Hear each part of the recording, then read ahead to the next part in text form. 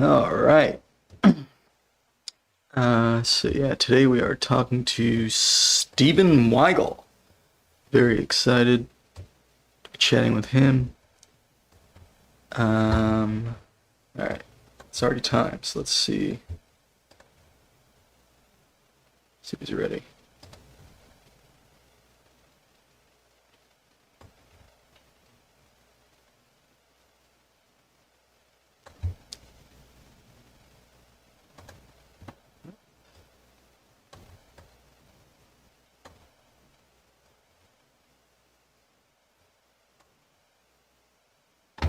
Yeah, I don't know why this always happens. My camera always looks funny when I do this.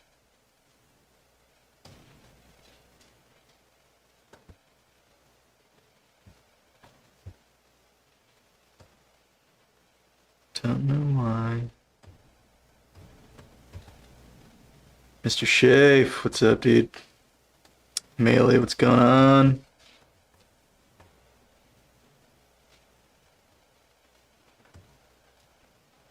How's everybody doing? It's the Christmas guy. Who's Steven? The Christmas guy? He does have a Christmas album, that is correct, yes.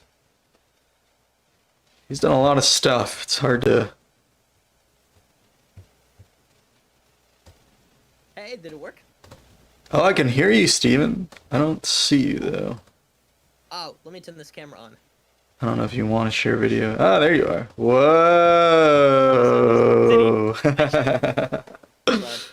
Look at that. What is that? It's okay. How you doing? Hey, everybody. Good, how are you? Y'all let me know if the audio is good. Is the balance good and all that? Y'all let me know if I need to turn down or turn Steven up, or I don't know if I can turn him up, actually. I'm being lazy and I'm using my MacBook microphone and not my good microphone, which I would like to not do, but I think I can get away with it. Oh, here we go. Change video background. Steven is too quiet. Can you turn your audio, or can I turn your audio up, maybe? Let's see. I might be able to change it over here. Because I am able to access some voice and video settings. Oh, here we go. Microphone volume. It's only at 67%. Let me blast it. How's this? Is this way better? I think that's much better. How's that sound? Oh, everybody? Great. Awesome. Are we balanced now? Balance. We want to achieve balance. It's better. Restoring balance to the force. Should I turn Steven up more? Here, let me turn myself down. How's this? All right, whatever. How you doing, Steven? We'll figure it out. They'll tell me. Yeah, I'm doing great. By the way, I love the thumbnail that you made for me. I saw it in the Discord just now. Excellent. Yes, that is one of my proudest achievements. I love both those pictures of you. Oh yeah. Yeah. There's lots of crazy pictures of me out there. There's no shortage of them, I don't think. Yeah. Just type your name in. Of course. I like your Legend of Zelda shirt. That's a good game. Yes. I was debating between this and Kirby. But yeah. I wore Kirby yesterday. I didn't want to wear a dirty shirt.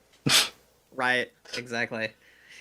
I've been recycling mine a bit, unfortunately. I'll wear one and I'm like, I like that shirt so much more than my other shirts. I think I'm just gonna hang it back up and see if anybody notices. So far we've been good, so right. Yeah, it's the weekend, so you know. Oh yeah.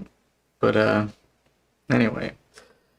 Well, yeah, man, you've been you're a big inspiration to me, like a big. I mean, so you're like kind of my introduction in many ways to the world of microtonality, especially through your podcast, and I think this is true for a lot of people. But like one of my first like big experiences, just as a musician, getting introduced to microtones was my buddy sent me your interview with Zia Arose, and we that one, and we were geeking out about that so much, and I just felt like the stuff y'all were talking about was like I thought I knew everything already, and everything y'all were talking about was something I'd never heard of, and not just with the microtones, but like with the production. And I realized there was this whole world of music that I hadn't really dove into yet. And I don't know, it was so inspiring. And I've said this many times on the internet, but I've listened to your podcast. I've listened to every episode of Now and Xen, and most of them twice. And largely because I spent a lot of time driving. But I don't know. I love the podcast. I love hearing people talk about microtones. And I've just learned so much just from hearing you talk to people about microtonality. That's amazing, man. That's great. I love hearing that. And honestly, it's a little bit unexpected because when I started, I don't have any experience with these things. And I think I figured a microtonal podcast was something that should exist, but I didn't start a podcast with the like express purpose of conversationalizing it. And I just kind of stuck with it. And many years later, I think the fruits of it have blossomed in a strange and wonderful way. And, yeah, it's been just unexpectedly really, like there's been lots of growth in a lot of different directions because of it. So you do so much stuff. Like you do the podcast, you compose, you've built instruments, and you've been involved in this for a long time. Like I was looking at your YouTube, and you have a video just talking about like Xen harmonics that's 10 years old. And it's 10 years old now? My God. Yeah, and at the time you were already talking about Xen harmonics as like someone who knew a lot about it. I mean, how long have you been doing this stuff? Oh, that's such a good question. Well, I think what happened was I've always been interested in microtonality and ear training, and I loved being able to figure things out by ear and play any of the chords I wanted and all of that stuff. And I've always had a relentlessly explorative mindset. So microtonality was a possibility that I really craved, I think, in my younger life. But being like a high school student and whatnot, there's not a lot of infrastructure that's prepared to foist that on you as a student. I really hope someone will come to me in real life, not virtually. I have some virtual students, but I really hope someone will come to me in real life and want to learn about microtonality in person, which has happened in sparse bits here and there, but not in like a sustained way very much. I think what happened was I loved the microtonality and thought it would be great.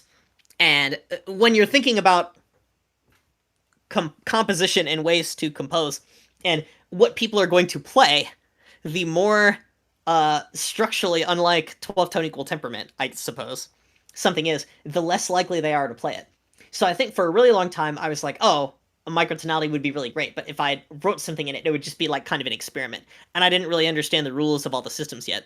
And then the big thing that changed for me was I'd been reading about it on the internet for quite some time, and there was this brief overlap where Aaron Hunt, the inventor of the tonal plexus keyboard, was just like straight up at Ball State and introduced me to the Facebook groups.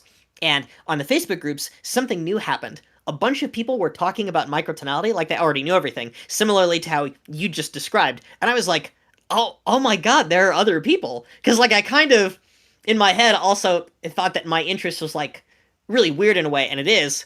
But I didn't think there was like anybody else out there who cared that much. So finding people like Paul Ehrlich, that was really transformative. I think the first major event that I attended that really was like laden in microtonality and Xen harmonic thinking was the first Un-12 Praxis summer camp that I went to in 2016. John Moriarty was there, believe it or not. And I also got to meet like Jacob Barton and Douglas Blumeyer, and Joe Manzo. Joe Manzo, he's quite a fella. He had quite a time at that camp. So I can tell some funny stories if you need them, but that's kind of how I first started. And then eventually I realized that a lot of the things that I wanted to do were things that I could do myself, but they would just take some work. So I've been relatively uncollaborative, unfortunately, because I'm very impatient. I just want to get things out really fast and do it all myself. Like I would much rather have something not be done because I was just slow enough to not do it than like somebody isn't responding to a message that I sent 2 years ago about this great thing. So like the anxiety of that can kind of eat away at me a little bit. So that's, spurred my evolution into whatever I'm doing right now. I've sort of tried to assemble an entire microtonal orchestra of cheap instruments so that I can put them together and play them all myself. And I've been mostly using those for cover songs. I haven't even really used that for composition, but I cannot wait to blow the lid off of that really soon. Yeah. You've done so many covers and transcriptions and all that. Um, I'm still curious though. So you said you've always been interested in microtonality. Was this something that like occurred to you in the abstract before you like learned about it maybe formally? Because you said you like discovered people were interested in it. Were you just thinking like when you were young, were you just thinking like oh there's notes in between the notes. How would that work? Well, yeah. I just kind of naturally had that thought as a philosophical question, and didn't really think to explore it too much. And then I think the fact that other people around me also didn't want to explore it, like, contributed to the idea of not exploring. But then it was like, after going to college and realizing that there were relentless explorers out there and that other people cared, it kind of like turned me onto it a bit. In fact, the very first tuning system that I notated with was 22 tone equal temperament, and the only reason this is because on the Xen Harmonic Wiki, the 22 tone equal tempered scale chromatically was entirely written out, but the other ones didn't have that, so I didn't know how to use them. Oh, I see. And did you end up contributing to the notation of any of the other tuning systems? Well, I haven't really contributed to the wiki in any significant way. Occasionally, if I am on the wiki and I see that, like, there's a very obvious piece of information that's been missed, I may edit it. Or, like, if there's a piece that no one's talking about and it's a travesty, like people ignoring the Chrysalid Requiem for no reason, I might put it in there. Right. Something like that. But I haven't really done anything in terms of editing the notation. I've just tried to use, I think I'm a little bit like Kite in a way, where like I'm trying to use the least amount of new symbols necessary and like put that in accordance with common practice. But he isn't as interested in contemporary classical music. So like he is less familiar with the idea that like 48 tet and 24 tet are like, everywhere with those symbols he hates already. Oh, what symbols are those? Well, specifically, those would be like the Stein-Zimmermann accidentals, the half sharp and the Really? half flat. Yeah. Now, there are some Oh, people right. who I think with quarter tones are still using like the arrow accidentals to notate like a note in between a 12th tet note and another 12th tet note instead of the Stein-Zimmermann accidentals. But the advantage of the Stein-Zimmermann accidentals is that you get to split the chromatic semitone in half, and it highly reduces the number of arrows you need to read if you're working with more complicated tunings. So all of the convenience of it depends on the scope of what you want to do personally, because like, if your ambition is just to write in 24 tone equal temperament a few times, then of course you could use the arrows, because then you never need to like get into that vast wilderness and things with like 4 arrows sticking out of a note for just like a random major second or something. Yeah, so like in some systems, it seems like you could use ups, downs, or like half sharps, half flats. But in other Yeah. systems, you could use both, like in 34, for instance. Yeah. And the other thing that's really nice about using both, I know that it messes up the nice labeling that Kite has come up with, and so he doesn't like it, which is fine, of course. But I find that in those systems where you have arrows and Stein-Zimmermann accidentals together, they all look really similar triadically, and you can make the same assumptions about them, and they work across systems. It's why when I did my Georgian music theory goes hard video, you can read that music in 34, 41, and 48, and 22, and it works out the same way. In fact, you wouldn't be able to read it in 24, because 24 doesn't have those arrows in addition to the Stein-Zimmermann accidentals, but, I don't know. Yeah, it's interesting how that kind of thing will transfer between some systems that are friendlier, like if they have a better circle of fifths. And some tunings are not as friendly, of course. Yeah. Um,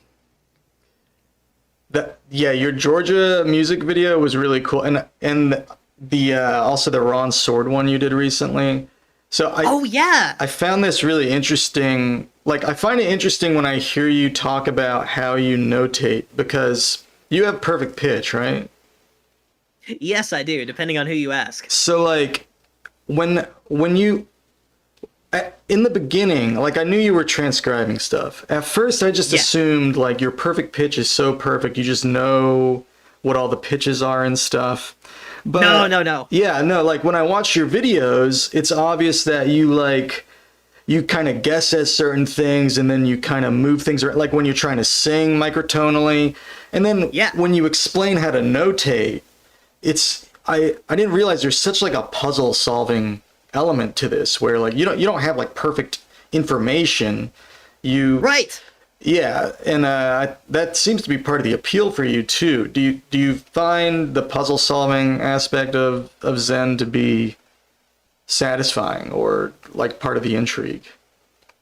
Oh, I love the puzzle solving element. In fact, I'm worried I'll become so intolerant to things that are easy for me that I'll only end up in the most abstract, bizarre spaces I can imagine, as I become an 80-year-old man, and like will only want to deal with something like 69 tone equal temperament or something. I don't know. Is 69 really difficult? I don't know. I feel like it's not one people would use. I probably didn't pick a good one. Think of one that's too high that no one will use, and that's the one maybe. 310. Not having perfect information is not only a big part of the appeal because it gets at the heart of your training. Oh, my wife is here. Hi. Is that for me? Yeah, you're so nice and perfect. I love you. Hi. Say hi to Gordon. Hello. Apparently I have a shamrock shake now. Oh, nice. I promise I didn't plan this at all. She's just that cool. Oh my goodness. But anyway. Surprise shamrock. So about the perfect information thing, it's okay. So when you don't have perfect information, you make guesses at multiple angles, right? So it's not just about like hearing something and knowing what it is, but it's like with perfect pitch, you hear something and you're like, oh, that's a G something. With relative pitch, you're like, oh, that sounds like a fifth. With like the praxis, you're like, oh, probably these people are using this scale in this way. So if the rules were to contradict, this would happen. And if you have melodyne, then that tells you a certain pitch height, right? So there's like, I feel like becoming good at ear training for me has become about understanding all the different ways I can get clues from pitches about what they're supposed to be. But some people with perfect pitch who have never had to learn about relative pitch, they're just going on that perfect pitch thing, and then like anything that's not in 12, they just hate it. Which is a stereotype I wasn't even aware of, because I also learned about my perfect pitch really late, because my band teacher had perfect pitch, and I didn't know what it was. And he was just like recalling pitches, and I was like, oh, I think I can do that. So maybe I'll try it for a little bit. And then I trained myself to be able to do it essentially, but it could just be like a highly fast form of true pitch if you wanted to get pedantic about it, which you totally could, and I don't have the machinery to do that right now. I used to be more interested in it, but So you don't have like synesthesia, like some people do. You just have I have food synesthesia. Really? Which is very strange. That's interesting. And sometimes it's really hard to activate and also not very consistent. So like sometimes if I hear something really new, I'll start to taste something. Like David Fiuzinski's music makes me taste peaches for some reason. What? And some electronic microtonal music makes me taste like seaweed and bitter taste. Yeah. But I haven't like written any of these things down, unfortunately, and I'm also really bad at remembering them. But it's sometimes like Xen harmonic music will make me taste something, but it can also happen if like there's some really novel timbre, and I think it's highly relative. Like if I haven't heard anything interesting all day, and I hear something really interesting, I'm more likely to taste something than if I've been hearing interesting things all day. You just have random tastes floating around in your mouth. Yeah, it's weird. It's kind of like, actually, there's a very specific feeling I can describe if you'd like. You know how, like, I don't know if you have this. Some people have this and some people don't. But, like, when you have a dish in front of you and there's hot sauce on it, and, like, your mouth is excited about the spice, and it anticipates that, and it, like, kicks into gear, and, like, does a little bit of salivating and restructuring. It kind of feels like that, but then with taste added to it. Why, you salivate? You know what I mean by that? Is that... maybe, like, a little bit, but not, like, but in a weird way. You feel a flavor, kind of? Yeah, exactly. I think I might know what you're saying. It's like a subtle thing. Never even like. Mm-hmm. I never even tried to put words to it. That's kind of interesting. I should write down my weird food things because I also really like combining weird food together. I don't like tomatoes. I really wish I did. But there's lots of weird food that I try that's stinky, and my wife puts up with it because she's an angel from God, themselves. Like when she was gone on a vacation, I ate garlic and durians and fish and stuff, and Oh I hope I wow. cleaned up the house well enough so when she came back, it didn't smell bad. Oh, you like? Oh, that food all smells. Oh, interesting. Did you eat Yeah, it? the Did you? durian was a bit underwhelming. You ate it all Just in terms of the separately, stink. right? Not at once. Yes, I did eat it all separately. The durian had such a weird texture that I put it into a fruit smoothie and shared it with people at work, and I was the only one who liked it. It was so sad. I really Oh wish that man. my brother had liked it, but he didn't. So you're kind of adventurous with all your tastes then, or is it just food and music? Maybe just food and music. I mean, I like weird philosophy books. I mean, I feel like in becoming a weirder person, I've become like very cognizant of what it means to be surface level weird, and I only want like the insane stuff, you know? Oh, So really? that So you makes me look push you deeply push for unhinged the to a lot of deepest people. level of weird you can achieve. Yes, I say eating a shamrock shake. I don't think I've ever even heard of a Shamrock Shake. What is that flavor? Um, it's well, what's funny is there's whipped cream on top. Uh-huh. So I'm mostly getting whipped cream, but it's like a nice ice cream flavor. So I think it's kind of like vanilla, whipped cream. I don't know. Yeah, Xeno Index wants to know what interval is Shamrock Shake. What interval is Shamrock Shake? Wait. I have to take a bite of it and then picture a chord that I really like. Hold on. I think I'm picturing an A7 chord with a sharp 9. Really? But that's just kind of stupid. I don't know. Is it? I don't know how to evaluate that at all. Yeah, I tried to picture something that would ring, and then it had that spice on top. I think I picture sharp 9 chords an inordinate amount of time, and that's why I'm obsessed with them. They're also really fun because you can spell them right, but they break jazz, as you know.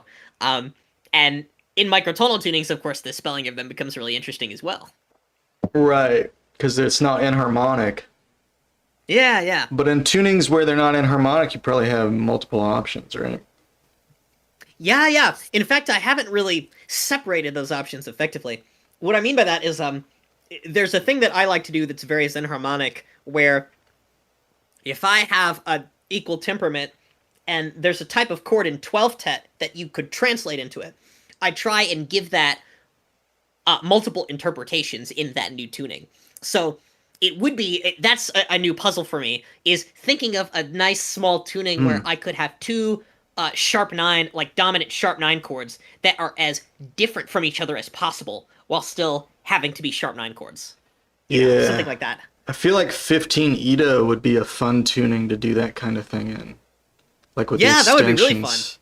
It's got the two 9s and Yeah. I guess two 7s as well. Absolutely.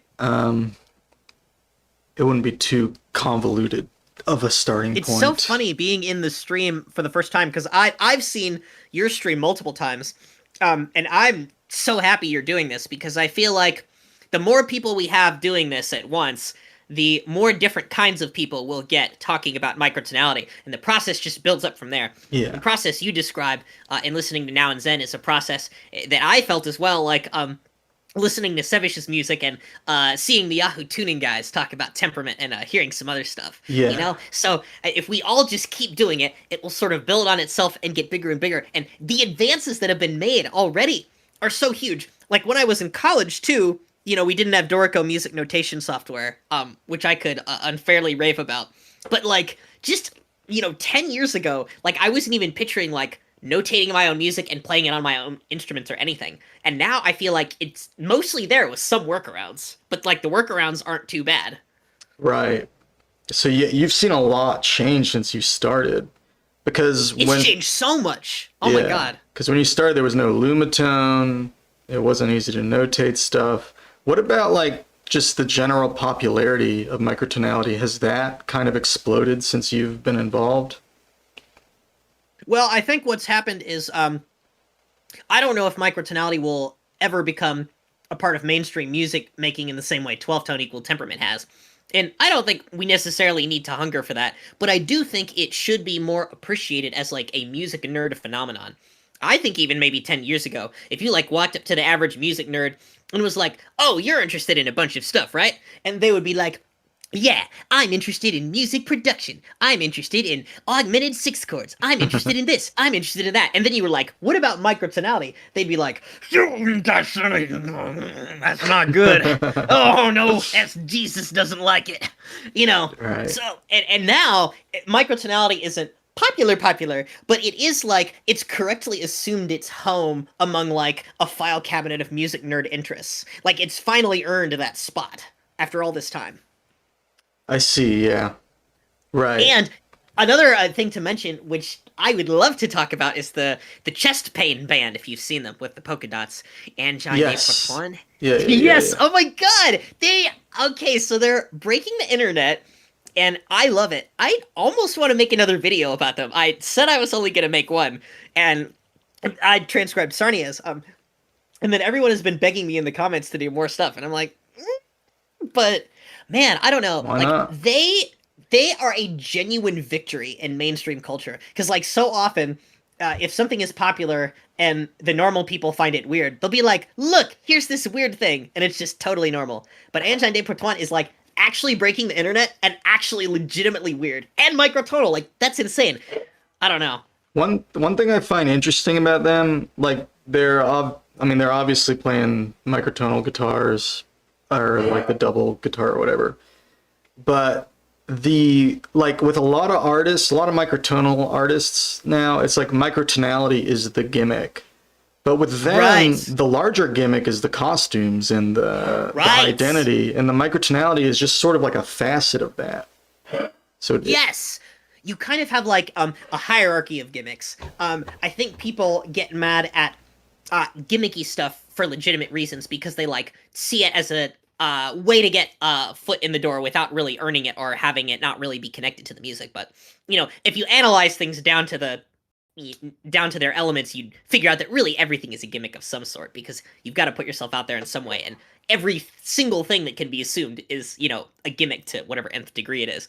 So it's really nice that they managed to weave that into their entire thing. I just read a dissertation about how microtonality must be inherently connected to world building, and dang it, I'm blanking on the guy's name, but he was one of those people on Facebook who's just like very non-American and was like, "Here's my dissertation, please read it." And I was like, "Okay." And then I read it like 2 days ago, and it was really good. It talked about Craig Grady's music a lot, so I wonder if he Interesting. wants to talk about Angine de Poitrine and put them in there with their weird made-up language and stuff. I've been digging them more since I heard the KXP performance. Like, it's really... Like, it makes me think, I'm hoping that a bunch of people are going to start, like, looping really creatively using meter now. I'm sure that's been done more in the past, but yeah, there's tons of interesting things about them that aren't just the microtonality, but the microtonality is an extremely interesting element. yeah. And it's cool too. I mean, anytime like an artist breaks out and they're doing microtonal stuff, it's gonna draw more attention to that. I should have asked to interview them back in 2024. I heard them back then and I was like, huh, these guys are kind of cool. I wonder if I'll listen to them again. And here we are. Oh, you knew about them before they were cool. Yes, but just barely. It was because my Sweetwater representative sent me this and he was like, "Hey, some microtonal stuff. I thought of you." And I was like, "Huh, great." But I didn't like understand that live they are just absolutely killing that. Like they are so tight that it almost, I don't know, like you can get so tight that it feels like it's been quantized. Like they feel like that to me. Oh yeah. They're just ridiculous. Well, I guess maybe it's easier to achieve that as a two-piece too. Yes. You have done some collaborative stuff, like at Ball State. You had like I guess a group, or did you compose some stuff with some musicians there, other students, I think. And Yeah. have you ever done like a band or? I'm working on building one. I only need one more piece. And that last piece is an interchangeable fretboard for my electric guitar, which I have the parts for, and I have to figure out how to print. Yeah. I assume that I can, I'm hoping that I can say his name here, but that effort is very, much indebted to Wilkerson Ganda, who completely figured out the 3D printing element, and sent me the files without me having to do any work. So I have them, and I'm figuring out how to print them at my local library. It's roughly number 57 or so on my to-do list. So I'm very excited to get to it, especially because I'm going to a conference in May in Germany about microtonality called Untwelving, and I promise to bring the guitar so that I will force myself to create it by the time I get there. So that'll be good. Oh, nice. Yeah, so if we have that guitar, and there's the Lumitone, and my fretless bass and drums, that's enough for a 4-piece that can just cover microtonal music in, whatever equal temperament seems ridiculous enough for the time. We wouldn't switch that often, but I don't think such an ensemble has ever even been conceived, because you'd assume that with all the instruments you have, it would be impossible, or, not doable with, like, the traditional piano and guitar setup.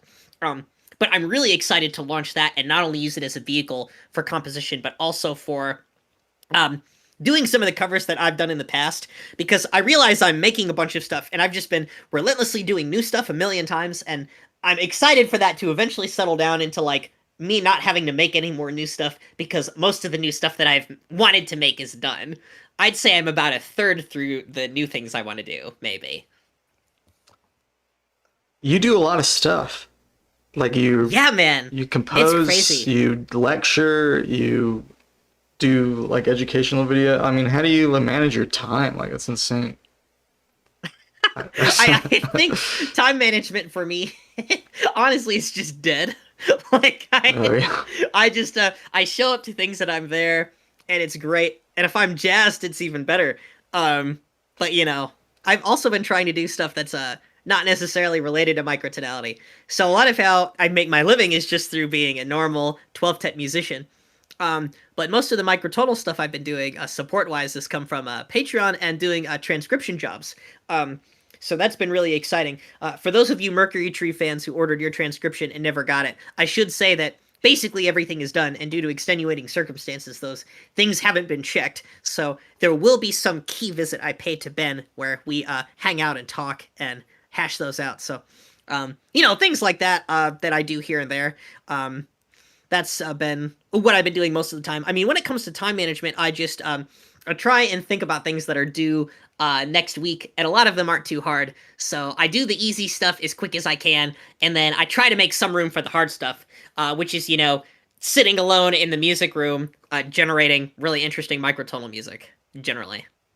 Yeah, on my stream we did this 343 EDO contest, and I was I was super happy that you decided to participate, and you actually won that contest.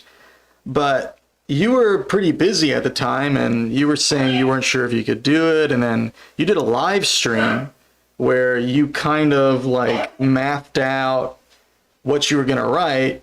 And you conceived of the piece and wrote it, I think, in just like a couple, 2-3 days or something. Yeah, it had to be pretty quick. And that was like the winning piece. And I'm kind of astounded how quickly you were able to go from conception to realization. And I'm curious, like, when you're writing music, is it often like that? Do you just, I mean, you seem like a very concept-driven composer, if that makes any sense. Like there's an idea behind what you're writing, or that you're either exploring, and it seems to almost like the structure seems to follow from that, if that makes any sense. Yeah, that's really fair to say, and that's absolutely what I would call it. I would say that, I'm generally a concept-driven composer, and sometimes I compose things and they're fast, and generally, if things are fast, it's because there's a deadline. I do like to spend more time on it when possible, but, some things you can spend as much time on it as you want, and some things not so much. So I think in my life, what I've been doing now is I've been spending as much time as I want on things that don't have a deadline, because I want to, see those out to their conclusion, and then things that do have a deadline are maybe a little bit more rushed. I would say that I've got so many ideas sitting around in my back pocket that I feel like haven't been done by a lot of people that I can just arbitrarily get to them and affix them to compositions. But that's not as special as having some kind of overarching concept. So, I mean, those overarching concepts are what people could call gimmicks. But sometimes they're aesthetic candy. Great example is the Emoji Album. So I decided, I think at a certain point, that I want the pieces that I want to create on my own time that take lots of time, I want those to be albums that have an overarching concept that runs through the work really effectively, like the Emoji Album. Because the Emoji Album did something none of my other musical work did. It was like people were coming out of the woodwork to talk to me about it, and I realized that I had done something special with that. So really, the concept is how you sell the album, right? This kind of ensemble, this kind of group hasn't been done before. It's like what people do when they talk about genre. And then the microtonality is just another element of that. So, that can range from really consonant to wildly dissonant and everywhere in between. And I just really enjoy exploring the spectrum of all of those sounds. I think if I wrote an album that was like only consonant or only dissonant, I would have failed, because I want to try and capture a high amount of experiences, but also not make it so big that like it sounds like everything is disparate. You know what I mean? So that's a really interesting and difficult balance to try and achieve in any compositional work. Yeah, your focus is so multifaceted, like, do you ever wish you could just do one thing or a couple things, or... Oh God, yes. If you don't mind sharing, if you could just say, okay, look, the money thing is taken care of. I can just do what I want. This is what I want to do as a musician, as an artist.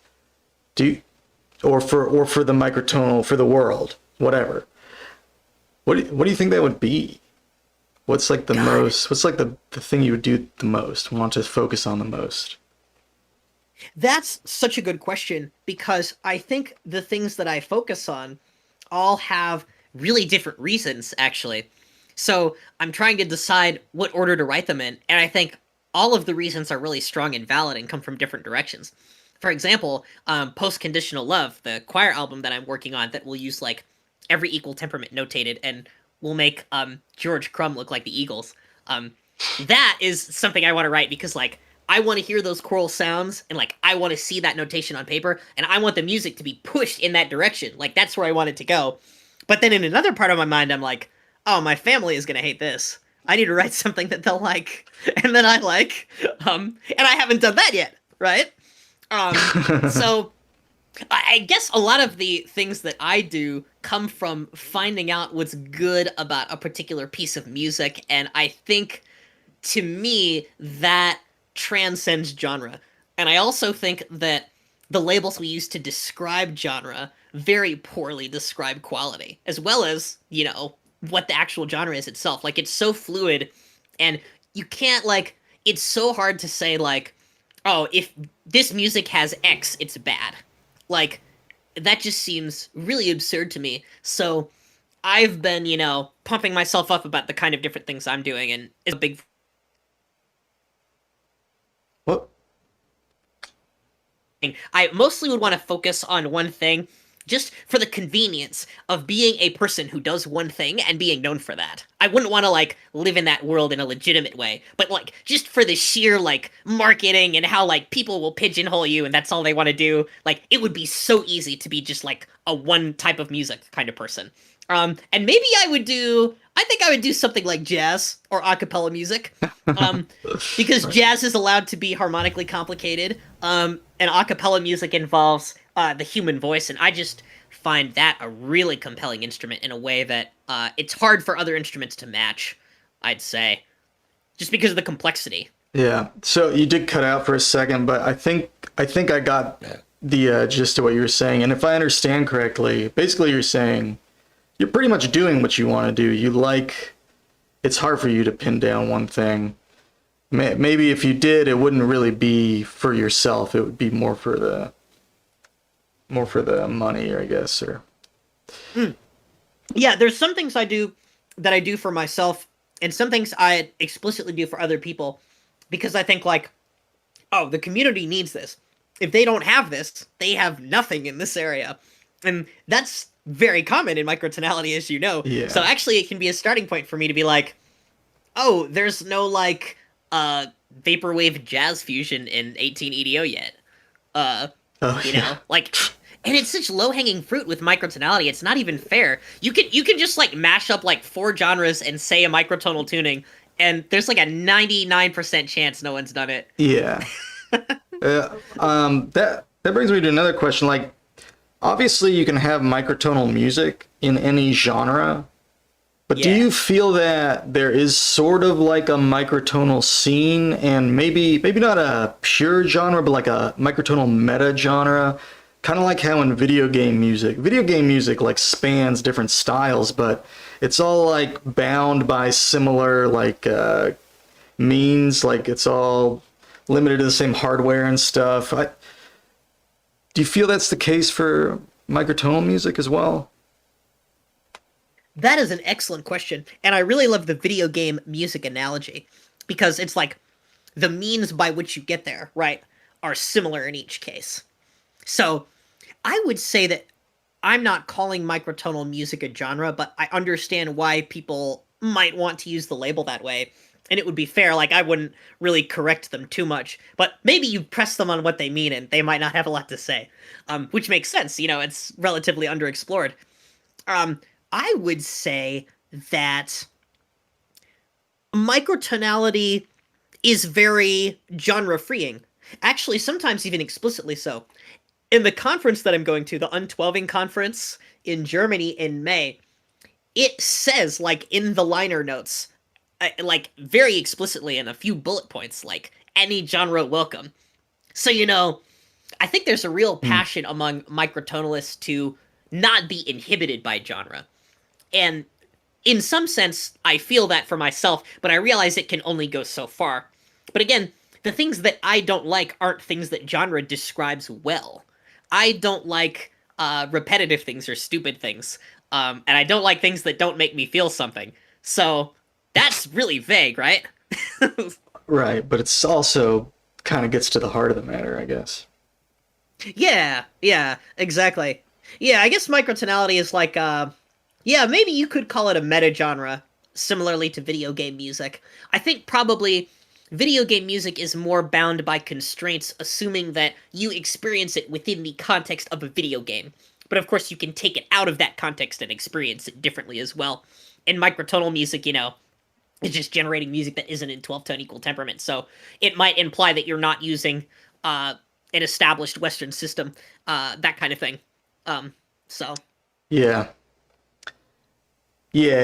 Well, yeah, I was also thinking, like, you know, if people who are in a microtonality too, and I mean, this is maybe less to do with genre and kind of also getting into, like, just the idea of community or there being, like, a scene, but, like, it seems like a lot of microtonal music lovers, they know about a lot of the same people. Like, most microtonalists know about you, for instance. You're, like, a central figure, or they know about Savish or Zia, or, you know, there's a bunch of names of just, like, people who are well known in this world. And then there's also, like, common gear. Like, there's only one good or a couple good microtonal notation softwares. You know, you can use MuseScore or Dorico. You know, that's pretty much it. And then there's only so much microtonal gear. Like, you either have to somehow afford a Lumitone, or, you know, get like a hex board or something, or... The hex board sounds awesome. I saw your video on it that you did with the guy. I'm so sorry that I'm forgetting his name. There's more people than ever. Jared, I think, yeah. Jared, yeah. Yeah. Oh, wow, that's just... It's amazing. Oh, had you not seen that before? Well, I'd seen it, but I saw that you posted a software update. Oh, no, that's something else. That's the hexatone. Oh, that's the hexatone. That works. Hexatone, hexaboard. Yeah, that's too much. I assumed they were the same. No, the hexatone, you use it with the Lumitone. So, you know how, like, right now, you have to, like, if you wanted to put, like, if you had, like, a big tuning, you'd have to put, like, a bunch of different instances of one synth. Like, one for, like, different channels. Yeah. So, like, with the hexatone, you can have, like, one synth running, and it'll just use that, and you can play it on the whole board. Yeah, that's great. Even like now, I think Infinitone does that as well, but I'd forget how cumbersome it is. Yeah, hexatone's free though, but that's An yeah. excellent point. But infinitone is awesome. I would like it, but I haven't bought it yet. I'm surprised that I was able to get the Lumitone. I was really lucky. And I'm really glad that I have it. Even though I know it's a bit of a controversial instrument, due to the price and not having its own synth. But, you know, it's really an amazing tool, and I do definitely think of it as my default microtonal keyboard. Like, there really is no other one that comes close to what it does. Yeah, it's amazing. It's basically like microtonal piano. Like because it actually has the visual correspondence to what you're playing, Yeah. you know? I mean, you can set it up differently, but... It feels so different from piano, too.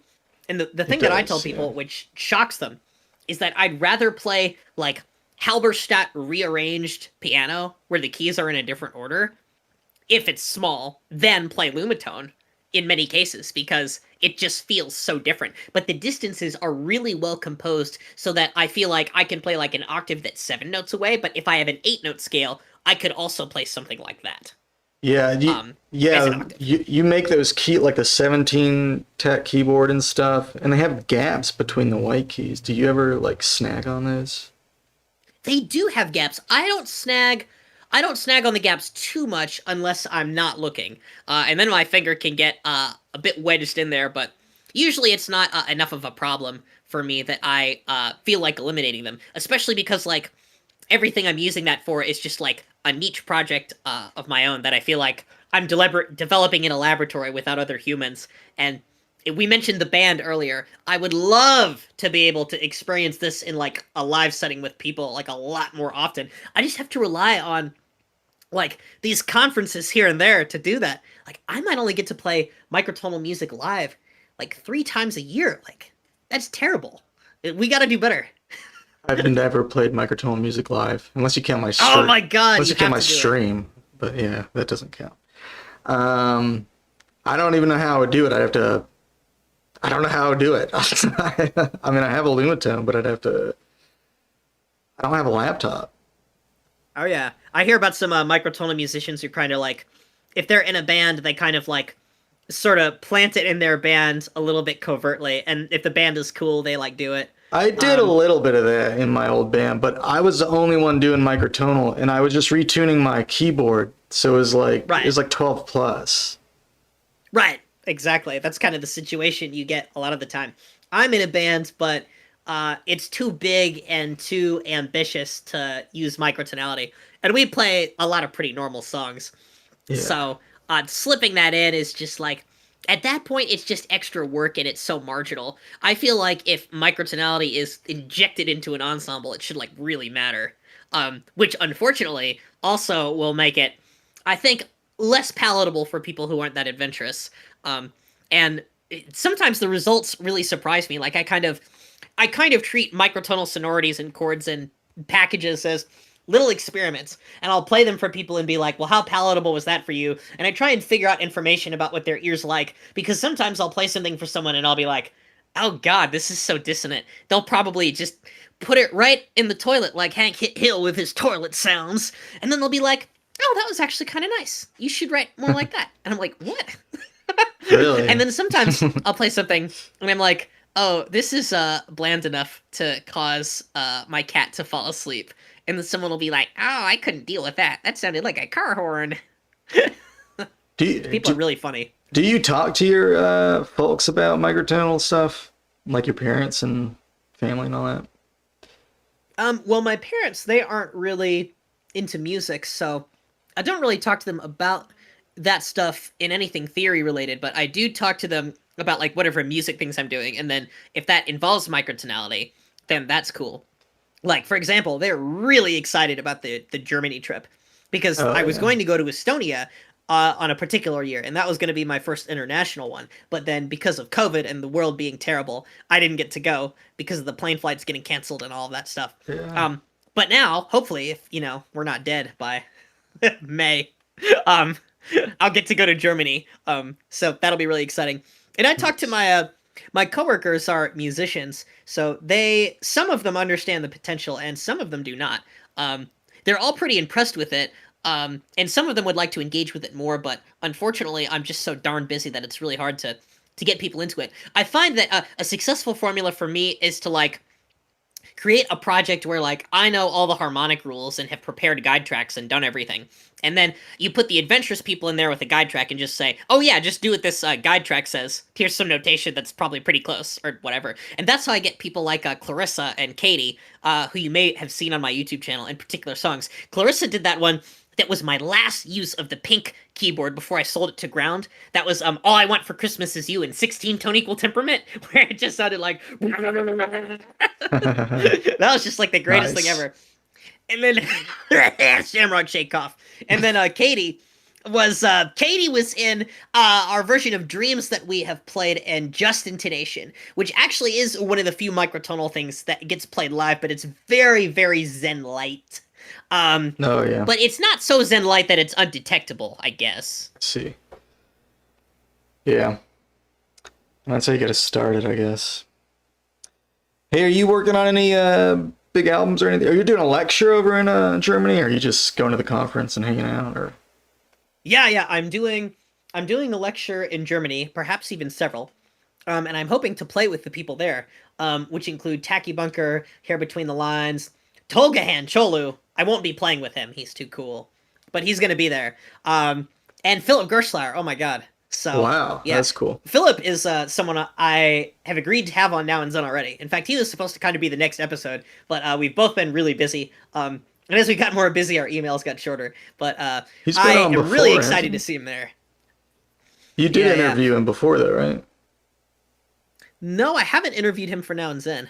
Oh no, I think I got confused. You interviewed like a guitarist that played with him?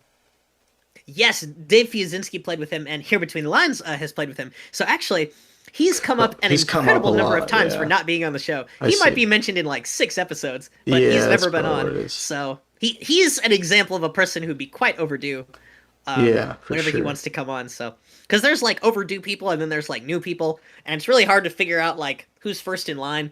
But making podcast episodes is it's something I like to do, but I'd say lately it's kind of taken a back seat. I kind of go through these cycles where like if I'm doing less, this is back to time management. If I'm doing like less composery stuff and less things with microtonality with instruments, I'll sort of do a podcast stuff instead. So you see like these sort of swings where like every 3 months or so I'll do like a few episodes. That's kind of that's kind of been the rhythm of how things have gone. So yeah. You working on another album or composing anything? Or? Oh, yes. I'm sorry. I didn't answer that question from earlier. I've been working on a Post-Conditional Love the most, but I'm not convinced that I want to make it first. But the German thing and Un12, not Untwelving, it's different. The Un12 Praxis Summer Camp, which now is being run by Kite, of all people. Cool. That should get all you Discord folks excited. I'm going to both of those, somehow. And at the June Un12, Mark Johnson will be there, and he helped with the Chrysalid Requiem. I got to meet him last summer, and he has one of the sharpest senses of pitch I've ever seen. It was quite a joy to sing with him, and then like have us have the same realization about the intonation at the same time, and then say it at the same time. Nice. And he's a Johnston notation genius. Like if you know how Hedgie, that notation system for JI, has like an online calculator, which is one of the main reasons I use it, is because I can just cheat code calculate it all. Mark Johnson has built his own Johnston notation calculator, which does the same thing, but I don't believe it's online anywhere. But he like uses it to get crazy pitches and reads in Johnston. And there's like an entire culture where like Mark and Thomas and Eleanor are like Toby Twining disciples, and they have hard Toby Twining music, and they pull it out and all sing it. And I was like trying desperately to join them and hopefully fit in enough at the last camp. And that was very invigorating. It was crazy. Nice. That's cool. One of the coolest experiences I've had in a long time. So, and like, this is a choir guy, right? And this is a choir thing. So I'm hoping I can show up and have some choir things, and people can record them, and we can get like the sound of the room, and it's not just me singing over and over. Yeah, that'd be awesome. Yeah. So that's one reason why Post-Conditional Love is kind of getting priority.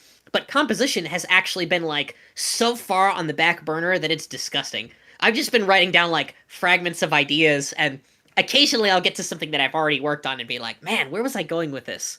And it feels kind of disconnected, but I'm also rounding the corner on the amount of transcriptions I want to do. You mentioned solving puzzles earlier. Yeah. There's pretty much two more things I want to transcribe recreationally, and that is Simon the Magpie's X-Fretted Guitar video and Promastic's song from Luna Octava in Zero EDO called Miasma, because I have no idea how I would transcribe that, but it's really zen. It's so good.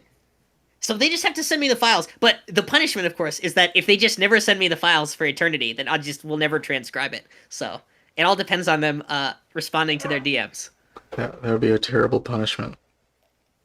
That'd be a tragedy. Yeah. I would cry. I kind of believe you. I almost believe you. Yes. Very nice. Dude, you've done so many, also, if anyone has any questions for Steven, who's watching, please ask. Oh gosh, yes. Hey, I can't see the chat, but I assume Gordon will relay the questions. I will, please let me, but I do have maybe one or two more for you, unless you're in a rush to get out of here.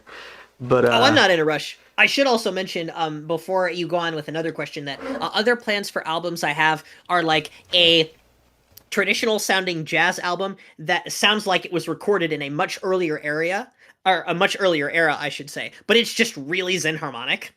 And then I also want to do like albums of songs that I can play with my microtonal band, and I probably want about 2 of those. That feels like a good amount to have. So then if I had those 4 albums made, I would feel much more complete as a human being. But the problem is, I have so many cover songs that if you assemble my cover songs into albums, there's like 9 or 8 albums worth there. And I'm just like, oh, I already have too much stuff. So, what do we do? I mean, it's a good thing you're doing these transcriptions and stuff, because like I've been learning the Blair Benzel 31 Edo stuff that you posted. Yes, no way, that's awesome. Yeah, I learned like the first one on that video already, or that's incredible. And you get like a chain reaction where like Blair learned Zia and then you are learning Blair. It's beautiful. Yes, absolutely. I might try to learn some of Zia's stuff eventually, but yeah, like I mean it's just cool to have stuff notated, because, you don't have to just translate stuff from 12 into some tuning, or you don't have to just write everything out of the blue. And if your ear isn't pristine, and or you're not as into that debacle of like figuring it out, right, it's just such a great resource, and just the fact that you do that, and several others do that too. But anytime someone shares notation, it's such a valuable resource to musicians who want to learn how to actually play this stuff. Absolutely. And I'm also like weirdly cognizant of like the impact that my style has had on some writings on the wiki and things like that. Like sometimes people are referencing my transcriptions as if they're the definitive manuscript, for that tuning. And like for some really rare ones, you could run into that situation, like the Brian Deister ones. Oh, nice. Yeah. Yeah, I did want to ask you too, like you've done so many different tunings and stuff, and I've kind of asked you about this before, but like it seems like you have, like, do you have tuning preferences?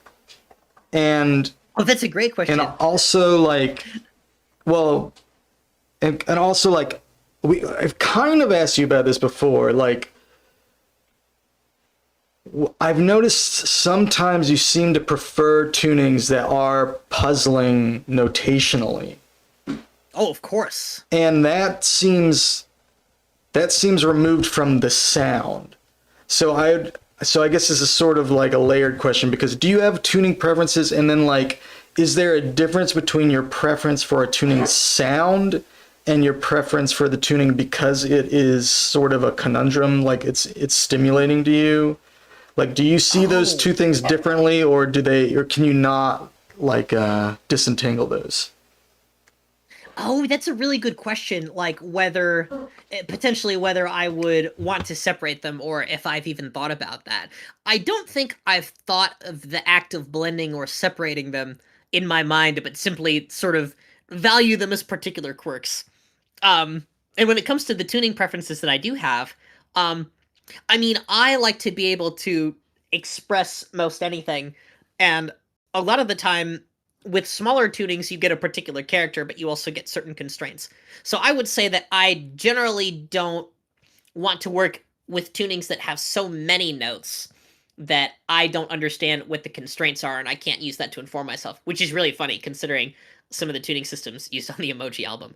Um, but you know, I I generally use what's at hand and the things that I know, and I almost consider those as traditional as 12 in some sense. So like on my channel, you'll probably find, because I have microtonal guitars in 15, 19, and 31, and they, have notation that I understand pretty well, you'll see like an inordinate number of things that use those tunings, especially since like 31 is such a hot topic, so a lot of people use that.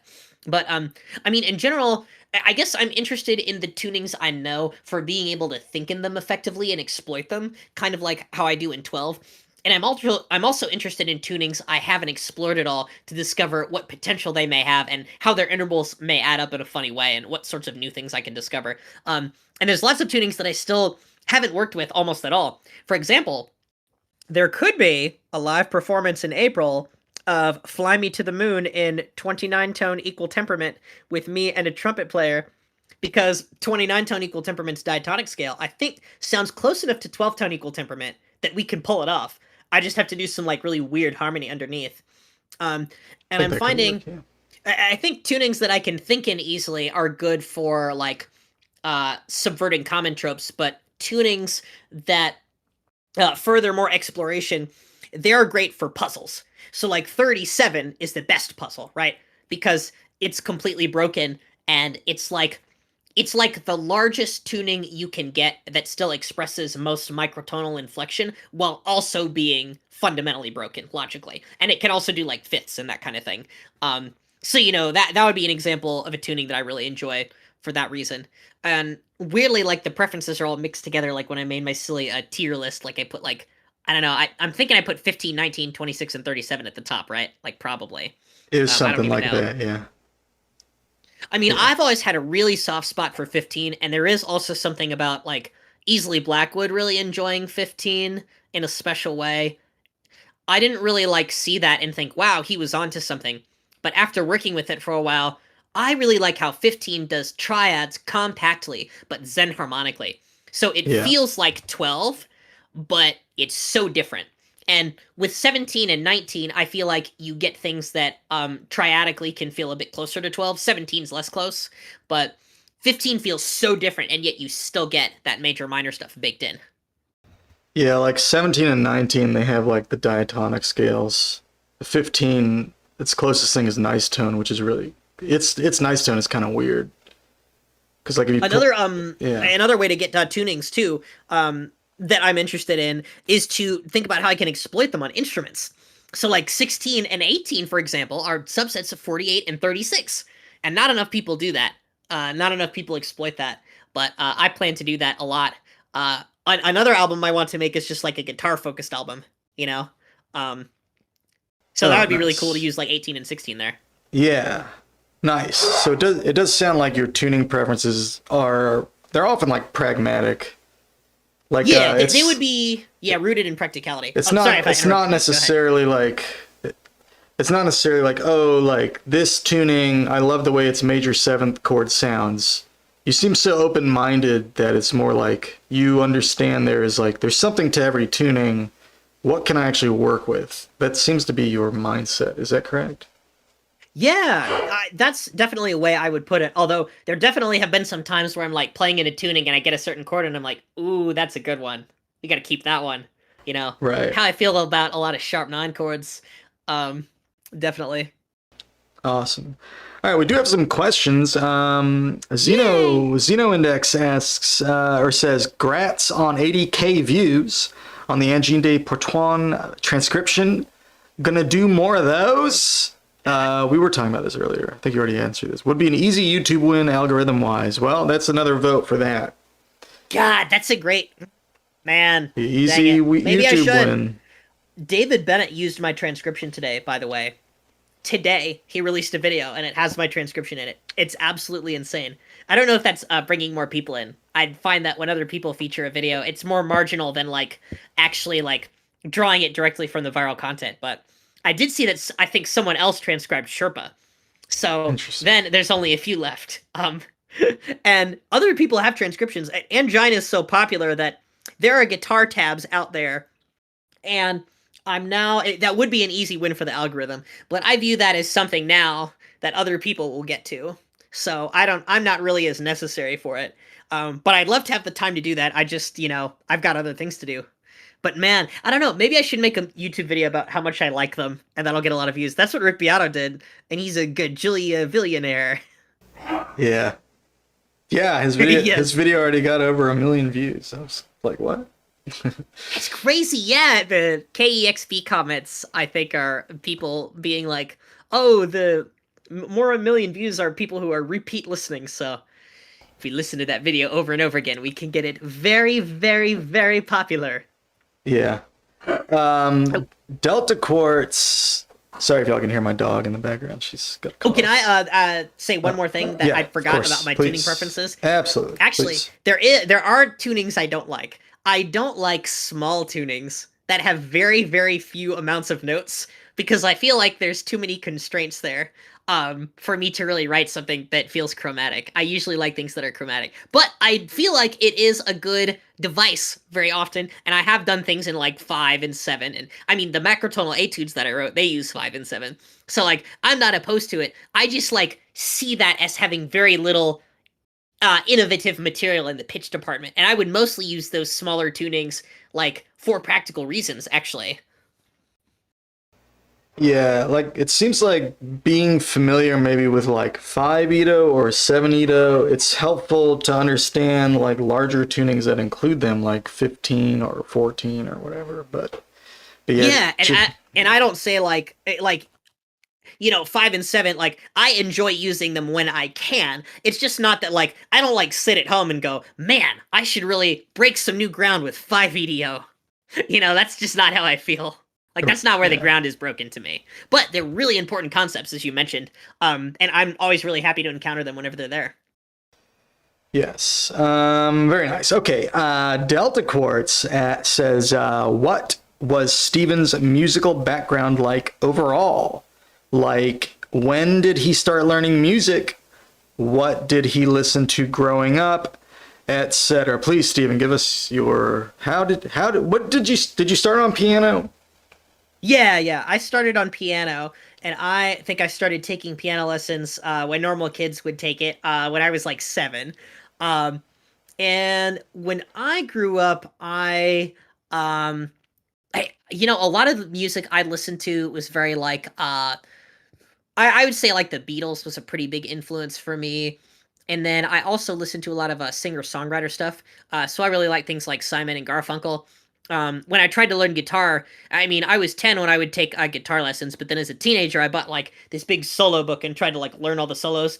So that got me into rock music for a while. I really like things like Chicago, like 25 or 6 to 4. So I think as a kid, I always went for like those older arrangements where like the songs are really eloquently written and there's like a lot going on, like Earth, Wind and Fire, also Stevie Wonder. Those were big for me. So I think those, comprise some of my influences, but I definitely would go through phases where like I listen to a bunch of like a certain thing because I'm doing a particular thing, and that hasn't stopped. Right now, I'm listening to a bunch of Georgian music. I mean, not right now, but like in this relative time frame. That would be wild if I was doing it now. I'm not that efficient yet, but You don't people have are that sending playing me. in your background. Yeah, I'm playing in here during in your the thing. headphones. People Yeah. are sending me Georgian music left and right that I wasn't aware of because of my Georgian music theory video. So now I'm listening to a lot of Georgian music, and it is very cool. And It is a cool. lot of it is a cappella. So I also went through, I think, a big phase in high school where like I was really into a cappella music. Stuff like Zane Rendell Strooper, Eric Whitaker, or I don't know, Jay Althouse, if you want. Just that stuff that high schoolers sing that is pretty good. I don't know if Ola Jello counts. And so like Vosis 8, they I think come from that vein where like I just had a long held appreciation for like beautiful a cappella music. I think I came to jazz like really late, which is funny because like I'm a jazz sinner. Which is funny considering its origins. I haven't listened to like all the jazz records you're supposed to listen to be like modern jazz or TM, but I like listen to jazz that's made in 2025, and none of the old cats know about any of that shit at all. So I'm like, hey, did you listen to the new Mary Halverson album? And they're like, who's Mary Halverson? And I'm like, who's Mary Halverson? She's a great guitar player. Yeah. Yeah, she's insane. I'm seeing her again in a week. Awesome. Did you play in bands and stuff when you were a kid, or were you were you a shredder or not? Were you a big practicer? I would always shred on piano. I was never a guitar shredder. I mean, like, I can shred on guitar, but it always feels like so much more work to me. And I think in order to play like a really blazing, crazy guitar thing, I would have to really rehearse it and figure it out and like feel like I had done it a lot. And on piano, I think I have much more of a natural affinity for it. And I also liked finding chords and messing around on piano way more. Yeah. So, I was the classic kid who was like, okay, here's your Beethoven sonata to practice. And then I go in the practice room, and then for like an hour, I'm coming up with weird chords. And then I'm practicing Beethoven for like 20 minutes. And it's not quite good enough. That kind of thing. And I have some students like that now too. And it totally makes sense because coming up with new chords is just so fun. It's a natural vehicle for composition. I didn't play in any... I mean, I played in lots of, ragtag groups for various random events. I played at, a diamond store and churches and outside at parks and that kind of thing. But I was never part of, a group. Until I was, doing things in school. Like, I did chamber choir and jazz band and a lot of that stuff. Mostly chamber choir and jazz band. And I also had a microtonal club at Ball State.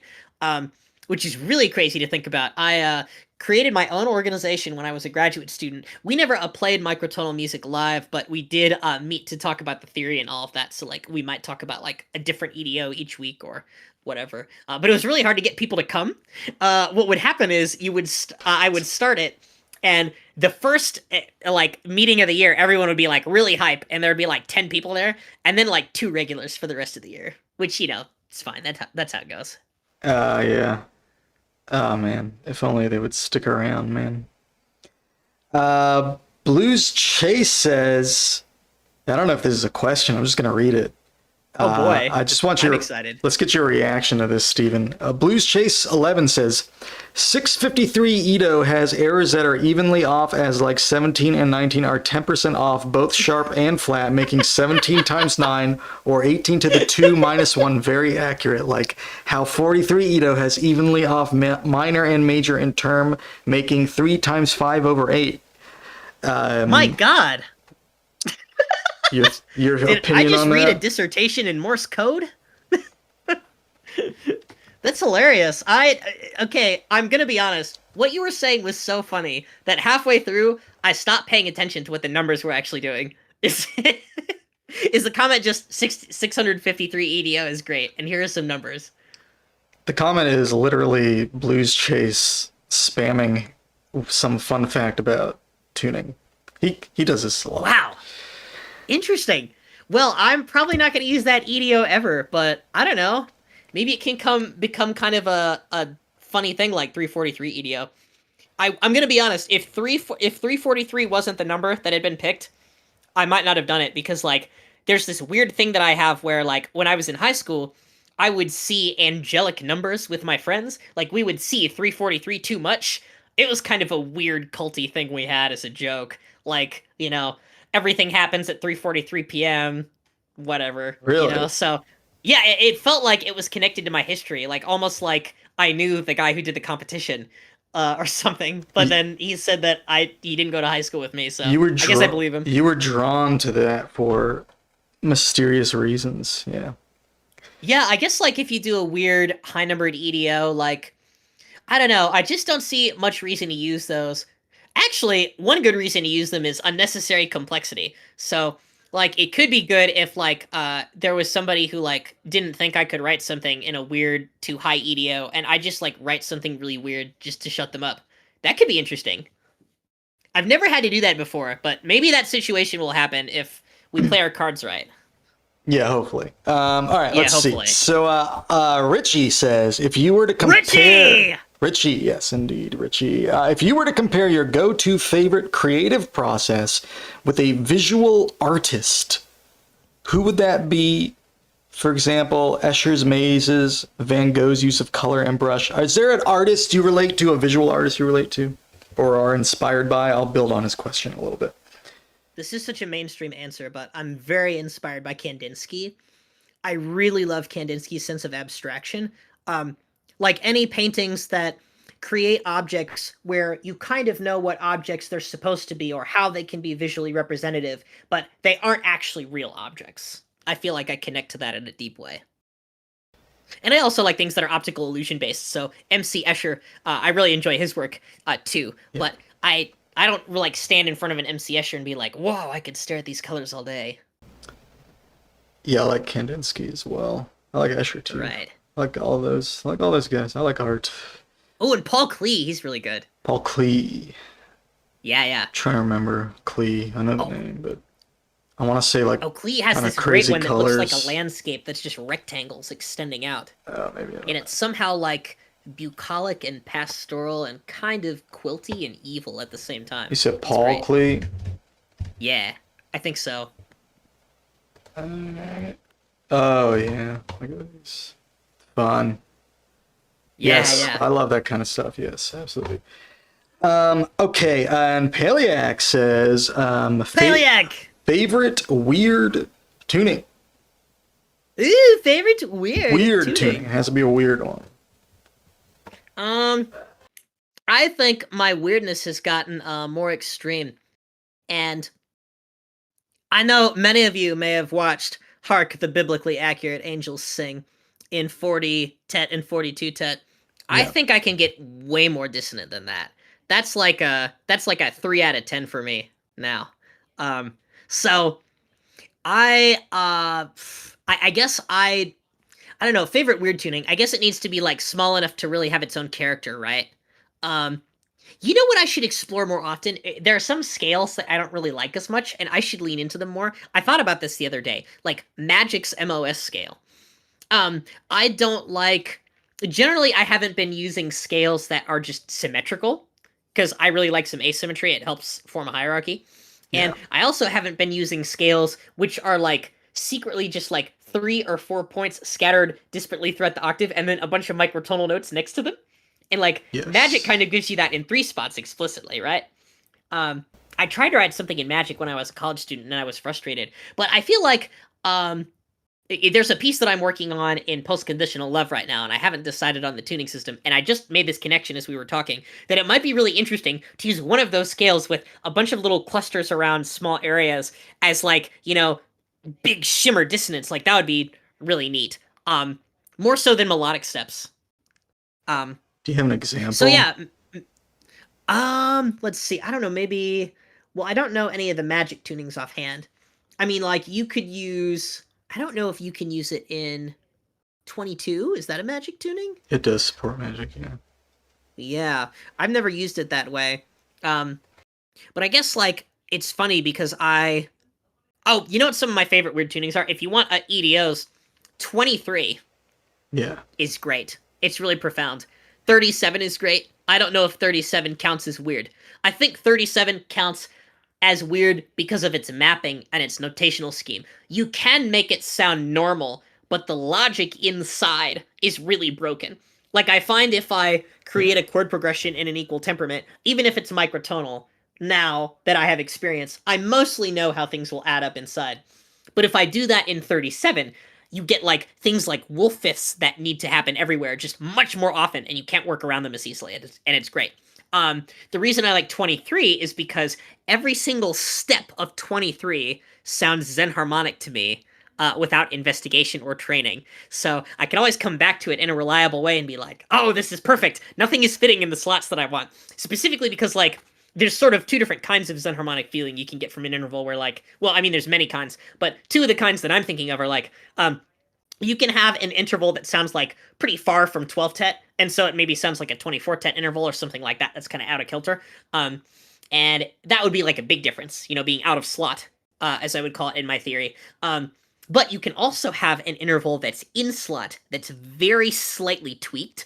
And if it's very slightly different and it's just enough to notice, you're almost like intonationally gaslit in a great way. Like, because you're not like exactly sure where it is. I also get that feeling specifically in the fifth of the dominant chord of my 34-tet video, and so it goes. Like, the fifth of that chord is just a little bit too sharp. It's just perfect. It's just exactly sharp enough that I'm like, ooh, that's not right. But it's not wrong enough for me to, like, really complain in a nuanced way. So, like, it's perfect. And, like, 23 has that with, like, all of its intervals. It's great. Interesting. So 23, I guess, 23. for now. Nice. Yeah, very That was good. too long of an answer. No, that's great. I wish you'd talk more about it. No, that's fine. That's perfect. I should do a live stream for like 10 hours where I just pontificate about tunings. Yeah, I would watch that. Palex has a follow-up question. 5N versus 7N, who wins? Ooh, great question. For me, I think it's 5N. Because 5N tunings give you, those Blackwood systems, which have triads in them and are more manageable. 7Ns are cool, but I don't know. I feel like they don't, I don't understand them as much. It could be there's some potential that's just untapped in there, but I feel like they sound very 7+ to me. Like, I haven't really unlocked their potential. And I also think that 5 is, like, easier to audiate than 7, too. So I also prefer 5 a little bit for that reason. So, and 7N tunings, notation again, they're a circle of 7, the 7-note circle of fifths with arrows coming out of it. So that's really hard to read, but it is its own thing, and that's really interesting. So yeah, I say 5N wins.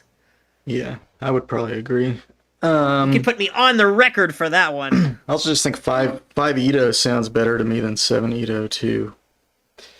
Oh, 5 is here's another interesting observation about 5. Back to playing tests for people and getting their answers. Oh, my wife, she's the saint. I'll come up and be like, okay, do you want A or B? Just like going to the eye doctor, like just rendered in different tunings. And she's like, A, B, hate them both, love them both, doesn't matter, get out of my face. And sometimes I do it to my cool coworkers too. But 5 is so agreeable, even to the most bland, normie listeners out there who pretend that anything that's not in 12-tone equal temperament is from the devil himself. They will listen to 5 EDO and be like, oh, that's nice. There's just something about it that's really agreeable. One time I played an excerpt in 5 for my brother, and he was like, yeah, do more stuff like that in major or whatever. And I was like, oh. That's part of what I like about like 15 Edo is that it includes 5. And there's something so nice about 5 EDO. My brother is really funny from a musical perspective because he could do everything that I do as a musician, but he's chosen a more responsible path.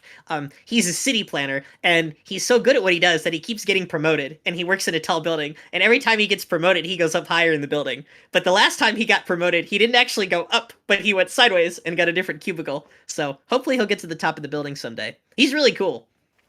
Oh, no. Oh no. He moved sideways. That is such a portent. Oh Truly. No. All right. Yeah, good luck to your brother, man. Yeah. Yeah, he's the king.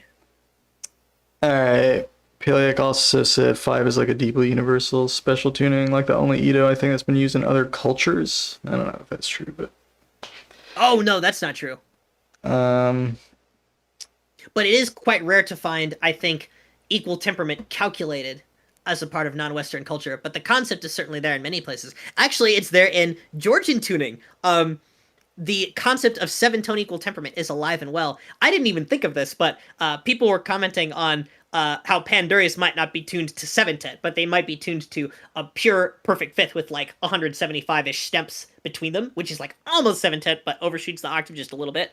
And it never occurred to me how interesting it is that like the panduri is really old, but it could be tuned to 7-tet. Like, that definitely seems weird to me, right? Like, in all my readings about Georgian music theory, I didn't even encounter anyone trying to ratioize it, which should be, like, really common, right? Like, that's crazy. So, that would be a good example for you, I guess. Yeah.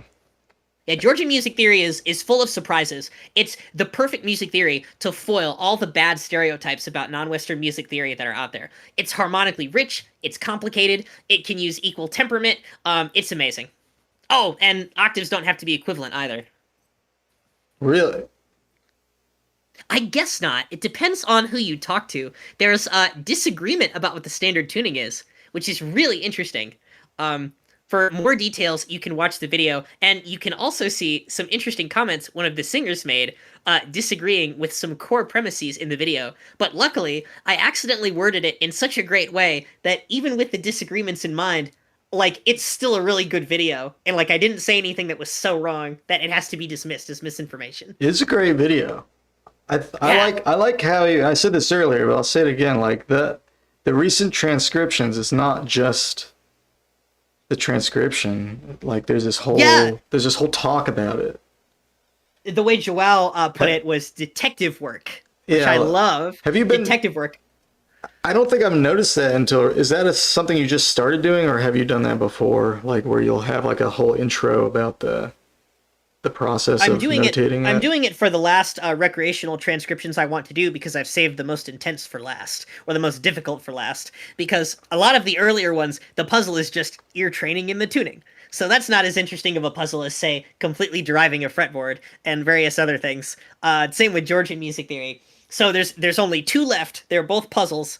The X guitar one. Oh, actually, here, visual gag. For anyone who's watching, I tried to figure out the X guitar tuning. Here are all the papers about it. I don't know if anyone can see the screen, but like you can see I've calculated various sizes and drawn out the fretboard. So actually, I'm really ahead on that one because I started it, I figured out the entire fretboard, had to use more math, and realized there were discrepancies that I couldn't account for. So on this one, I have to take a deeper dive than into Ron Sword's microtonal guitar. But the music is like really underwhelming because he's just playing it to goof around on his channel. So the music won't be interesting at all. It'll be like the Ron Sword one, but to the nth degree, where like the detective work, instead of taking up like 2/3 of the video, takes up like 9/10 of it, and then the music is just, oh, look at this. It's just, I love it. It's great. There's so many microtonal mad scientists.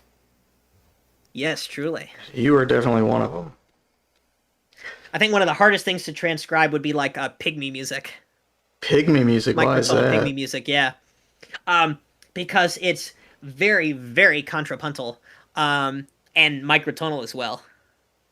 I see. All right. Steven, I'm so glad you came on, man. I appreciate you chatting with us. Are there any other questions from anybody? I think that was all the questions we had.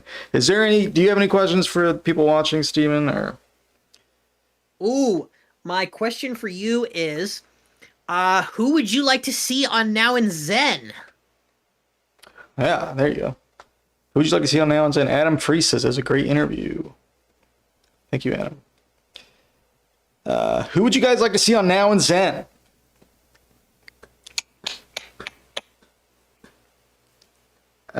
Apparently nobody. For all the marbles. Delta Quartz says, Richie says, Ellen Fullman. Ellen Fullman? Whoever that is. I've heard Ellen Fullman's name. Where did I hear it before? Paleac wants to see the Quebec aliens. Yes! Now, I've actually wondered about them because they just have their own made-up language, so would they, not like I could even get them, but would they come on and just talk in their made-up language? Because I saw, like, the French interview with them where they talked in their made-up language, but then there were subtitles translating what they said below, which were answers to the questions. So I don't know how that would work. Interviewing them kind of like feels like it would be like interviewing Sarah Brand, where like every single time somebody asked Sarah Brand about her song, she was like, "Oh, it's a metaphor." Like, I wonder if we could even talk about anything meaningful. But maybe that would be a funny episode. It's just like 2 minutes long of me asking Sarah Brand the same question twice. Zeno says, Gordon Weary. Yes! Plot twist, foreshadowing. Gordon will be coming on the show to discuss exactly how Zen-pilled he has gotten over time. and concocted the optical medication for you and your loved ones to make sure you don't get stuck in 12-tet forever. There you go. He also said French is a real language. French is a real language. Talking about the I thought aliens. it was a fake one. Oh, yeah, that. He's saying they're not doing alien talk. They're just speaking French, man. Wait, seriously? No, come on. I don't know. That's true. I don't know what they do. I actually haven't paid that much attention to them. I did watch a bit of that video, but Well, it's funny because I have been purposely trying to make them appear in my feed more, but it's kind of gotten out of control. And now they're like every other video I see, so I have to like slow down. But really? I did, like today I finally watched their entire... Today was a really important day because I noticed David Bennett had bought my Sarniezz transcription, and I was like, oh my god, is this real life? And then he made the video with my Sarniezz transcription, and I was like, ah! How cool. That's cool. And then I watched the entire KEXP set, and it was very good because I feel like some of their songs have grown on me because of how metrically interesting they are. Like, I don't know. I don't really like Sherpa that much because I feel like the Triceo trope is kind of overplayed. But like Mata Zizlek or whatever that one is so cool because it just starts with like this one hit, and you think it's going to be really normal, and then the guy comes in with like a totally badass shredding riff that's in 5/4 against it, and you do not expect that at all, and it's great. And it's also really microtonal. Nice. So, you know, lots of really, really good stuff that they're doing in the metric looping department as well as the microtonal department. Hell yeah. Dude, I had another thing I wanted to say, but I can't remember what it was. Oh, yeah. You can Oh. ruminate for a while. Feel free. While you do that, Um, I'll pull out the most microtonal instrument I own, one that you're absolutely not prepared for. oh. I can't hear it because you have the noise canceller on. I can't hear it. Oh, no, that's just how it sounds. It's a silent instrument. I'd use it to play John Cage pieces. You're kidding. What? No. That's crazy. I would love to actually perform that piece someday. That would be great. Actually, if I performed that piece, I might do it to be a troll. Like, maybe I would, like, eat some gassy food and, like, have a cold, so, like, maybe I'm coughing and farting. I don't know. Like, how far... it'd be really interesting. I think it would be cool to take 433, like, in a direction where people are a bit, like, purposely loud and rude and, like, kind of ruin the experience to see if, like, it would still philosophically hold up water. I don't know, man. It could be, like, a rage room. John Cage? John 433? Rage. John Rage.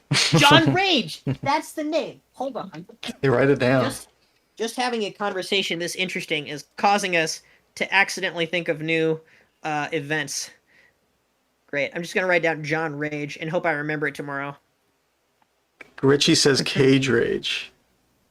Cage Rage! I love it. And That's Paleac great. has another question. He said, do you think Zen rhythm is a real thing?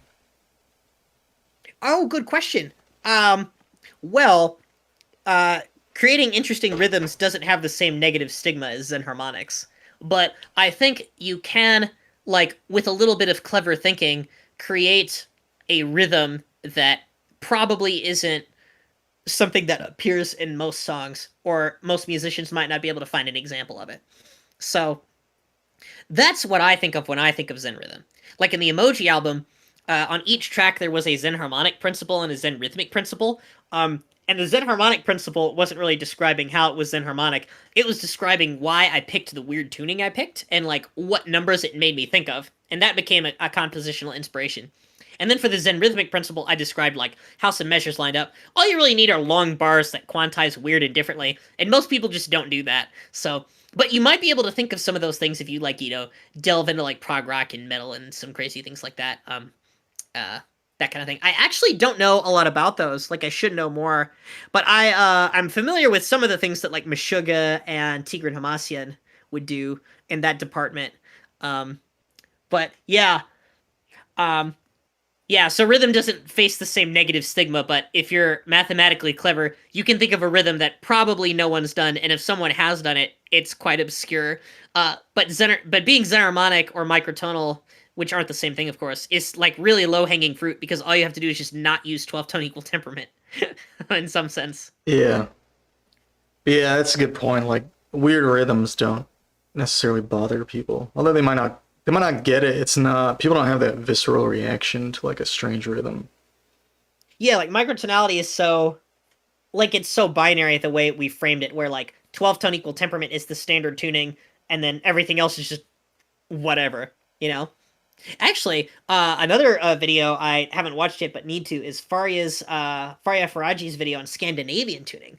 Praveen told me once that Scandinavian tuning doesn't have a standard, um, like a standard tuning. So actually, I think studying musical situations where there isn't a standard tuning but like a series of values to aim for is very. I don't know if that's necessarily a non-Western thing, but it does seem like a really novel kind of complex situation that's like Georgian tuning. I think can be a little bit like that too, because it's like even when I made that video, it's like the leading scholars disagree on how it should be quantized.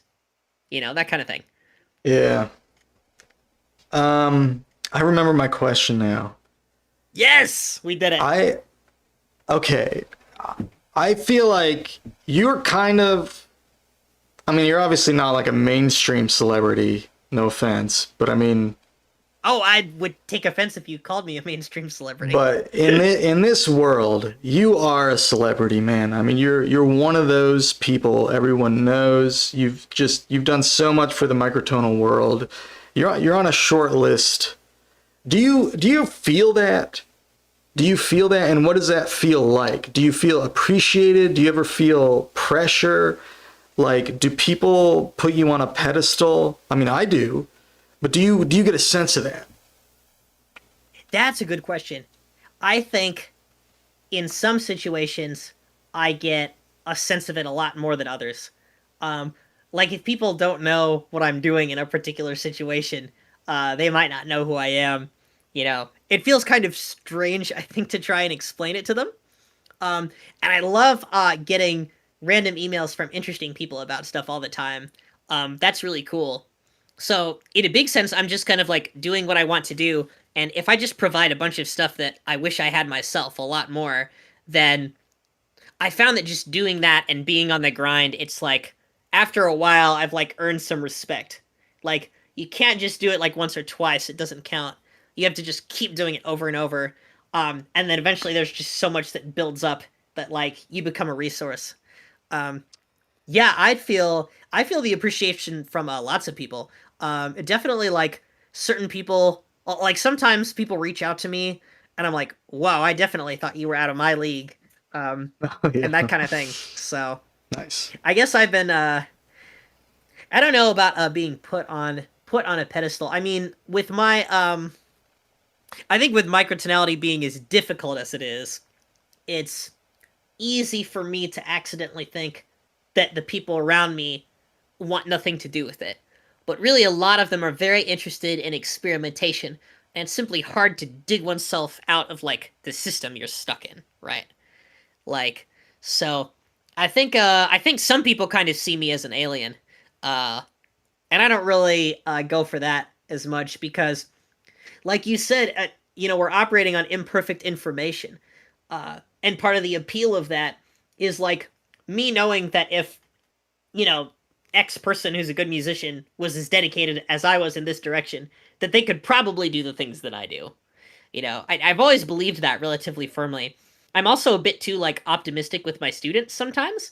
Like if they have a hard thing and most teachers would be like, "Oh, I'm not sure if they can do that." Like if they are invested and I've seen them do the kinds of maneuvers that maybe would result in that, I might give them something that's slightly on the more difficult end of what's possible for them. So I'm like generally pretty optimistic in that situation.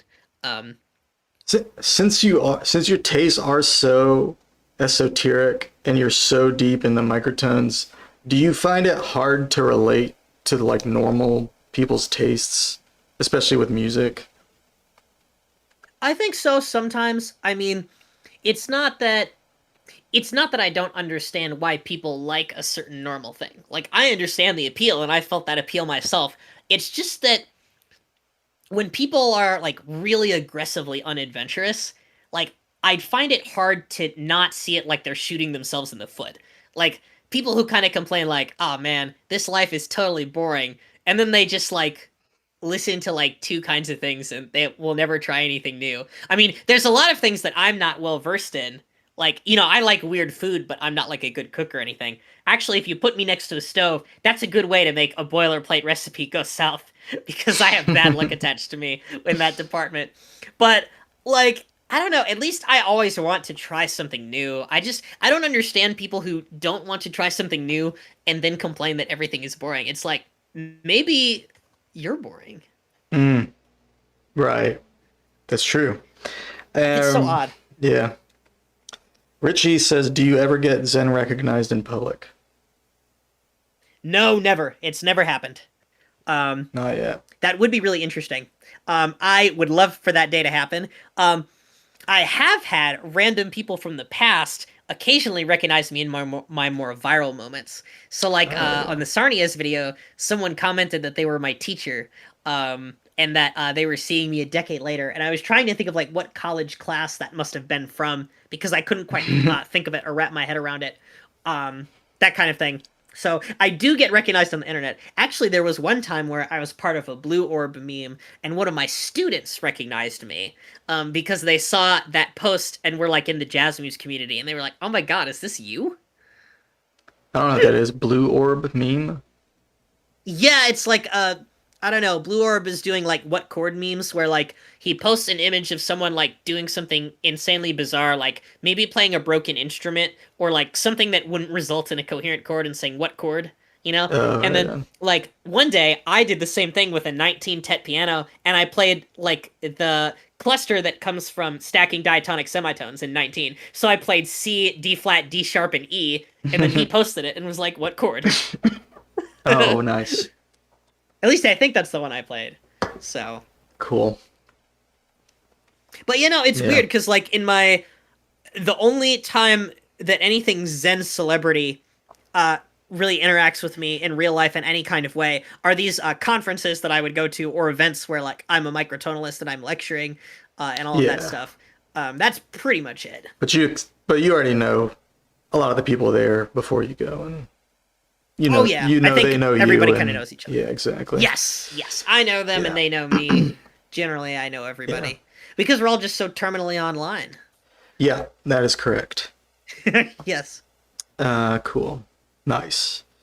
Hey, Obelisk guy. All right. Well, hey, if nobody else has any questions, Steven, I don't know. I think, what do you think? Are we done?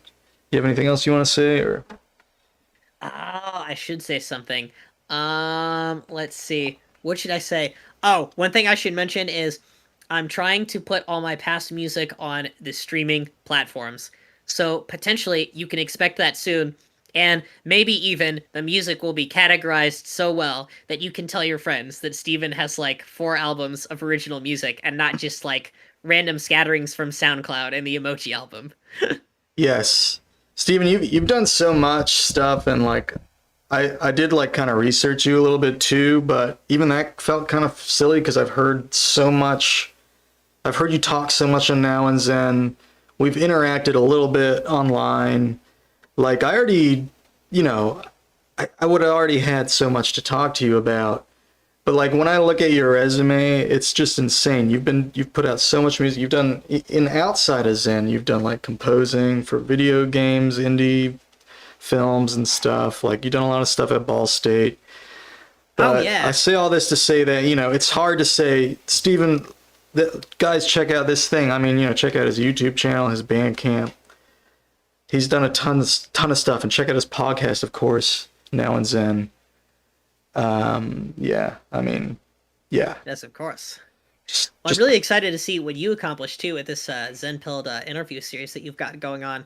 The other thing that's on my radar, of course, is Zendergarden. Although I haven't heard anything, and I've been relatively out of the loop. But I love these podcasts and then like different podcasts that spring up and all like occupy the landscape. And of course, Zendergarden is like ridiculously experimental in a way that I can never get away with in Now and Xen, as much as I'd like to sometimes, depending on what happens. I like their podcast, and when Dodozil was here, I was asking if they were going to do more of that, and it sounds like no, but that's too bad. I hope your vote of confidence will help inspire them. because I'd Bring like Doduzo back. bring more Zendergarten back, because yeah, that kind of stuff is cool. Yeah, just I would like to see more people doing things, giving people giving people content to listen to and interact with Yeah. and all that. And I think it can be scary if there are like errors, you know? So like sometimes I'll do the transcription really fast and like you know, the Sarniezz transcription probably has some errors in it, which I've been talking about with a few people, but like I'm not like it's not egregious enough for me to take it down or anything. But there's definitely like a risk to like doing things really fast recreationally because you're mostly just putting it there so like people get a general idea of like what's going on. And there can be like little nitpicky things here and there that are incorrect, but yeah. Okay, cool. All right. Nice. Well, do you want to hear the next guest? Who the next guest is going to be?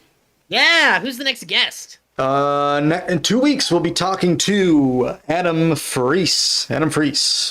Oh, great, cool. He made the this piano album. I think it's called Sunshine and Sakura, or maybe Sakura nice. and Sunshine. It's a very nice album. It's all just intonation, piano pieces. It's quite beautiful. Put it out a while back, so I'll be talking to him about that album and whatever else he's been working on lately. Delightful. All right, cool. Hey, Steven, I appreciate you coming on, man. What are you about to get into? You gonna make a shamrock burger now, or? Well, I think my wife and I might watch some TV and tomorrow brunch at my parents' house and desperately trying to tab out Dog Like Sparky by the Cardiacs before my rehearsal. And then what? I don't know. Oh yeah, I have to transpose a Radiohead song into a weird key and take the capo away and then like practice for a few other things and figure out that microtonal guitar and all that stuff. So and maybe get to the X guitar transcription. I don't know how much energy I'll have. I feel like that one's gonna take a lot of effort to describe, but the music is so, I don't know. And also I've got projects with friends that I want to do. So Girls Just Want to Have Fun, a cover that I really want to do with a friend, with Katie actually. That's going to be in 2110. And I'm so excited for that because I've never played anything in 2110 for the channel before. Interesting. Very nice. All right, sir.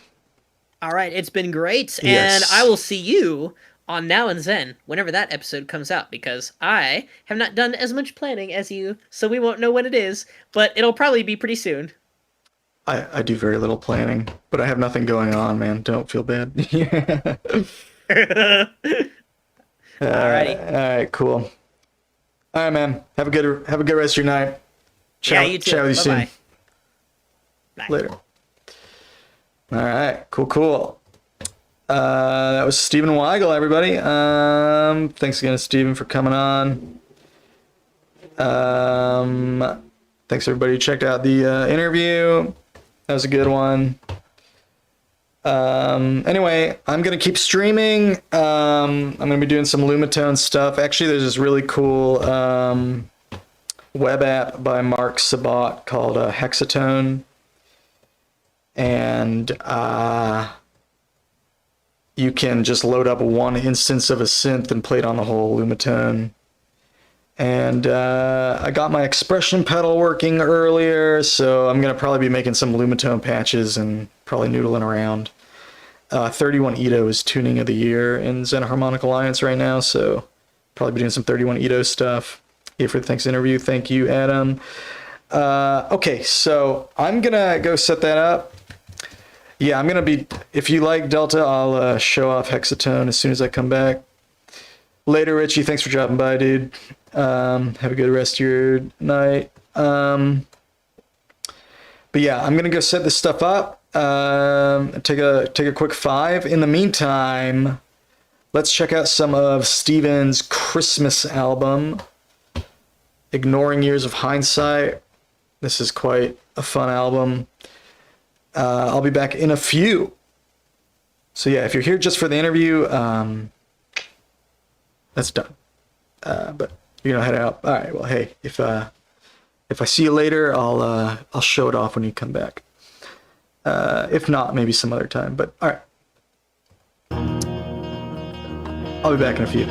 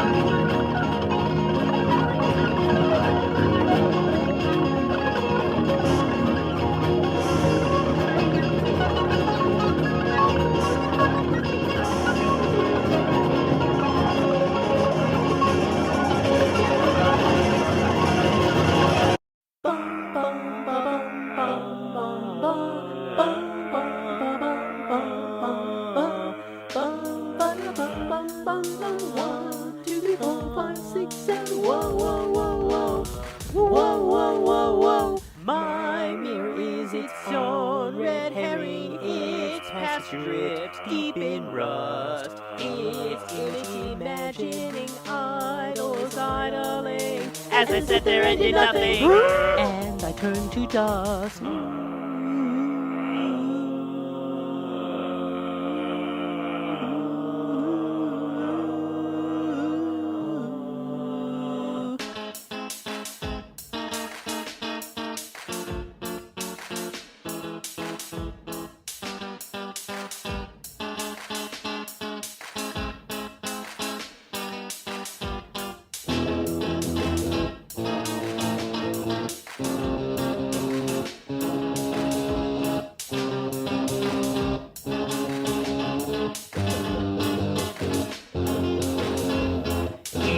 To be such a nice boy. Whatever happened to him? Let's just pretend he's not real, then he'll go away forever.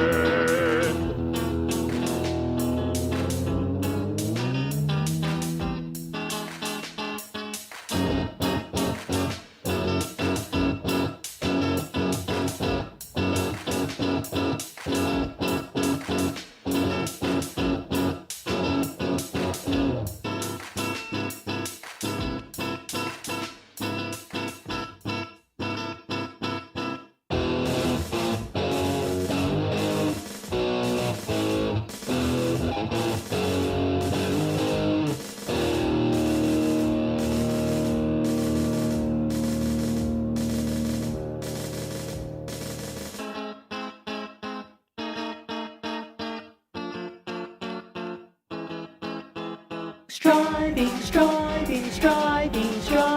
is the way to be. Automatic in some way, beating backs attached, facing away from each other's tendency to look in the psyche. Trust my creativity with lonely hollow evenness.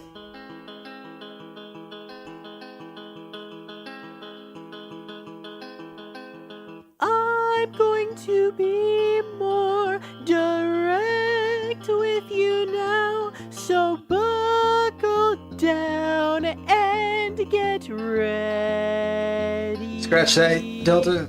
Did you miss the legendary microtonalist? Yes, you did, Doobie.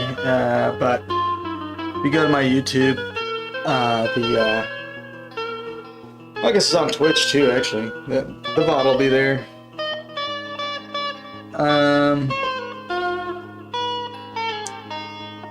You want to see hexatone? Alright, so, yeah, I gotta set it up anyway, so I'll just show you it. When you only like creativity that is societally acceptable, can't even be twisted. Alright, that was Stephen Weigel. So, how am I gonna do this? Because I'm not actually at the computer. I guess I'll share the window or whatever.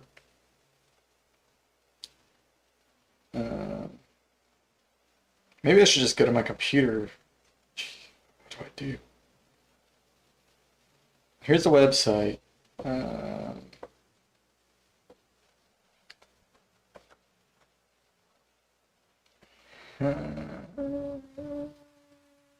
gonna just share the window.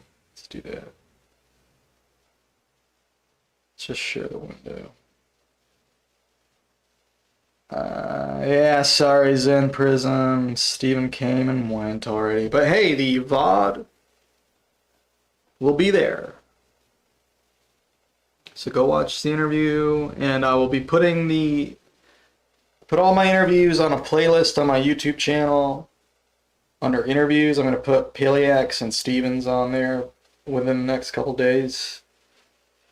Or you can just go watch the beginning of the episode. It's just go to my live streams and you'll say Stephen Weigel interview. Yeah. So it's there. And yeah, maybe he'll come back one of these days. That'd be cool. I didn't invite him back. I normally say come back sometime. I didn't do that this time. I don't know why. But yeah, I would like him to come back sometime. Okay, let's see. Where is my freaking window, man? I forgot how to stream. One thing is, since he's here, I don't feel like cussing. I feel like I should be a little more proper, like for the mainstream, you know. He's such a wholesome guy, man. The F-bombs just evaporate out of me. I just don't have them. I don't have them in me anymore. All right, here we go. Hexatown.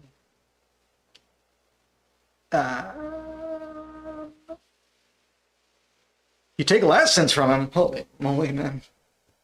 That's amazing. What does he teach you?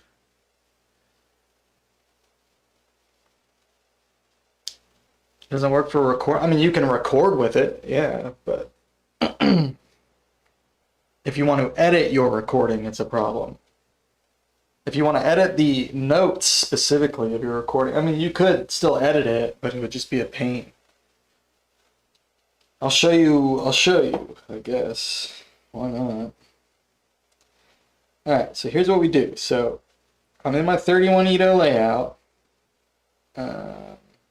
Actually, I'm gonna start with 27. So I'm in my 27 Edo layout. I'm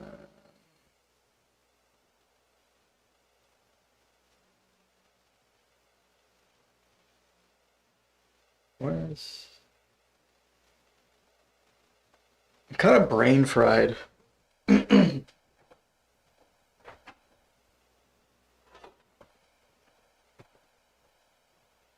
Honestly, I was really really looking forward to this interview. So it's kind of like I was like very excited about it and kind of nervous about it. And now that it's over, I'm kind of like, my mind just went to sleep. Current tuning, 27 EDO. I'll be back though. Just need a minute. Various tuning theory things. You're looking at projective tuning space last lesson? Nice. That's very cool. I would love to teach people that stuff as well. But Steven will be a great teacher, I imagine. I mean, he is a teacher. Steven and I have a lot in common, actually. Because we're both music teachers.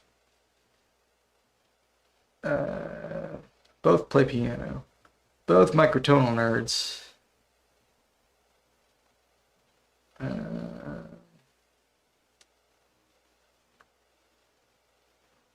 Yeah, the editing is annoying. Okay, so what you have to do, I made a tutorial for this, by the way. So if anybody wants to know how this works, you can watch the tutorial. I'm not going to go super in depth here. But you just a brief overview. Set your scale size, 27. Click divisions of the octave. Scroll down, go to the hexatone layout. The hexatone layout needs to match your lumitone layout. So mine, it's like 5 steps to the right, and then down right is that'd be 1. So that'd be 4. So down right is 4. And you can test it by clicking this. It has a built-in synth.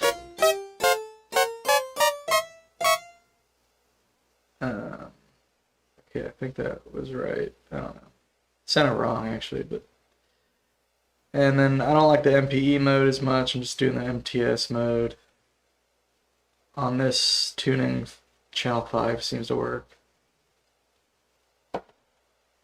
And then I need to go to Reaper and set it up. So I'll show you all my...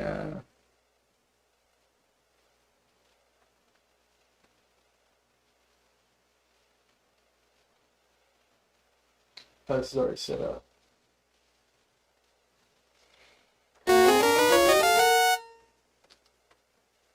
Okay, why does it sound wrong? Oh, there we go. So I'm playing Zebra right now. You saw the tutorial video. Yeah, you just gotta get the MIDI thing. So you get the you just need to have the MIDI output thing. Anyway, it doesn't take that long to set up once you know how to do it.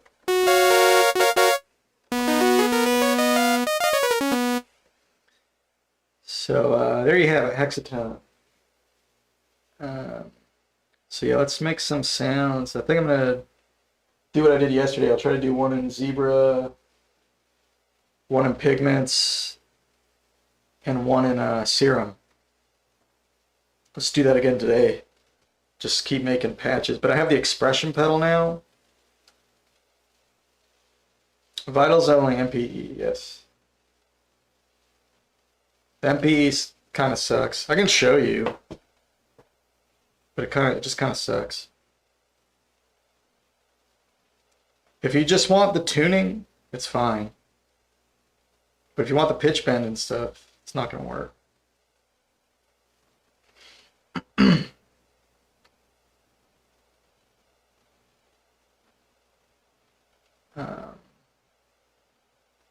Yeah.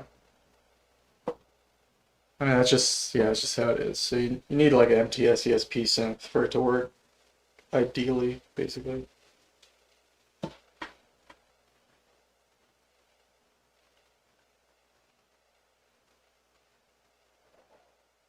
Yeah, I told him it's really buggy, so. I mean, you get Zebra, it's free right now.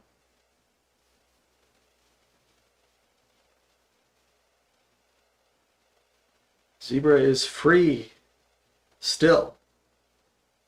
It's in public beta.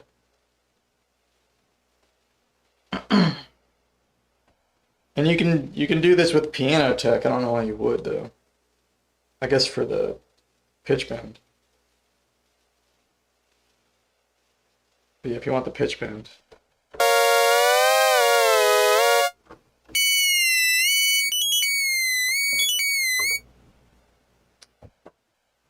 It will deactivate when it's no longer in beta, yeah.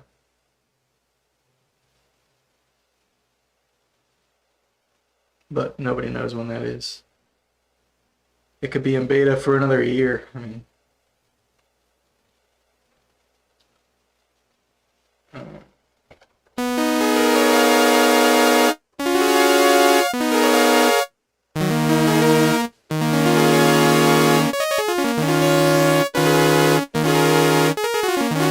so let me make sure my, oh man, I dropped my mouse. Let me make sure my,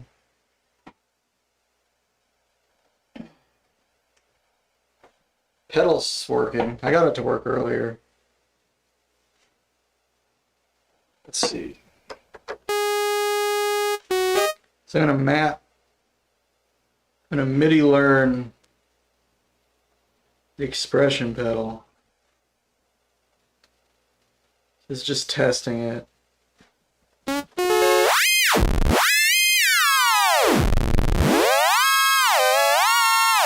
Okay, so it does work. See, I got the expression pedal to work now.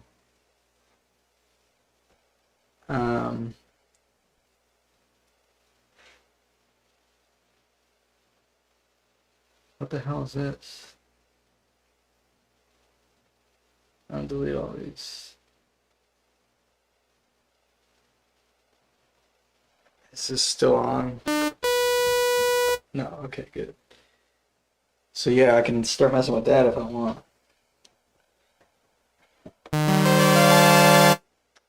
And the sustain pedal I noticed can be kind of buggy.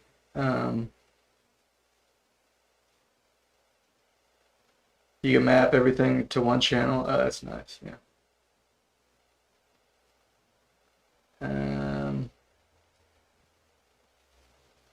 Alright. Yeah, let's make a patch and add the expression pedal to this one. So let's see, what should we do?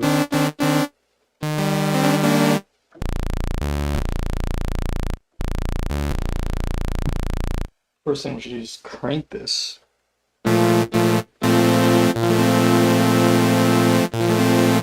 That's maybe we should try some physical modeling thing. That could be interesting.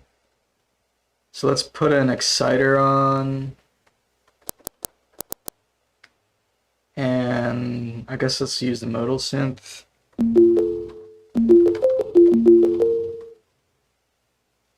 It sounds cool without any profile in there, honestly.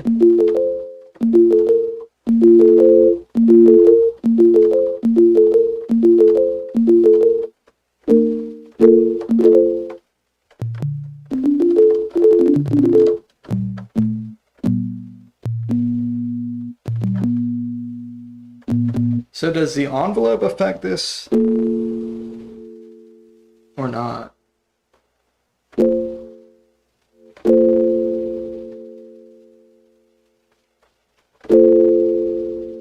I think it does affect it. So it'll like override the envelope of the modal synth. But basically I want to keep my main envelope open and control it here for the most part. So that's not going to do anything because I don't have A and B partials.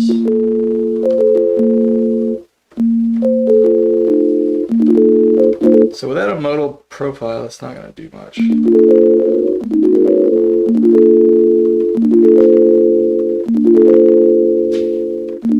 So we need to upload a profile. So we have some in here. I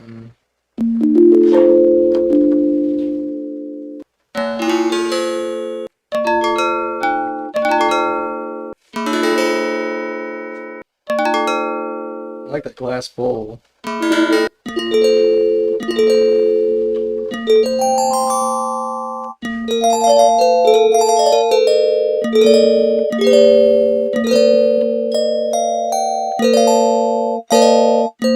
It's quite nice. The marimba's nice too.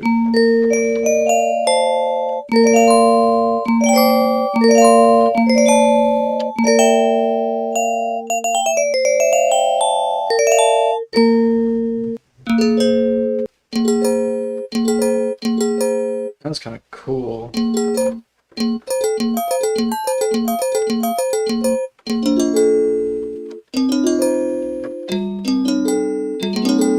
Might be cool to combine that with one that's a little more harmonic.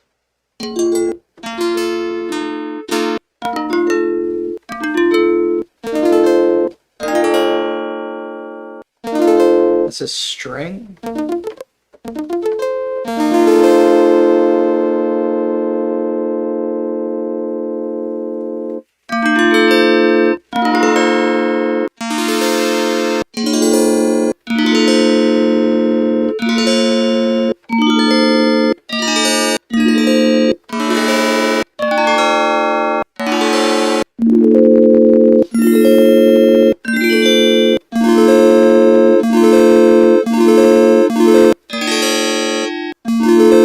I like that one. And let's do that.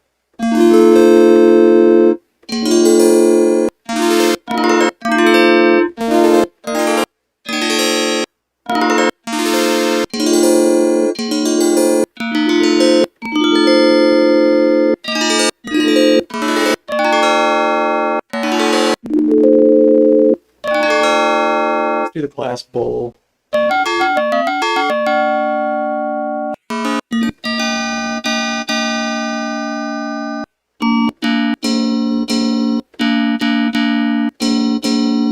Maybe the metal bowl. Just something straightforward and then something like kind of inharmonic.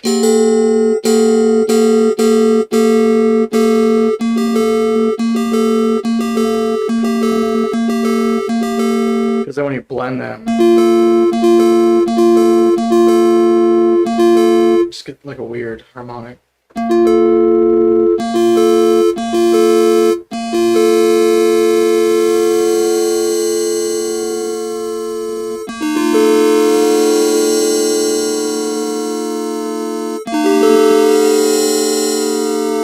So it could be interesting to map the expression to that, actually, the expression pedal. So let's just try that. So we're going to put the expression pedal on the blend. If you guys don't know what I'm talking about, this is a foot pedal.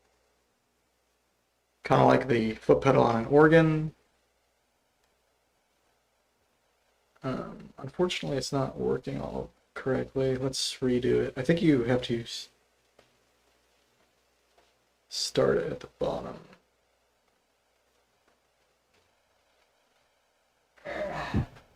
That's just not working correctly. It's just not going all the way. It's really annoying.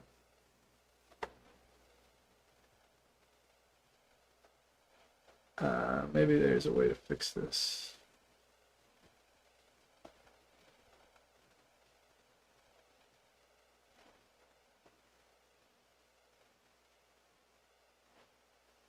Okay, did that work? No.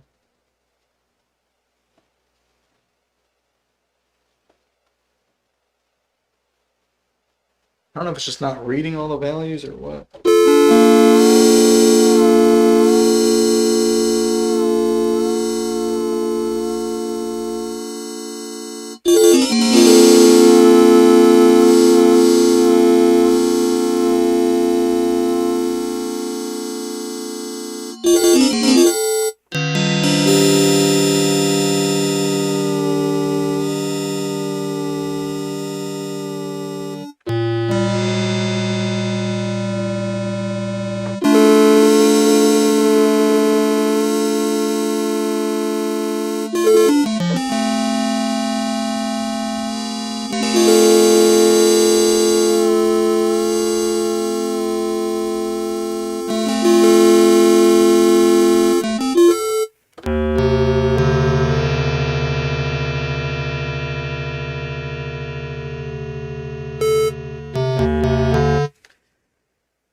It's a wild effect. The notes become sharper as the timbre gets more deformed. Yeah.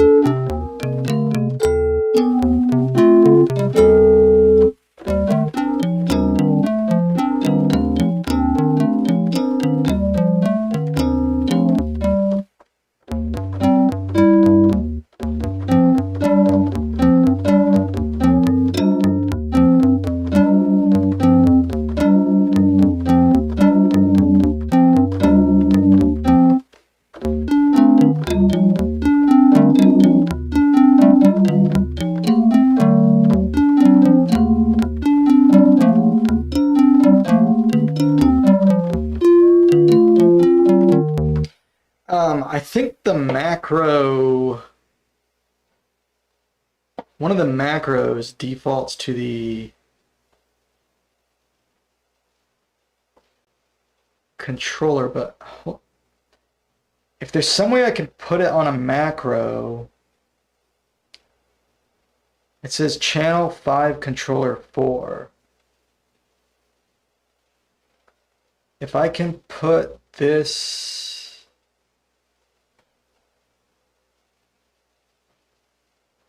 to a macro, then I can adjust this better. Let's see if this works. Because right now it's not working the way I want it to. And if it works with the macro, I can control how much it will change this parameter as well.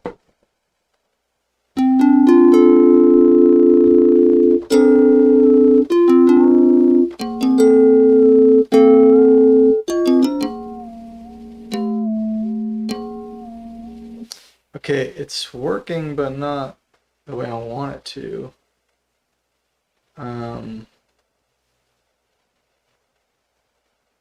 Does it just default to binary?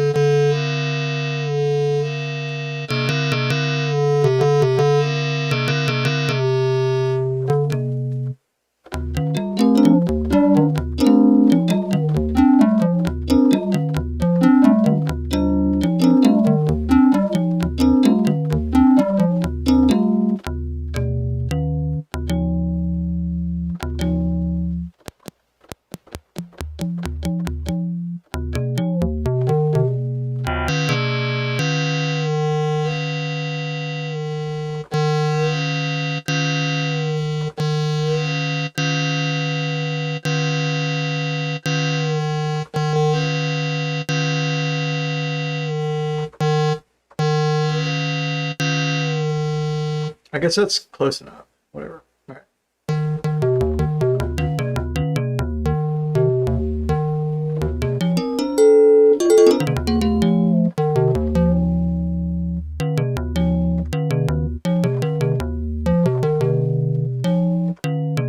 So the other thing I can do, since now this is mapped to this macro,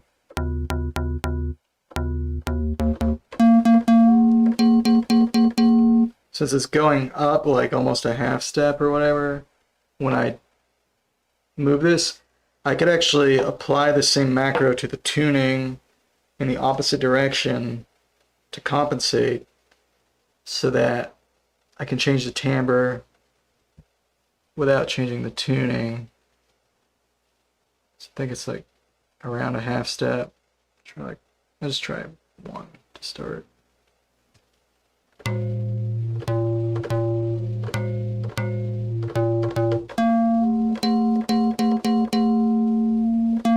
That was a little too high.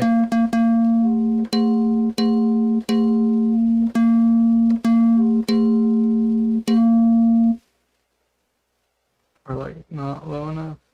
Let's try 150. 120.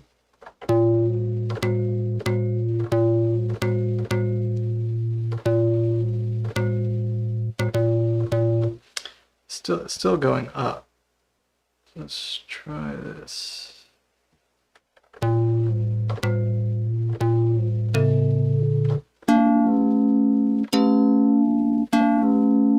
Now it's going down. I see. Okay. So that's too much. Still going down a little bit.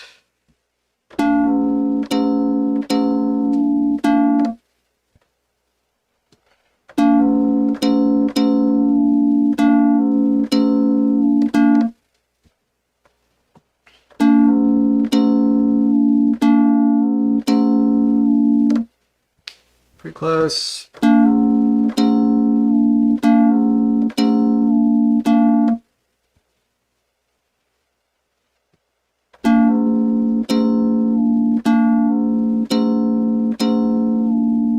Alright, good enough. So now it's almost the same pitch when you modulate it.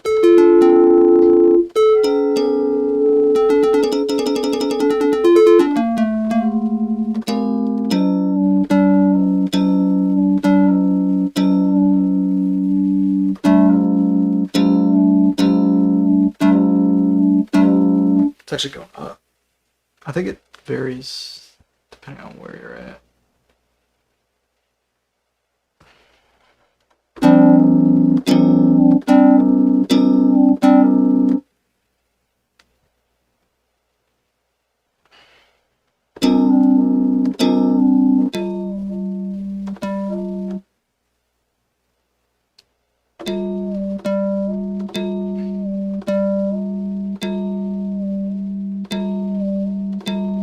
You know what we could do is just add a little bit of a sine wave. A sine wave, rather.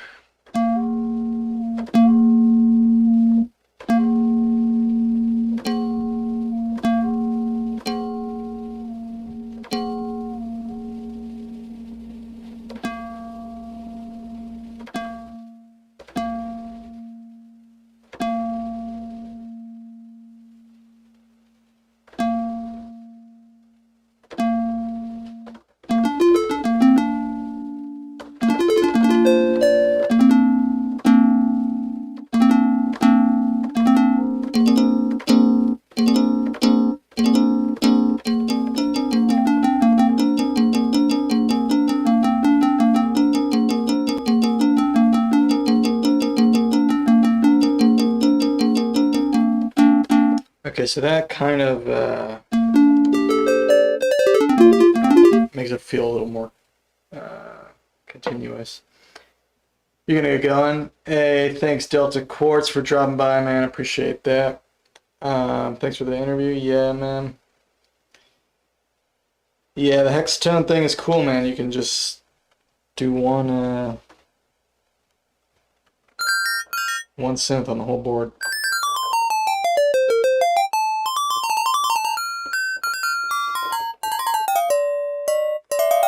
hopefully they improve the MPE integration. I mean, it works. It's just not ideal. Like the pitch bend doesn't work, and it's kind of annoying. But yeah, you try it out, man. There may be workarounds too. I don't know. I have enough MTS ESP since where kind of just sticking with that for now. But maybe I'll try to get Vital working eventually, because that would be really nice.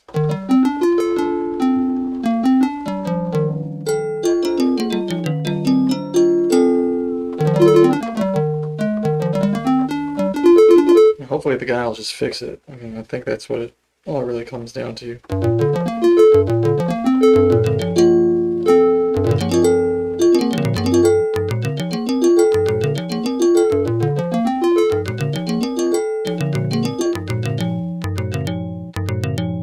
So I feel like this is like too much.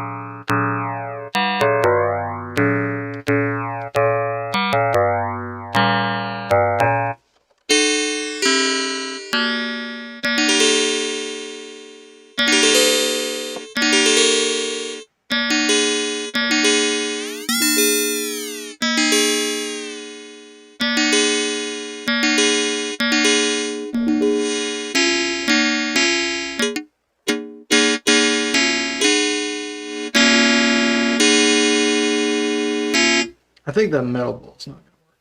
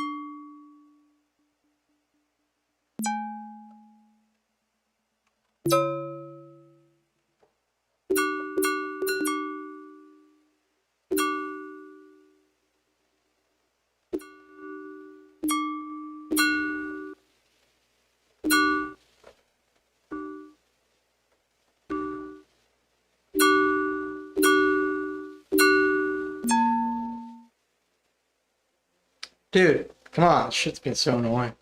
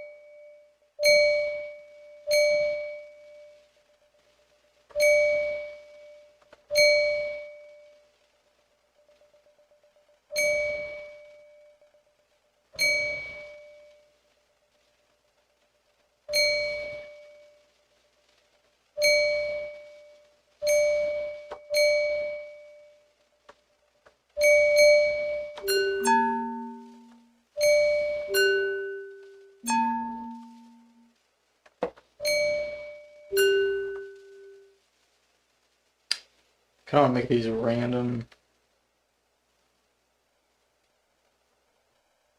Where's my random button? There it is.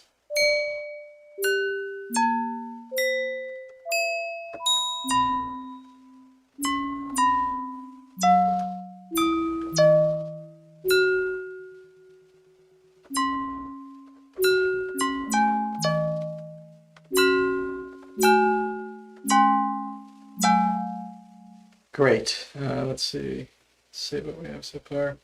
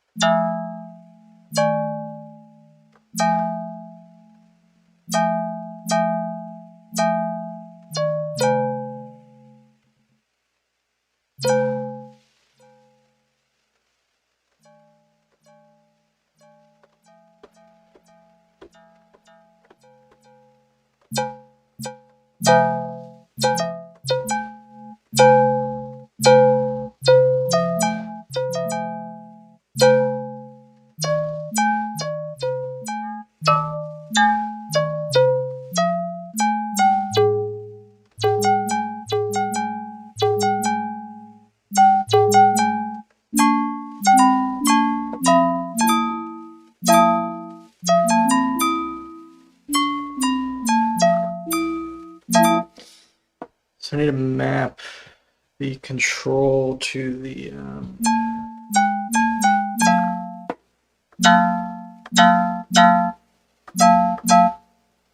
expression to the K.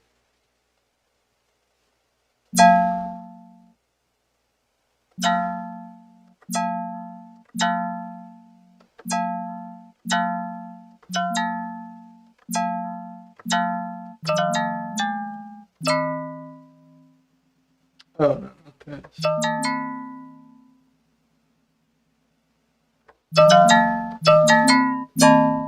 This.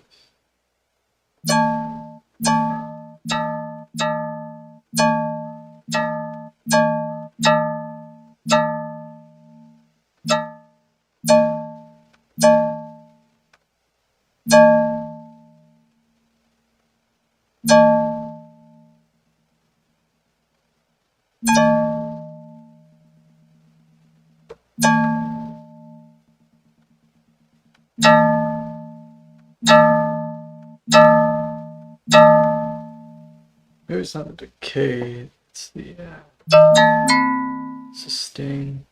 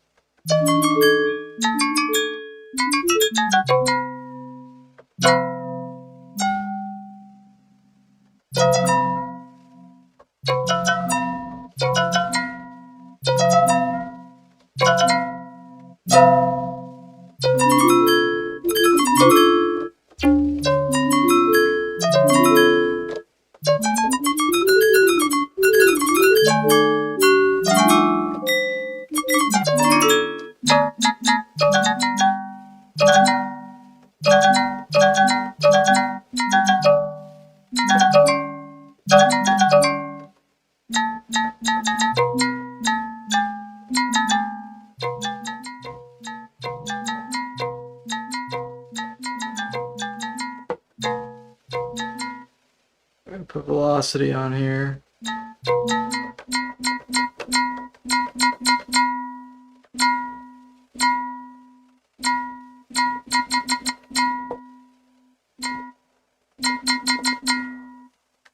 Actually, I think I need to do the mseg differently too.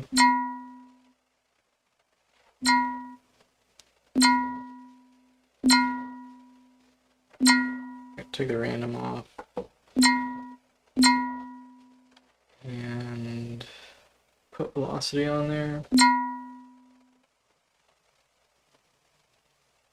Let's remove that. Ah, damn it. Ah, Reaper always crashes when I take stuff off in the matrix. Oh man, that sucks.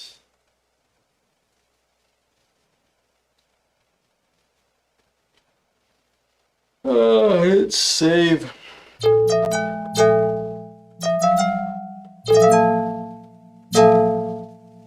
Alright, let's fix this in a sec. So we're gonna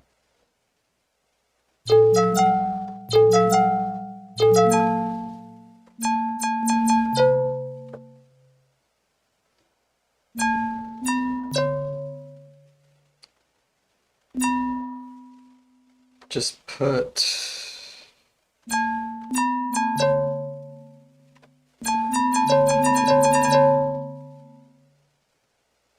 where's velocity? We're gonna put velocity on here.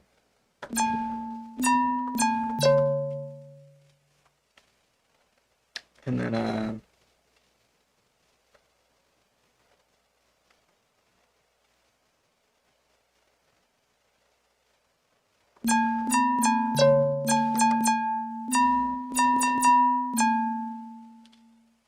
put velocity on the volume.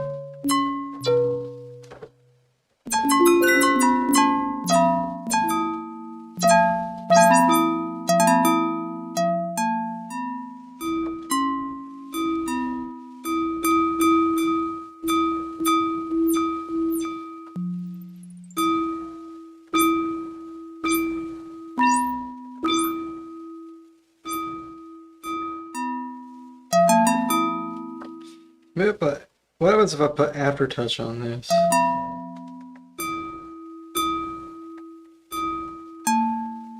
Nothing.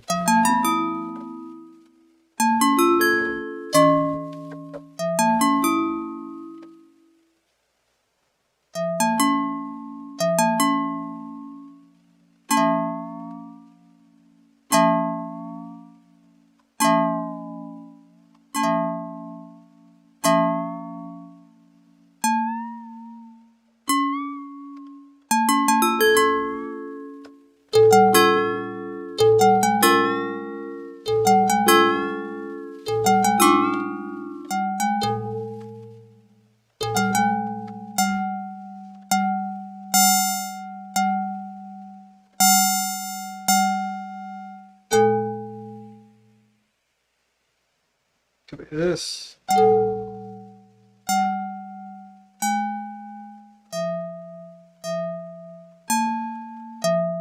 No.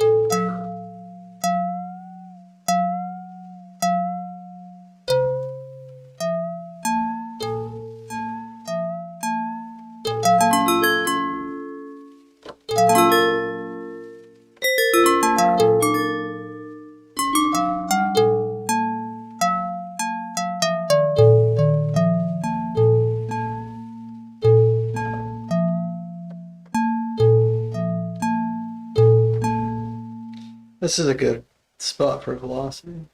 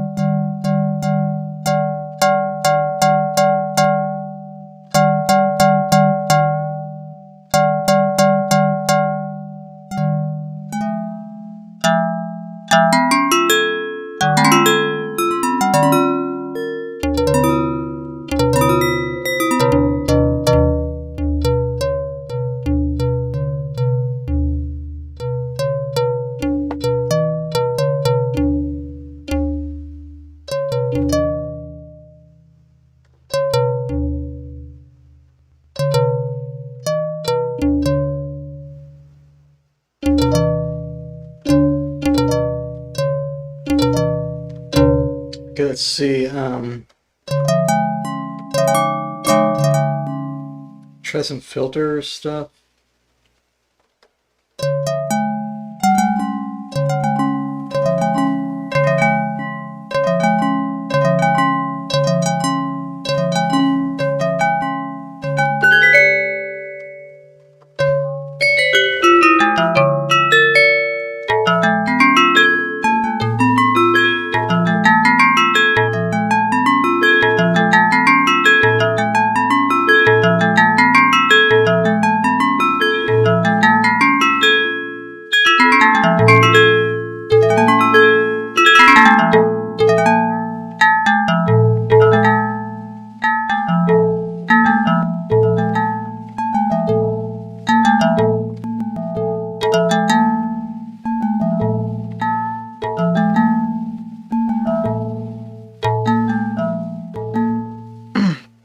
I feel like I gotta put the pedal on this as well.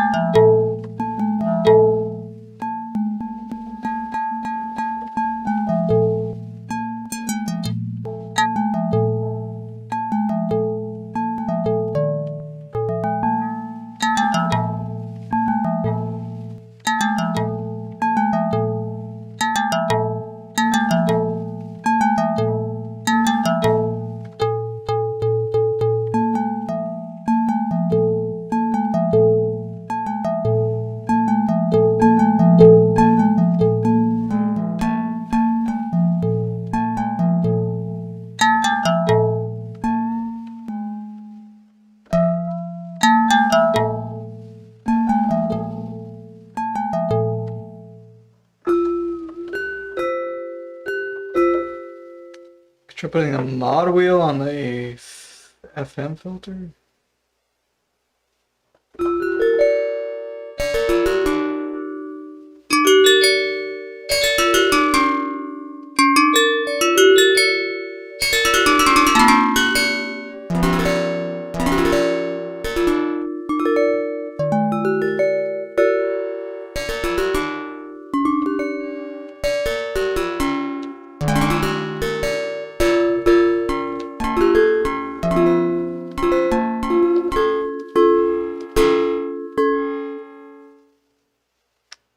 put a little resonance on there too.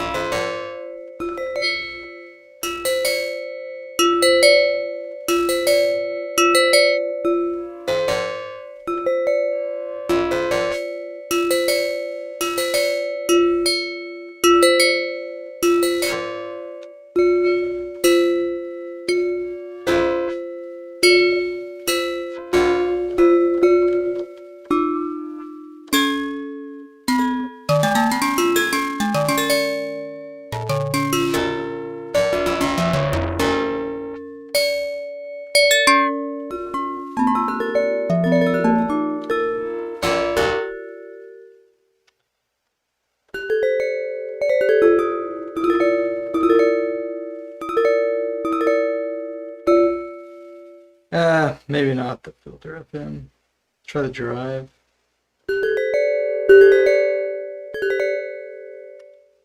It's a little too subtle. Maybe we'll put some distortion on here.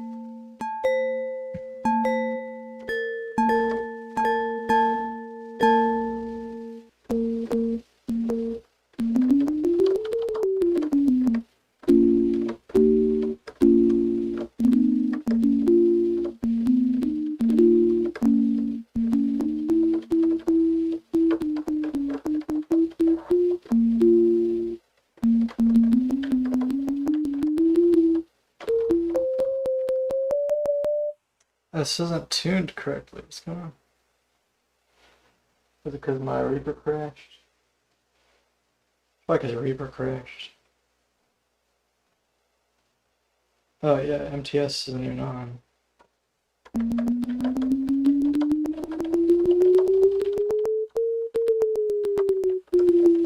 There we go. Okay.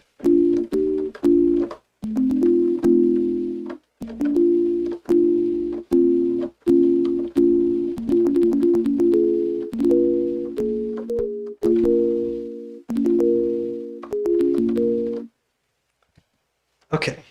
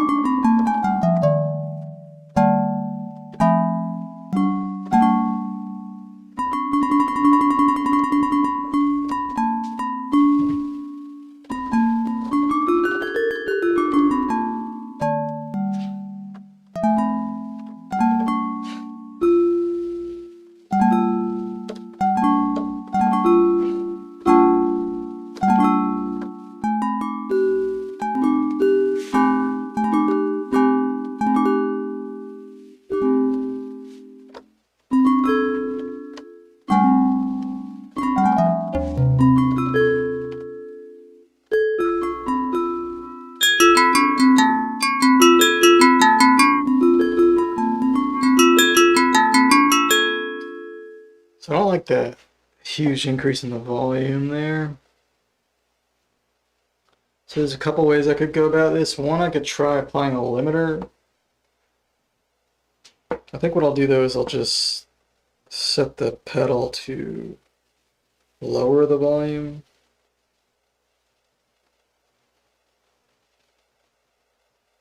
So that it's not as loud.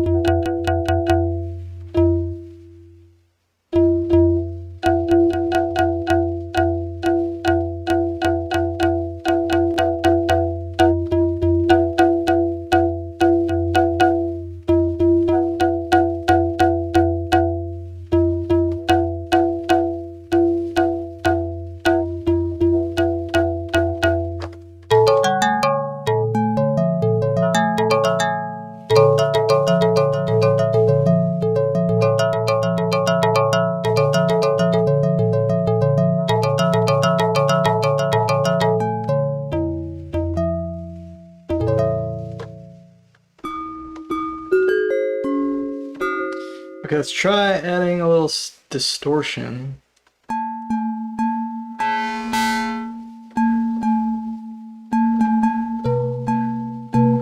With the mod wheel. So I don't know how much we want to do.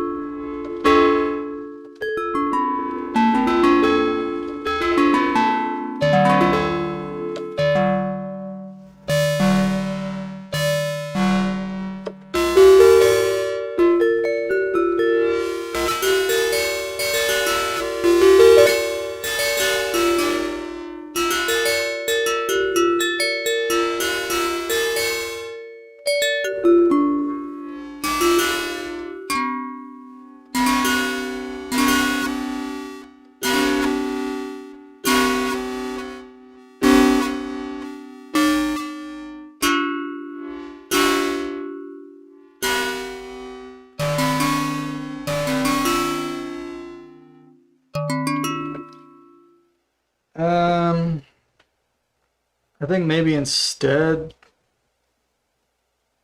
Actually, let's figure something out first.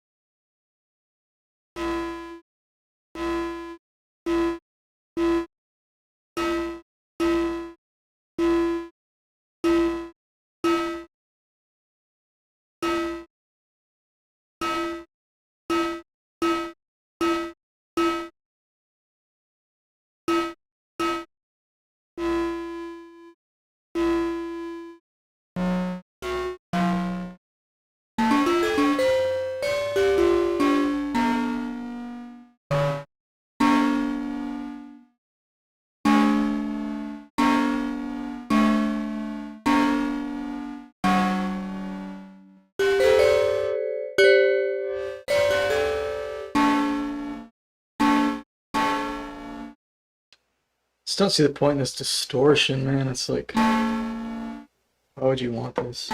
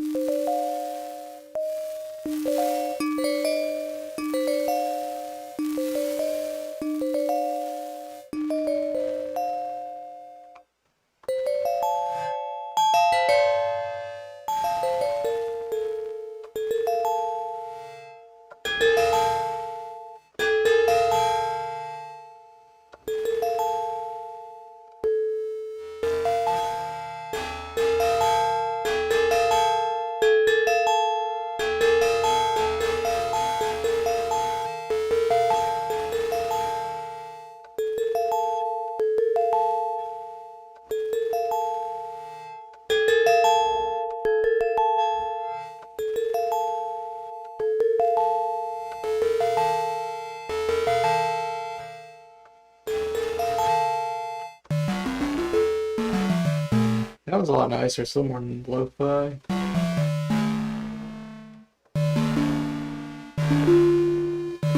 Thank you, Mr. Lee. Appreciate it.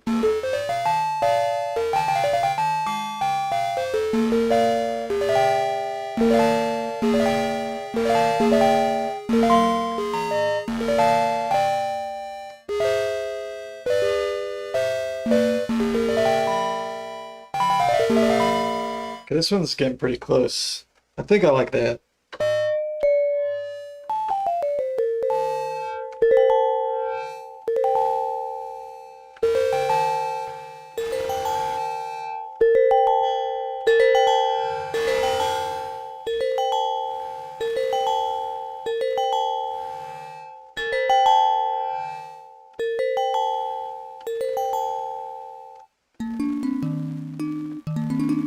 It's weird that once it's maxed out, it kind of dies out.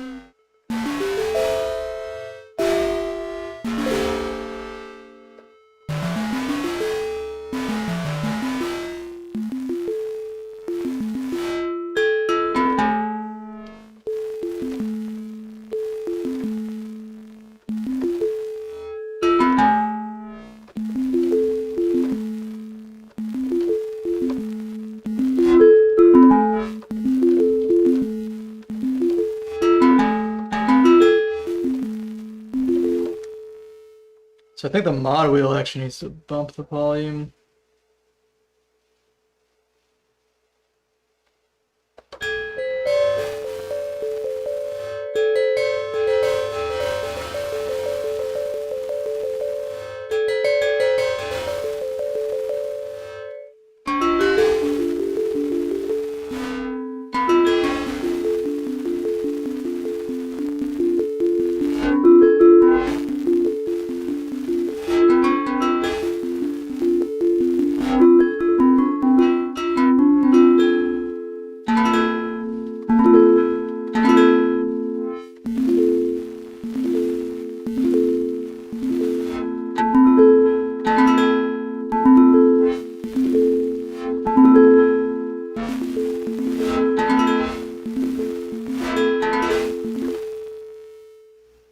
little more.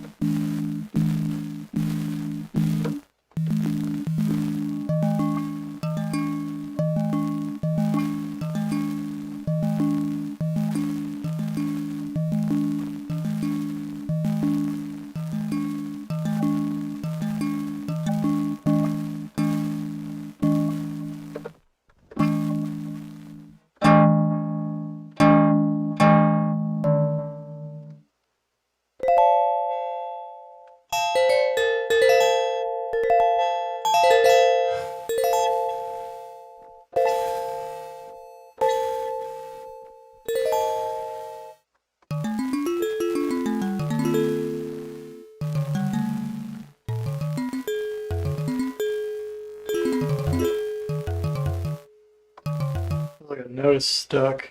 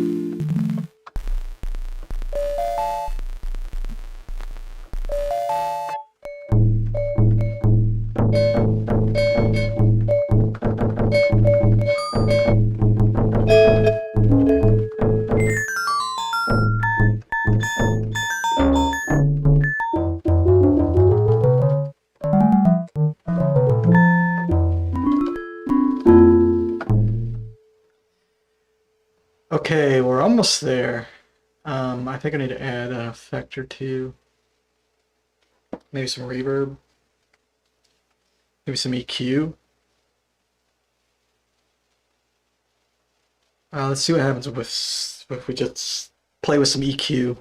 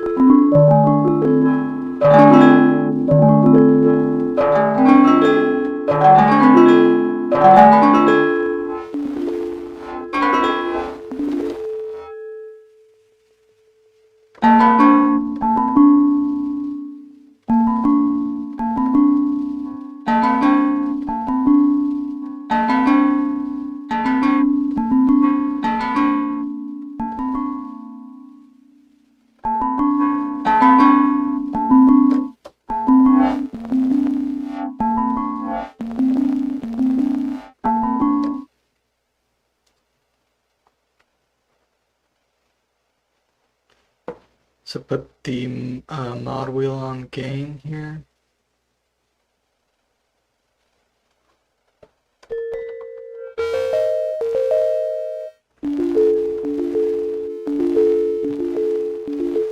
Let's figure out what value we want it at.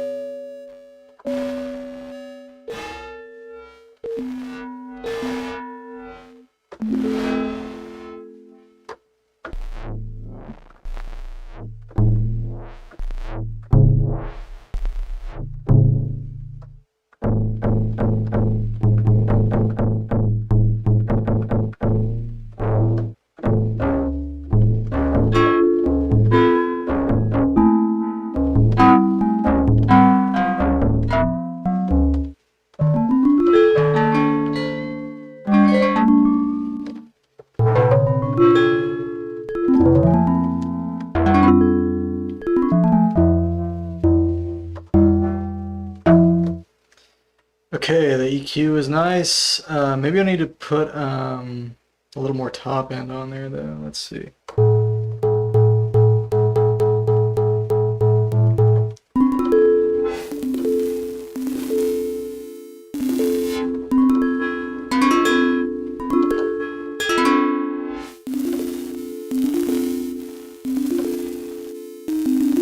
Some majestic sounds, thank you.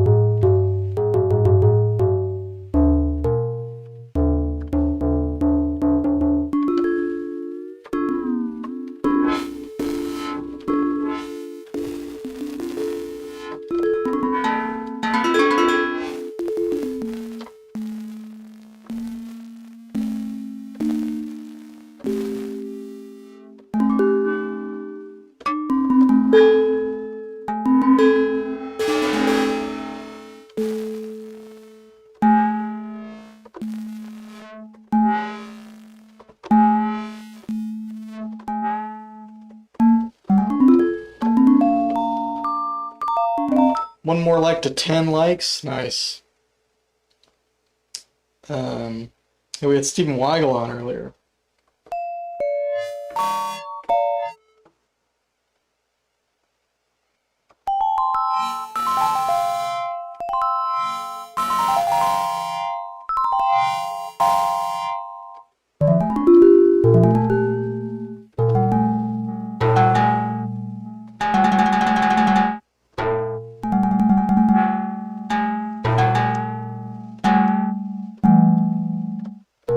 Congratulations. Thank you, Mr. Leakey.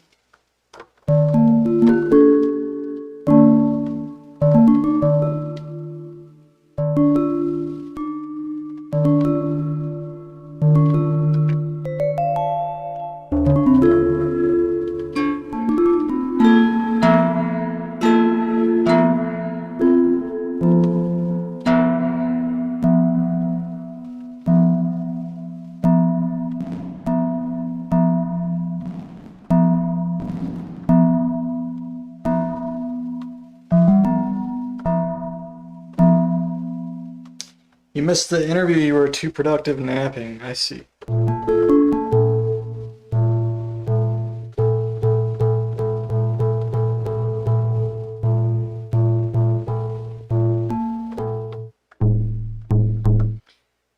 See, I don't like the reverb on the low notes, so I think what I'll do is I'll key track the wet. 'Cause yeah, that sounds nasty.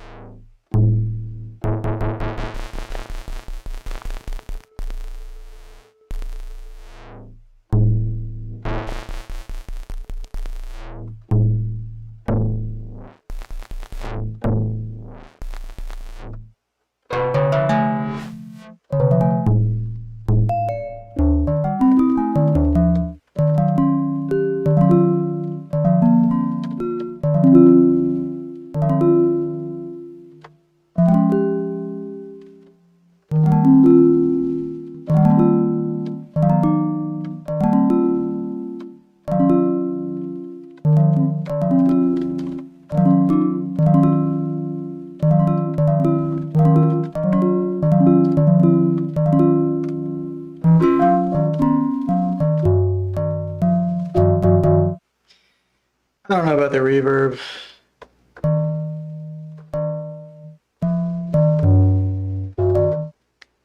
I'm gonna go with no.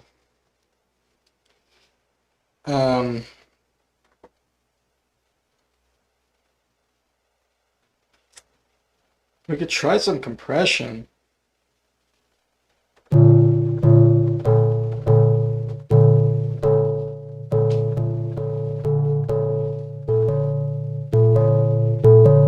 Just to even it out, the dynamics a little more.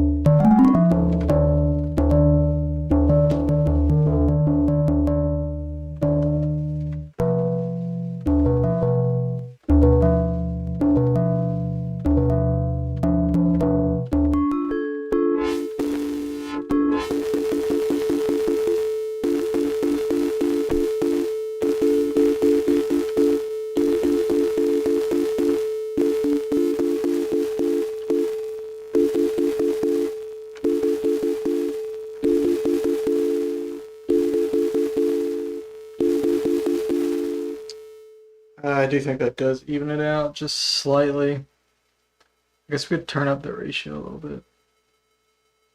Like 8:1. I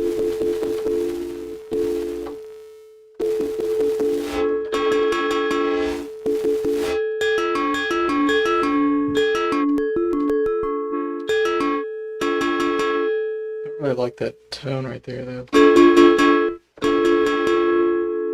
Yeah, that's too much. Just crushing it.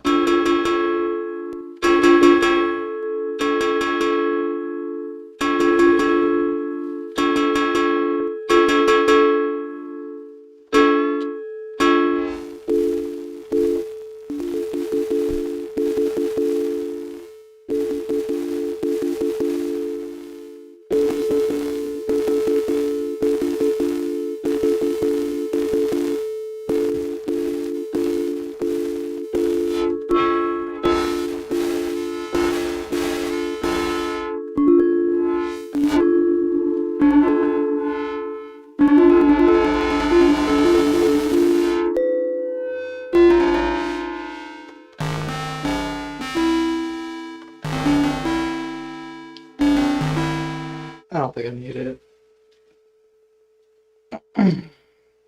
I can't tell if it's benefiting the sound at all. We can try one of these mod effects. It's like a phaser, chorus, whatever, all rolled into one. Flanger.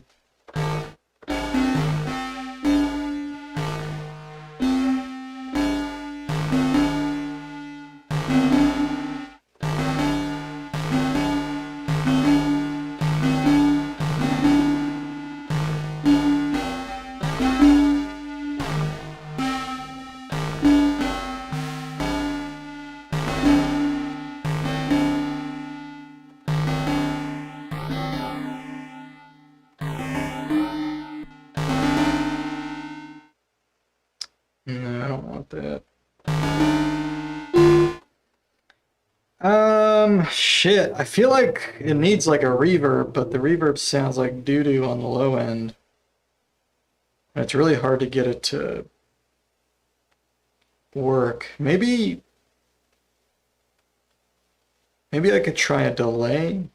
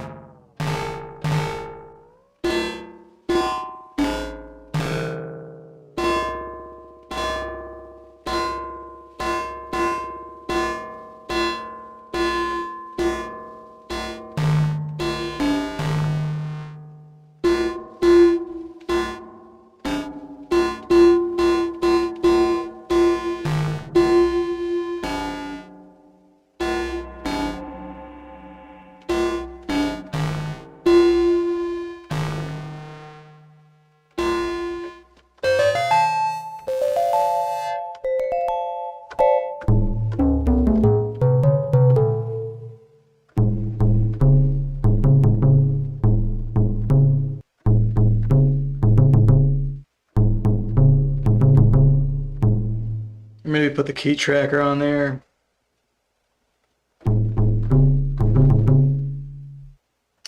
And see if that works.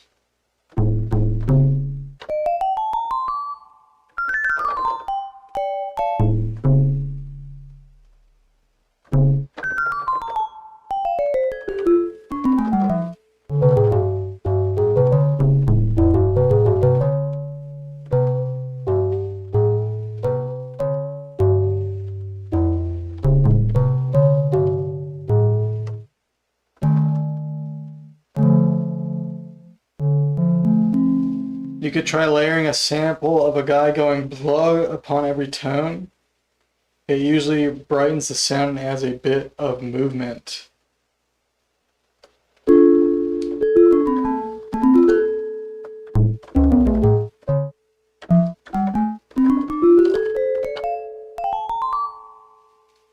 Okay.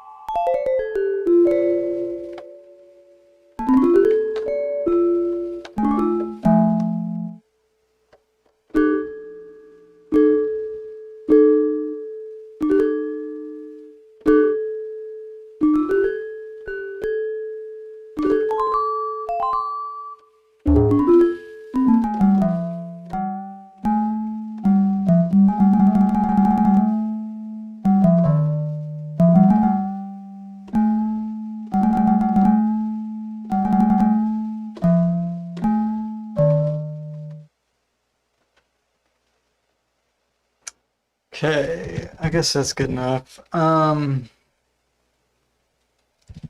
There's a patch. All right.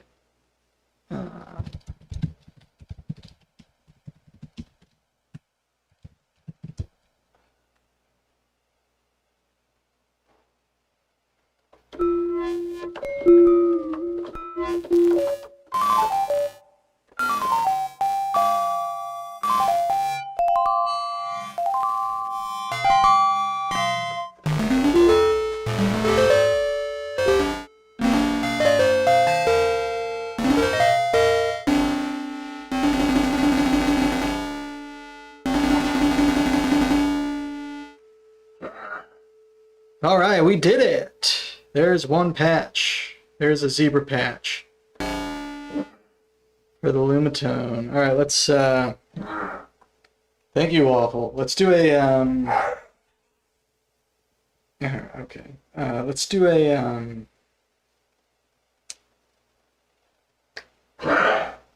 yes.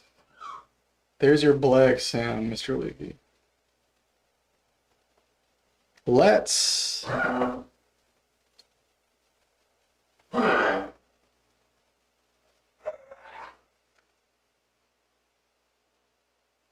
thank you, Waffle. Let's make a pigments patch. Let's make a pigments patch. Let's see if we can get the expression pedal to work in pigments. Jesus fuck, man. Okay, we get it, man. We get it. Okay. Fucking shit, dude. Pigments.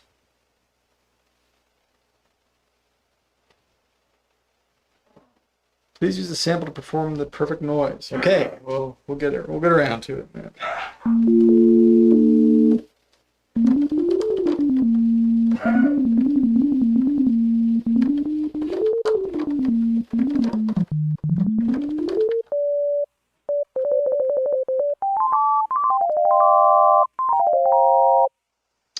Let's change the tuning too. Let's do. You're so excited for that? Great.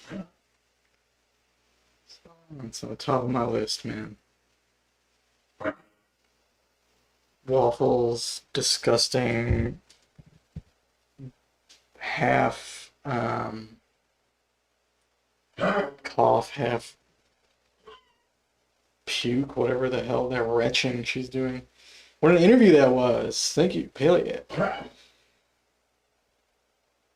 I thought it was pretty good. I think Steven was very... holy shit, Waffle. God damn it. Steven was an easy interview.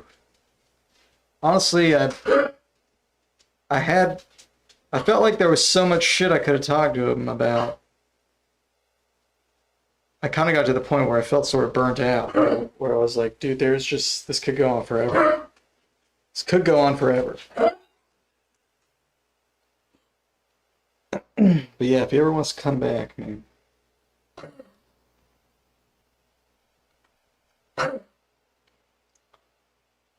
I'm gonna on his next podcast. No, that shit's all about me, man. It's gonna be all about me. No, I don't know. Probably not, actually.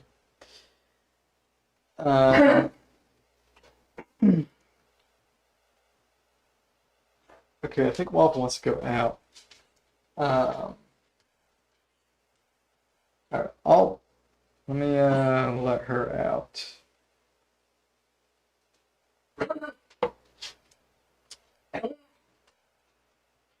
Yeah, I don't know when we're gonna do that anyway.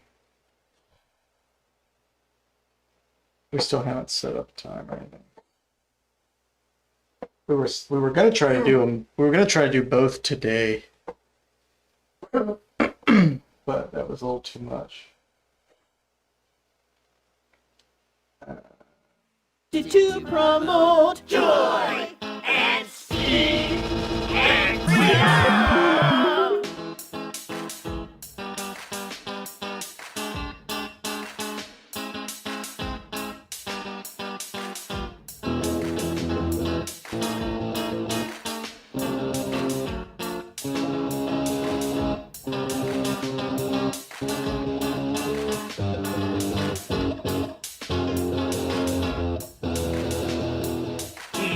To be such a nice boy. Whatever happened to him? Let's just pretend he's not real and he'll go away forever.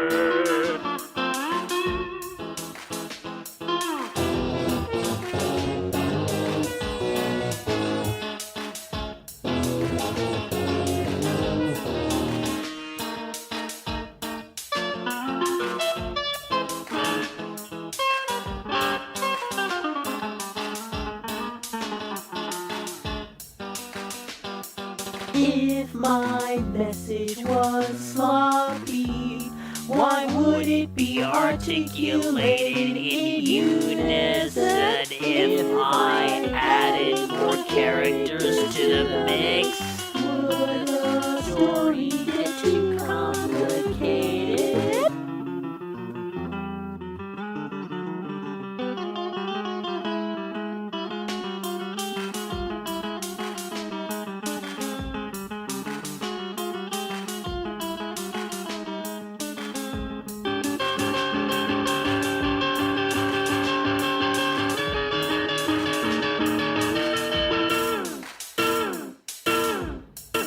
You could interpret this as a 6 or 9.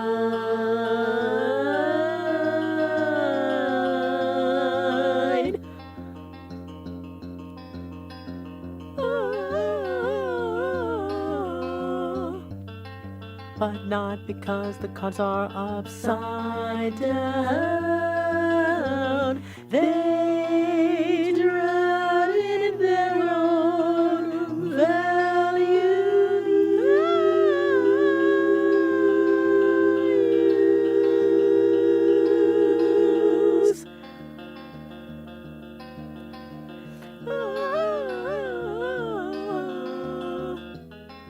They are drunken instrumental saying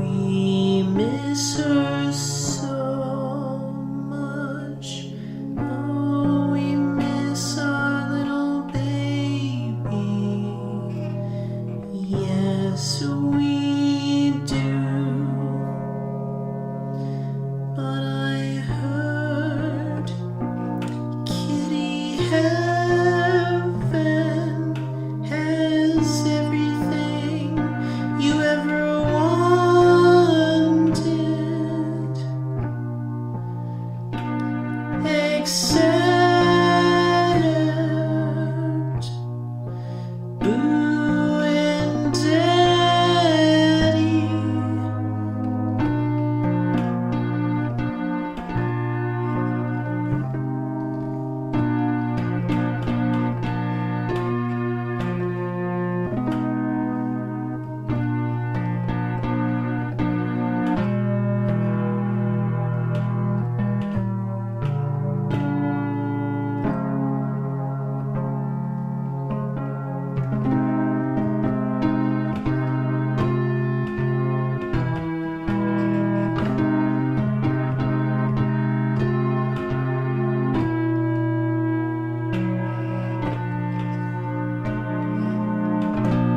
Alright. Ho ho ho, mother effer. We miss our little Delphi.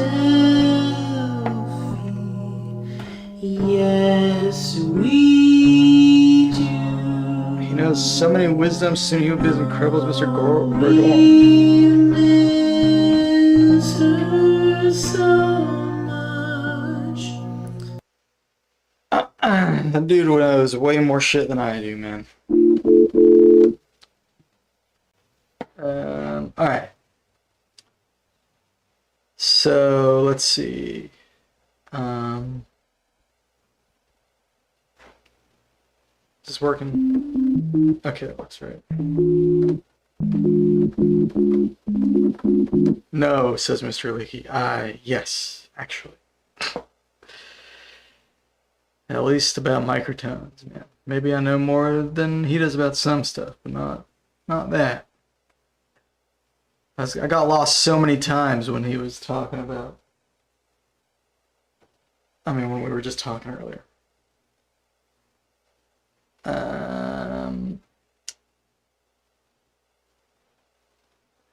Not to mention, I pretty much learned 80% of what I know from him. Listening to his fucking podcast, man. He was my unconsenting teacher.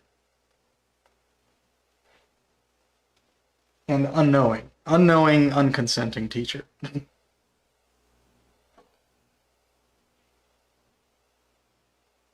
Nobody knows anything besides Mr. Gordorn, or else why would my whole worldview will shatter? Oh yeah, you're right, Mr. Leakey. Sorry, I was just fucking around, man. Hey, Steven, what's up, dude? We're just talking about you, man. I'm doing some sound design. I got my expression pedal hooked up.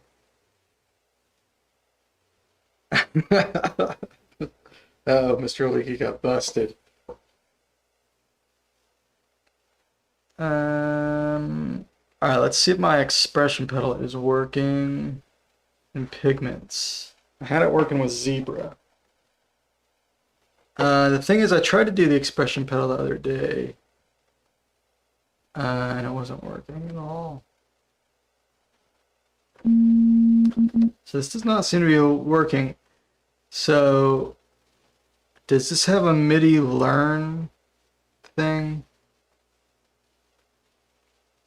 Or maybe I need to turn MPE off?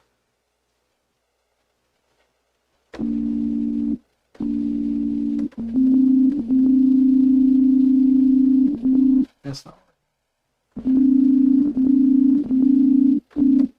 Is there some way to change the pedal? Like where the pedal comes from? So I can set a CC to macro 1, 2, and 3. So let's send.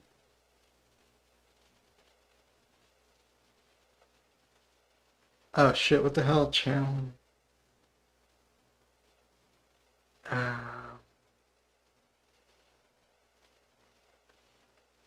You wish you were a professor? You're an informal progressor. Let's see. Which channel is this on? I guess I'm gonna record a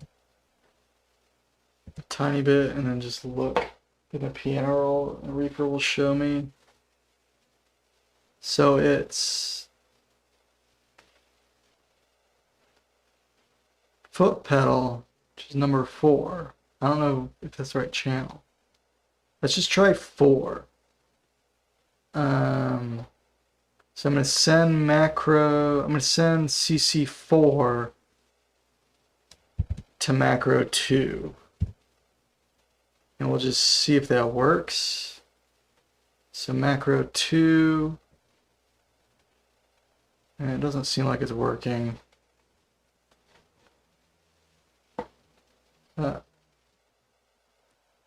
Dude. Oh.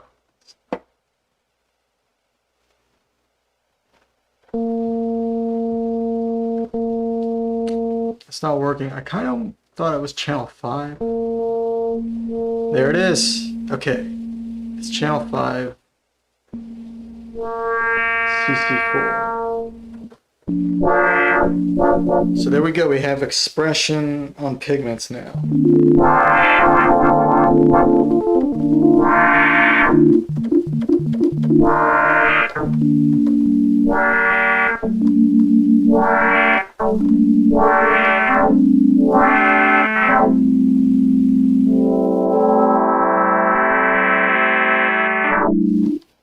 How do I remove sleep and create time for every fantastic music? You take the dot product of your time management and carry the 1. Dedicate an absurd amount of time to challenging projects. Grind and believe in yourself as is tradition. There you go.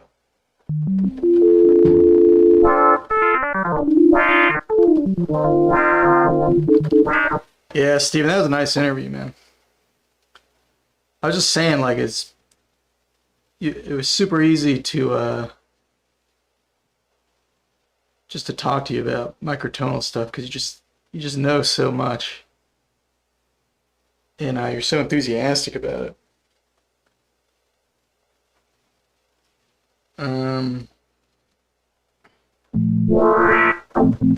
But yeah, man, if you ever want to come back, dude, definitely welcome back whenever. If you ever want to, like, promote an album or whatever. Or just come on because you feel like it. It's be fine. Okay, what kind of patch do we want to do here? Should I mess with the pigments? Is cool.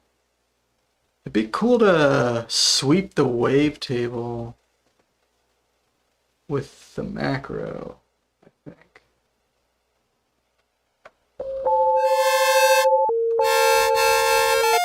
With the pedal, but get a more interesting sound.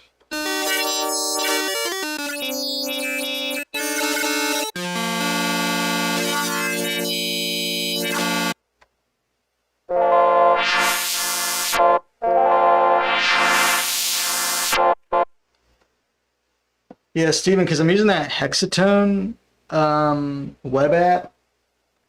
Like, I just have one instance of pigments running, and it works on the whole board.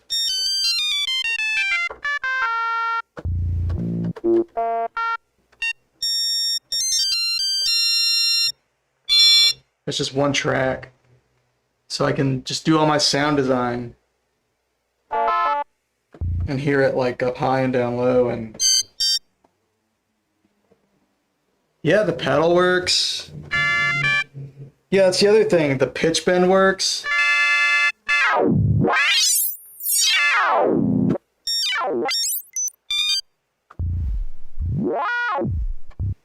The mod wheel works. I don't have it set to anything right now, but yeah, it all works. Here, I put the mod wheel on this.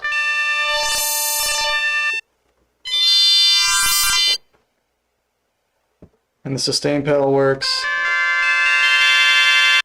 I have noticed if you press if you do like too many notes with the sustain pedal, some of the keys will jam. But it does that even without hexatone.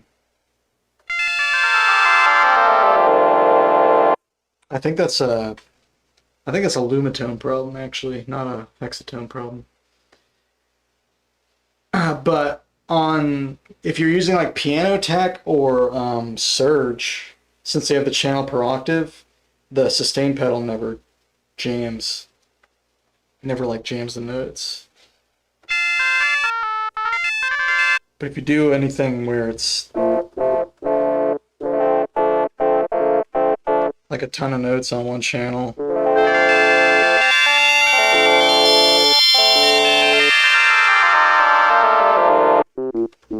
or however this works.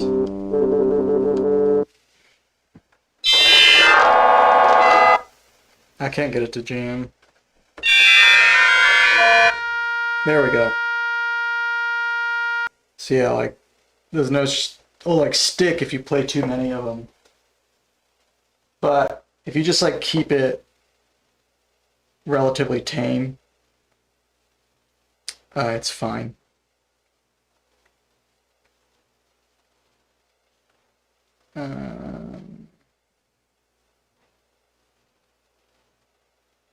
See, I made a patch in Zebra. And I'm making one in Pigments. I don't know what I want to do though. Do I want to do wave? There's so many things you can do in here. I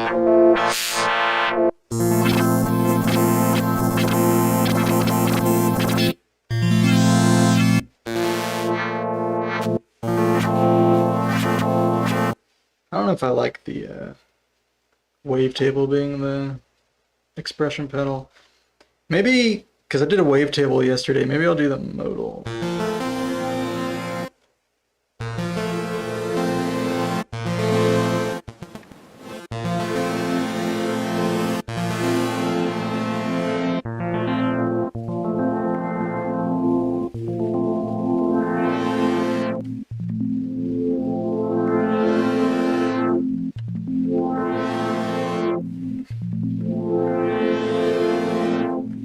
Maybe we should put expression on that.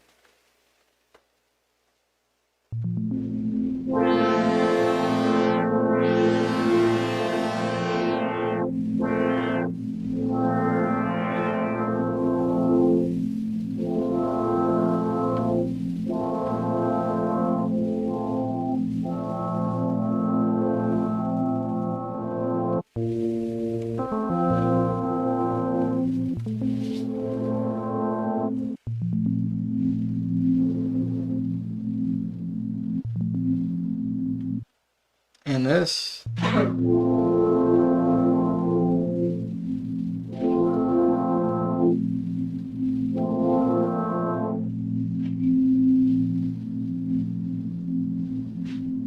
Gives it kind of a smoother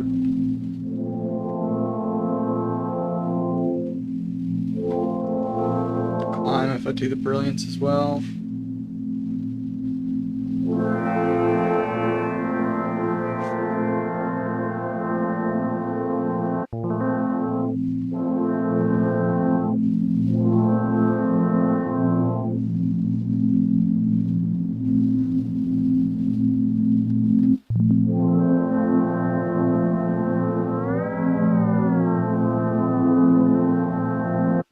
Could be cool to put an LFO on this as like a fake detune.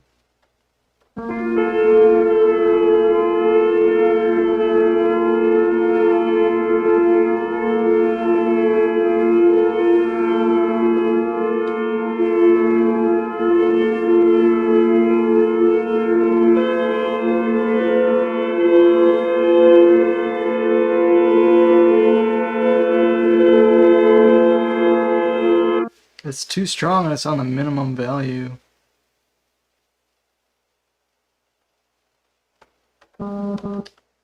Maybe if I use a function, it'll work better because I can adjust the height of this.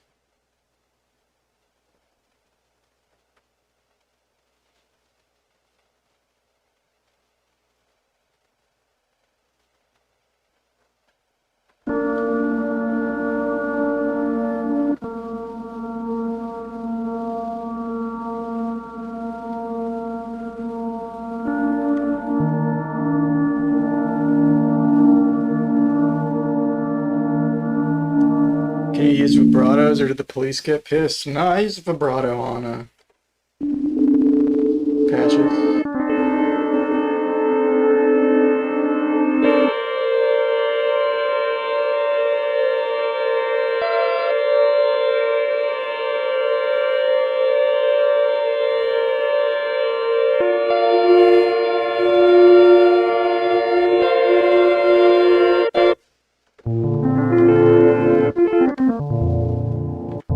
Okay, let's add a little more release to this.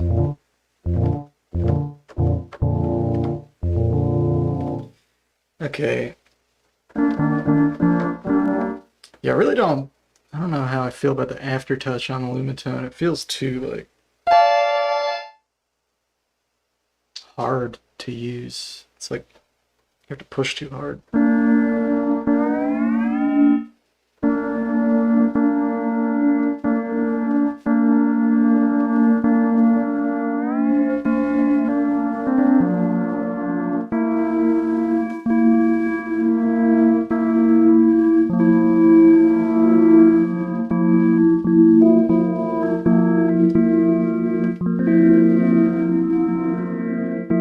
That could be cool. Kind of gives it an organ sound.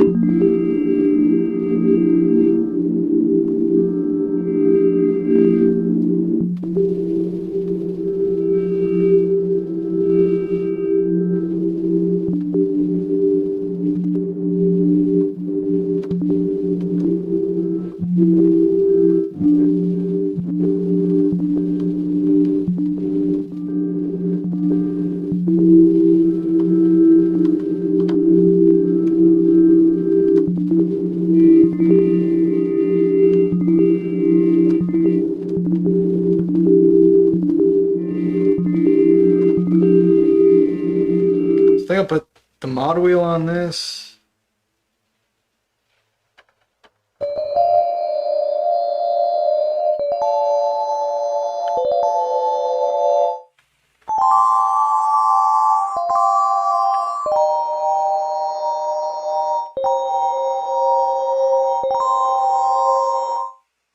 And probably put a little bit on the cutoff.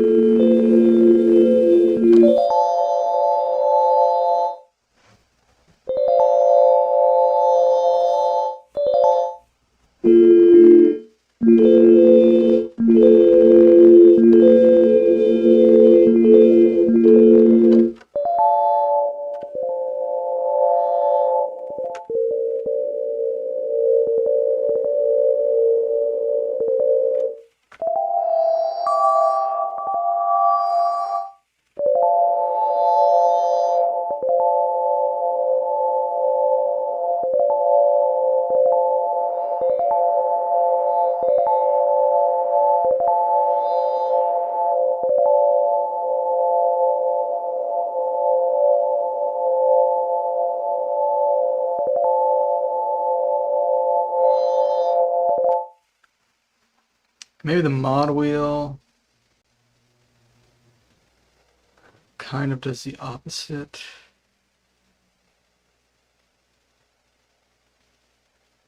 No, not the mod wheel. I'm sorry, the mod wheel's already on. Maybe expression pedal.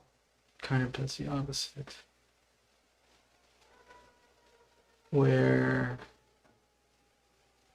does it go up? It goes down slightly.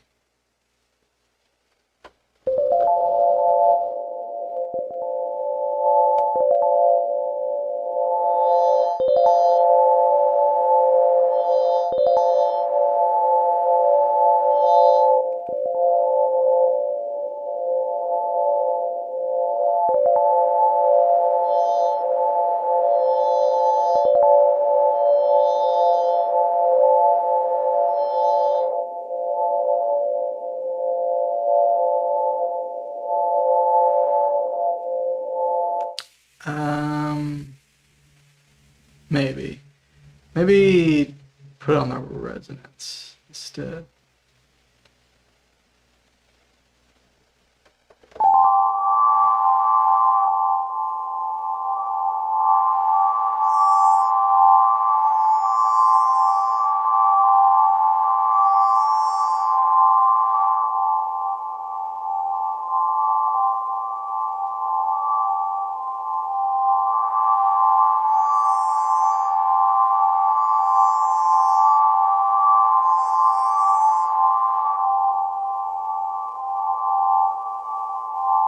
It's kind of weird. It does what I expect on the bottom.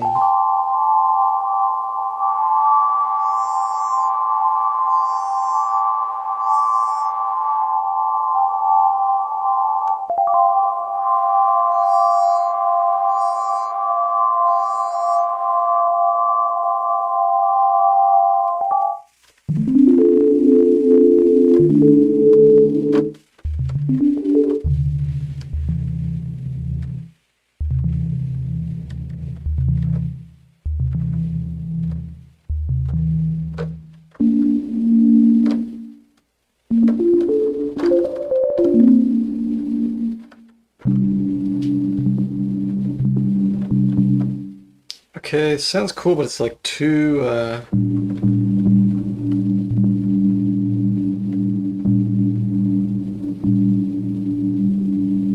airy.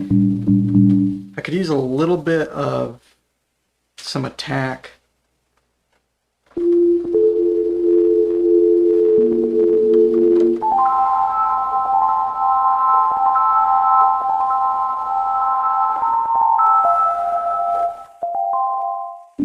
Also need some velocity.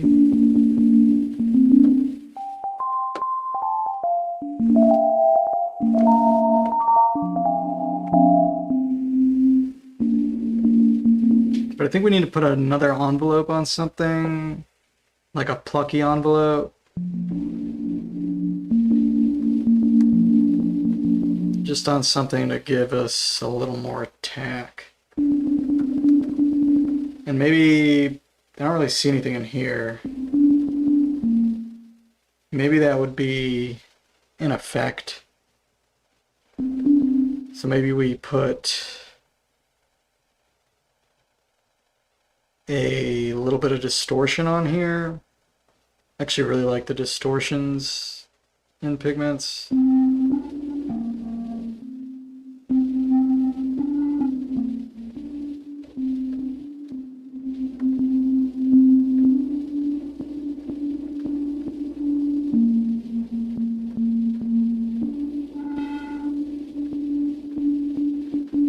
So even if we just can hint at the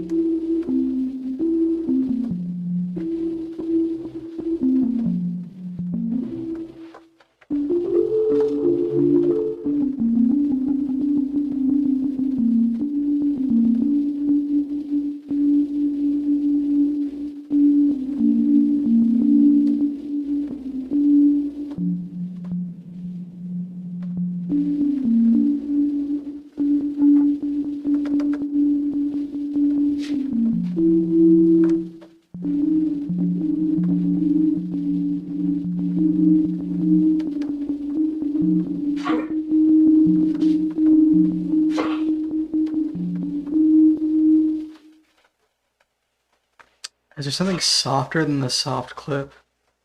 Or something that would fit the sound better?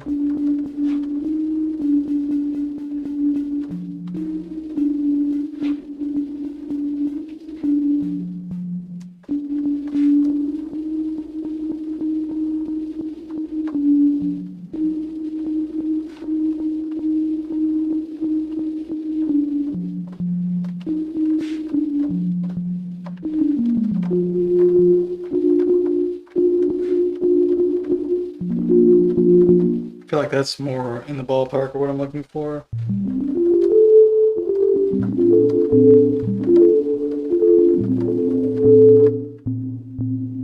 And maybe just add a little velocity to that.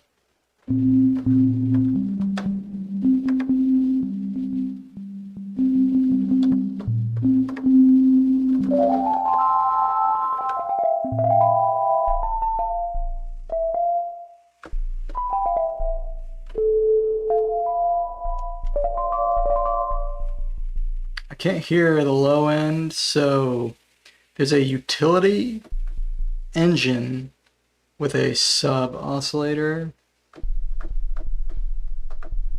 I'm just going to set it to the same note.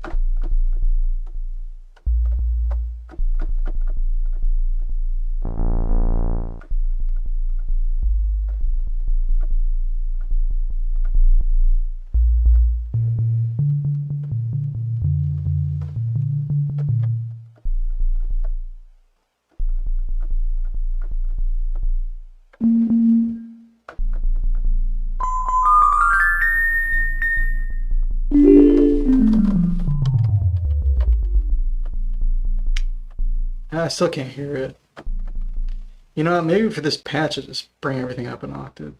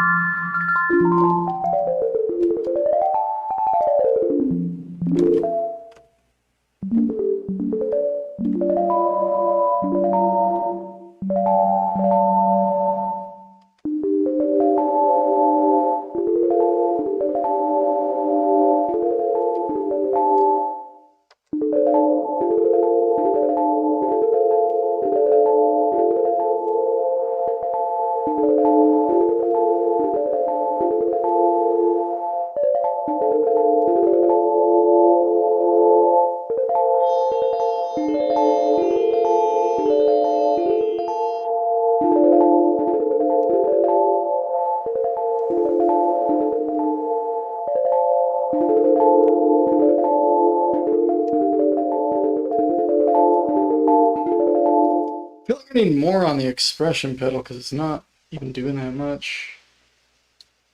It is adding some like air, but maybe it could add like a hint of an effect or something. I don't think distortion is going to work really well with this. Maybe we lean into the air thing and have it add some reverb. And we'll probably would add reverb to this anyway. Although it's already kind of reverby sounding.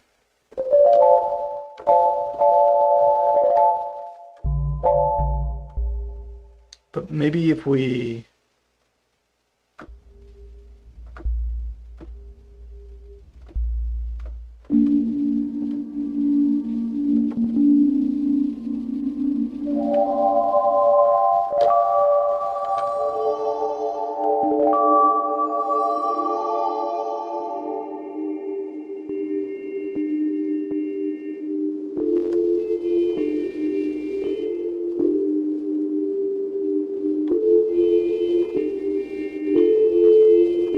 Yeah, I like that because it kind of smooths out the.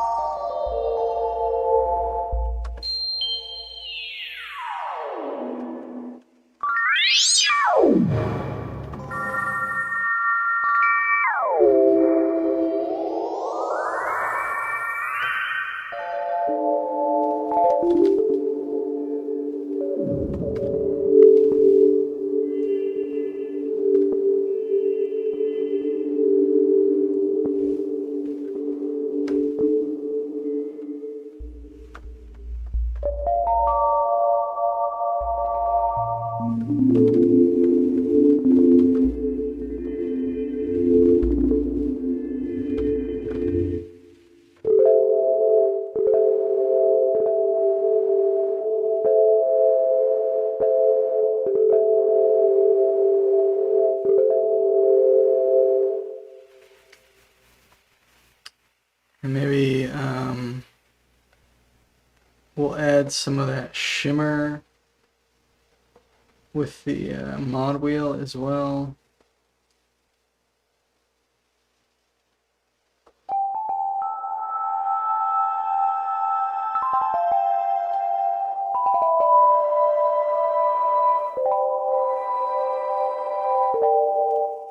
Shimmer should probably go before the reverb though. Yeah.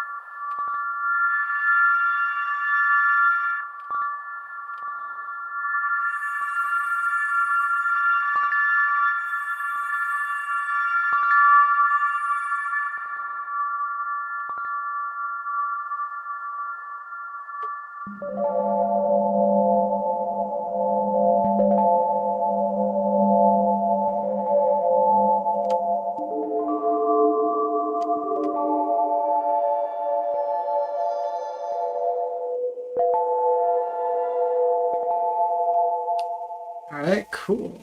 Sounded nice, nice ambient kind of keyboard patch, I guess. There's nothing on the aftertouch.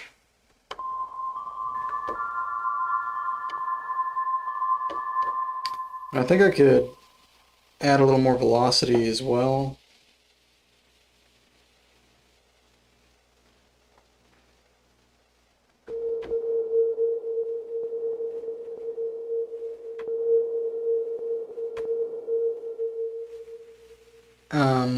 Let's see.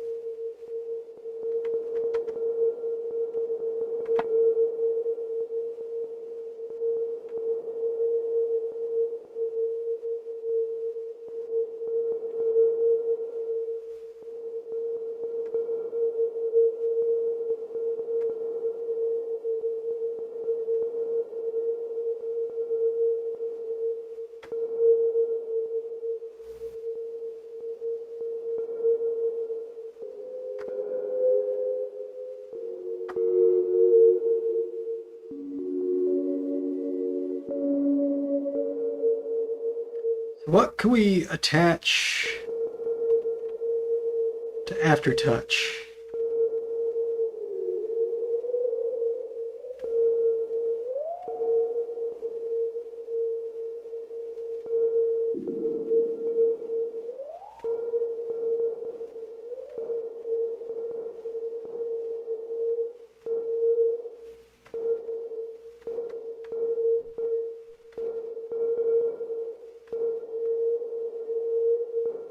Maybe the size of the reverb?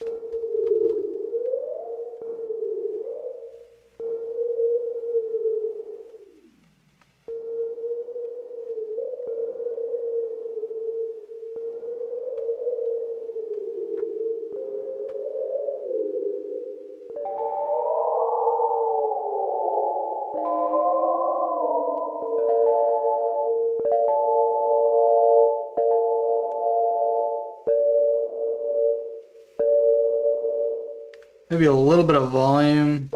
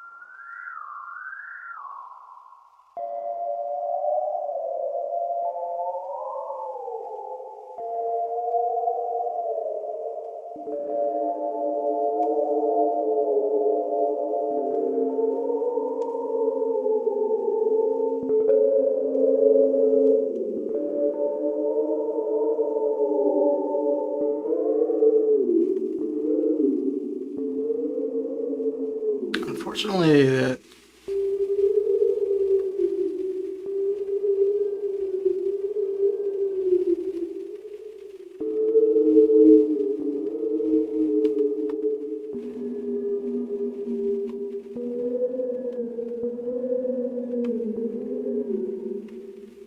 it's like a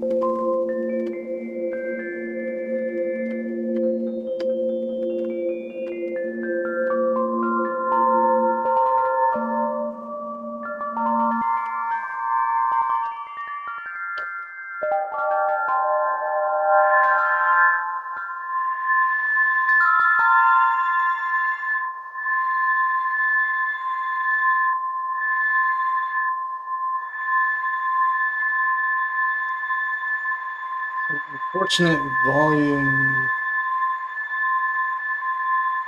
discrepancies here.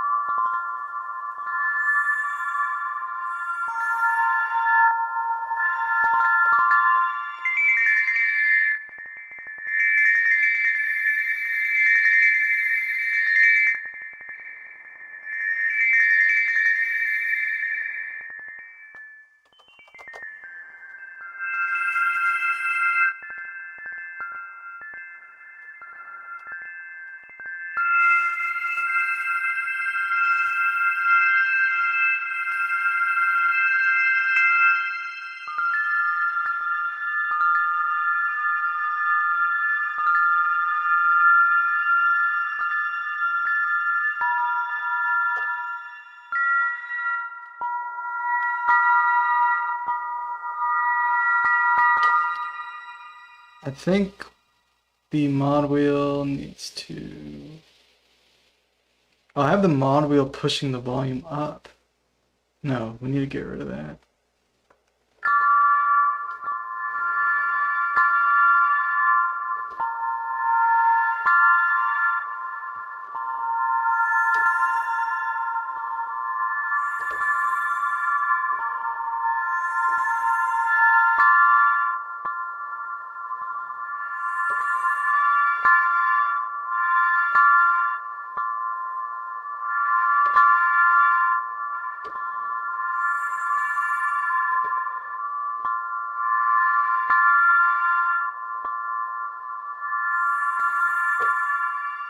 I think the mod wheel needs to bring the volume down. Oh, I didn't take it off yet. Oh, I thought I took it off.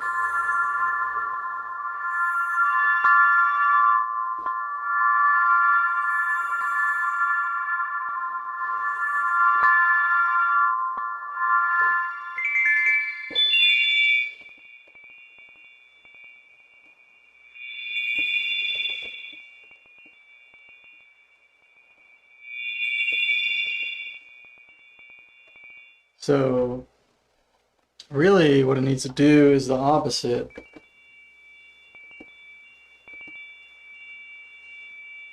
Actually,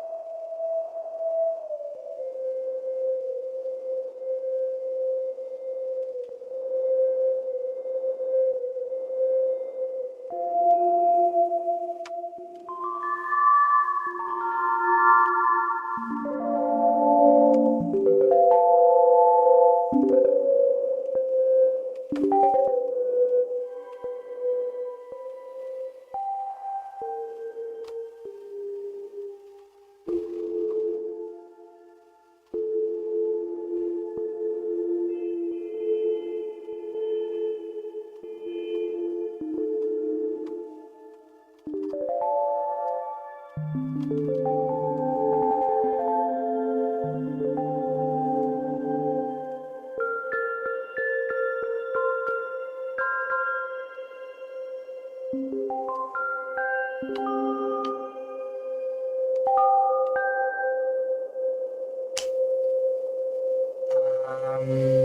of these notes.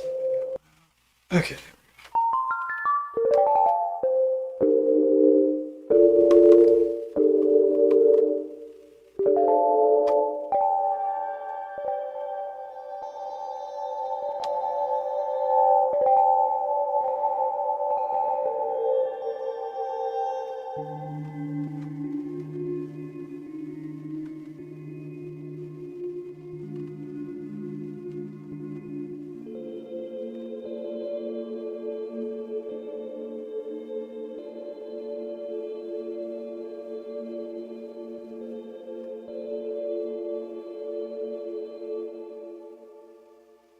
Okay, I think that's good for that patch.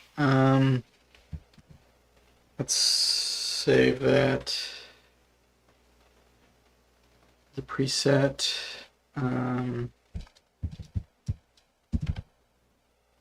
Right.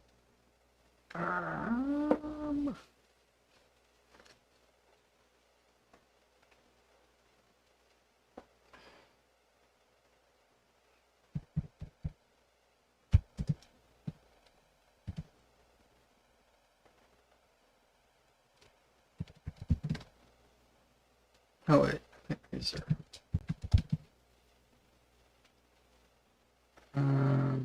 Let's see. This is a.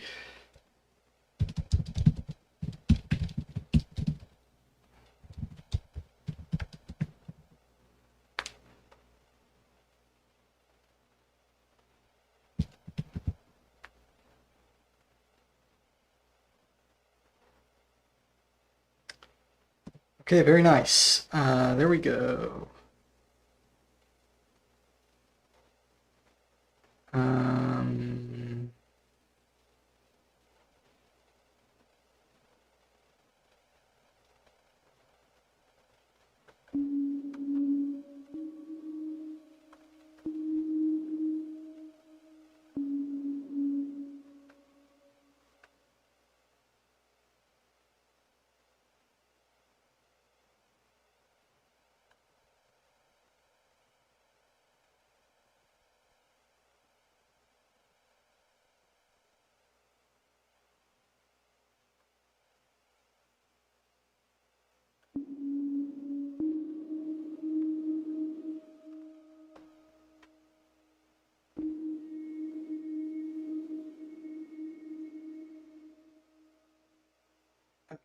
Okay, let's just move on with our life. What's next? What's next? Let's make a serum patch. Man, this is gonna be a long stream. Let's make a patch in serum.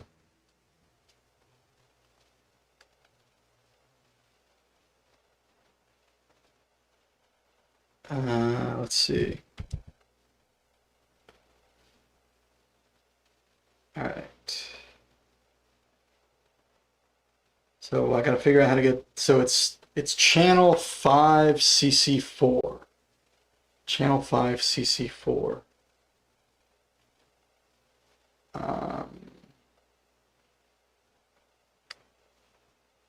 Okay.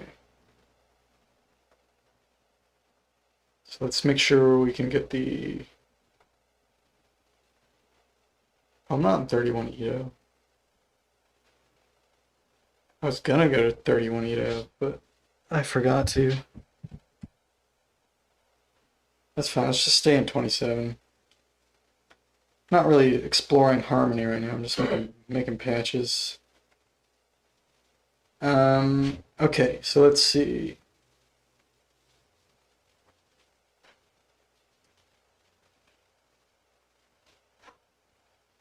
How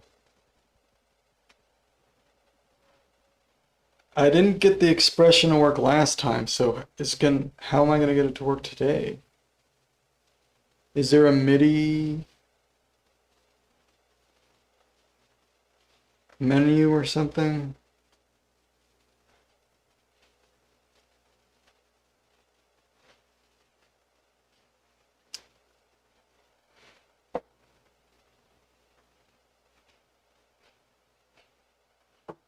Okay, mod wheel's working. Let's see. If I just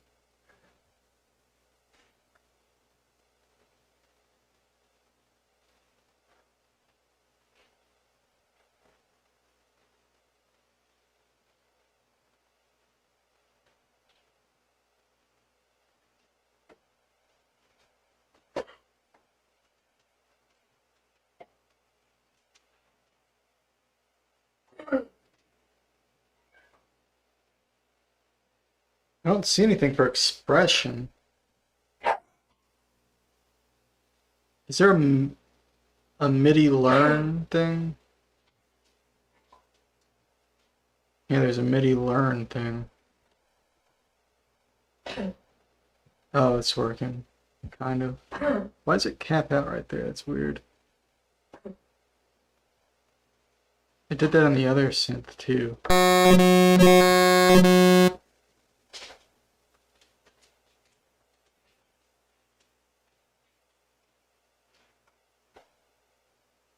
It'd be cool if in the matrix you could select the CC. The CC is your source.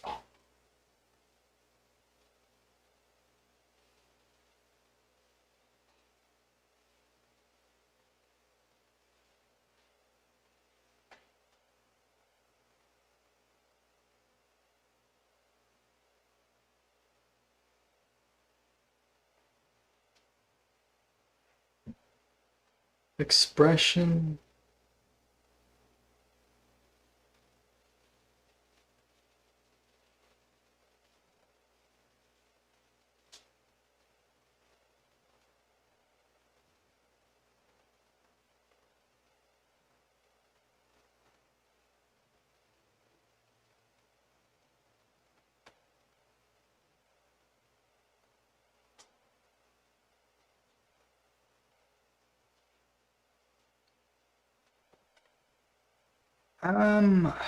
What is there some way to get that in here somewhere?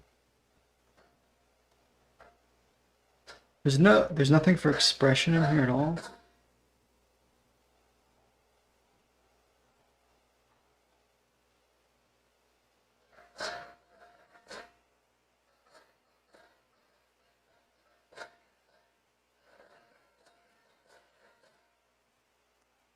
Okay, what I could do is I could map the expression pedal to a macro and then map the macro to the stuff I want to modulate. That way I have more control over it. That's what I did in Zebra, because it didn't have expression either. Actually, that's what I did in Pigments too, because the expression didn't work the way I expected it to. Okay, so now if we just put this on here.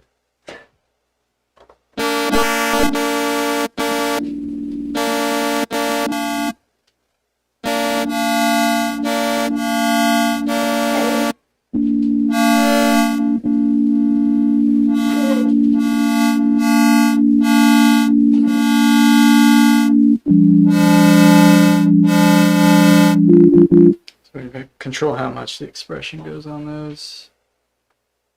Okay, I don't want that on there at all. Let's get rid of that.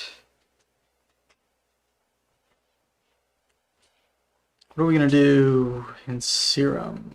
Great job, Mr. Grodorn. Thank you, Mr. Leaky.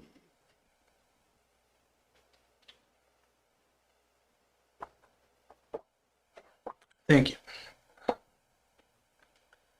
Alright, what are we gonna do in Serum? Man, I'm getting sick of making patches. Do one more. Man,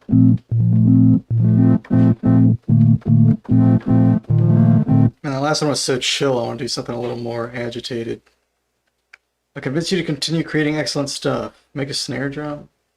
No, man, come on. Not for this.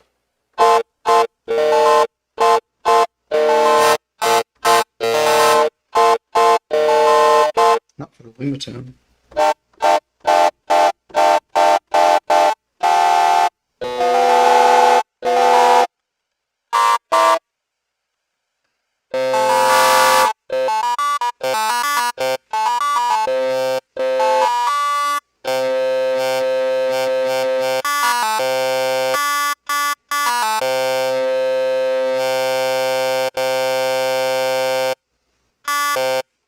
Nope, I don't want that.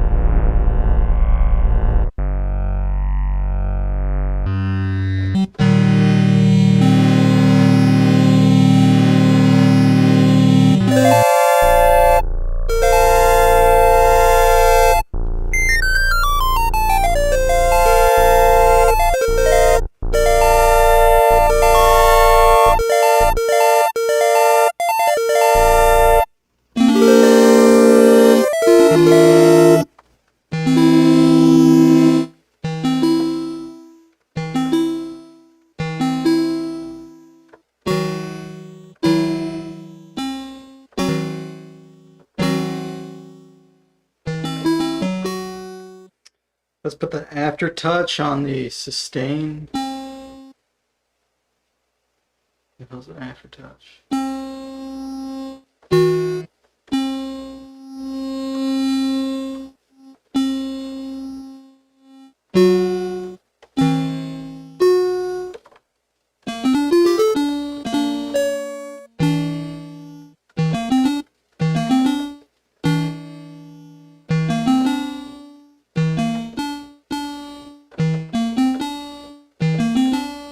Put some velocity on the release.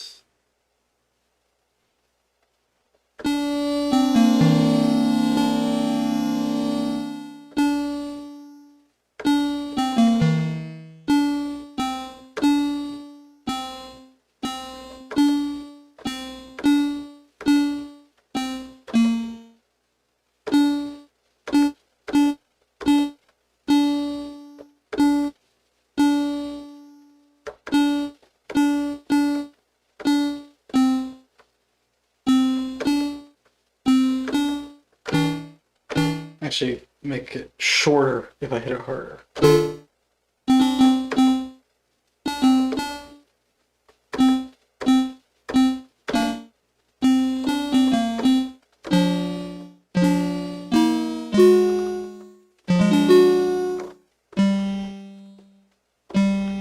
Okay, what are we gonna put the expression pedal on?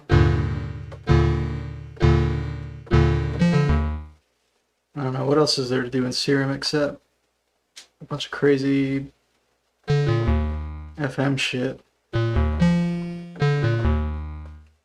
So let's do that.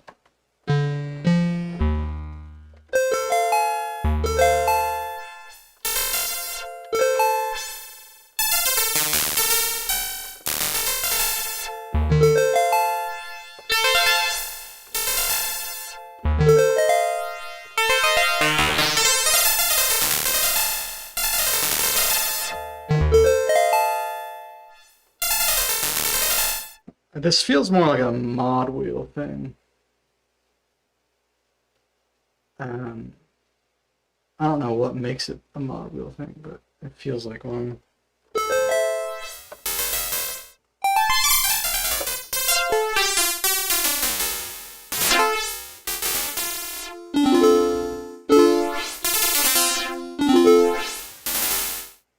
want it to go that high.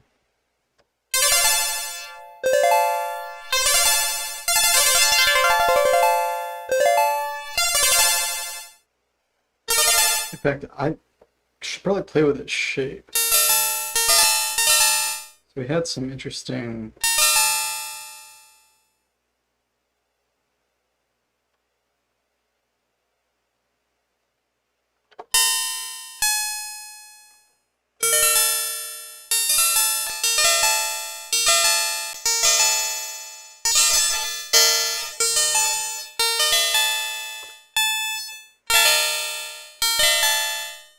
Could be interesting to put this. We could put LFO on this.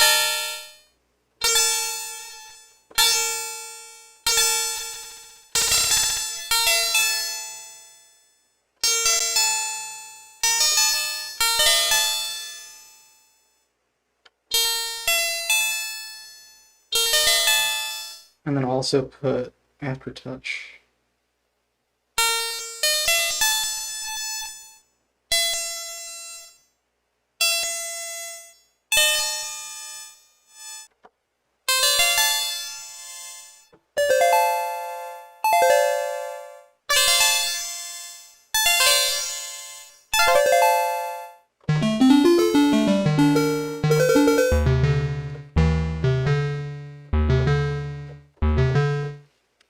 And then let's put velocity on some kind of distortion on the main one.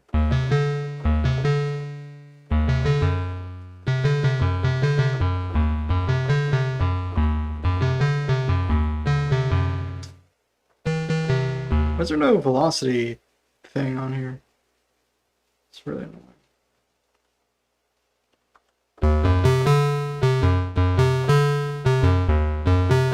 That might work. Just like that.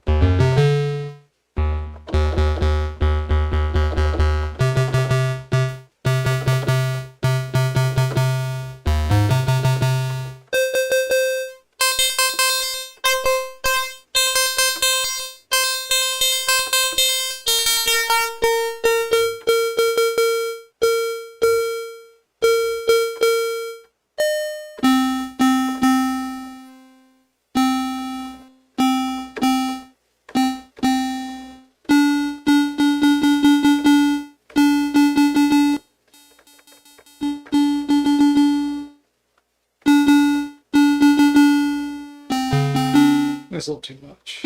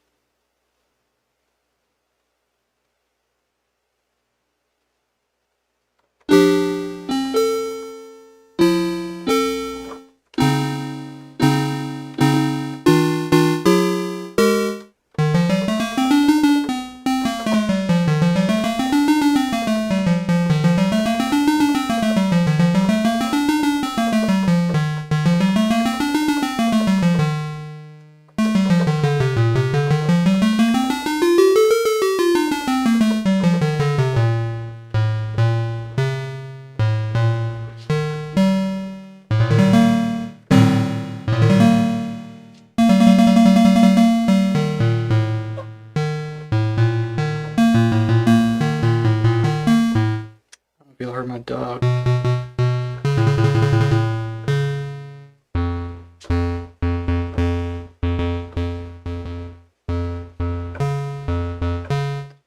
Needs more velocity, man.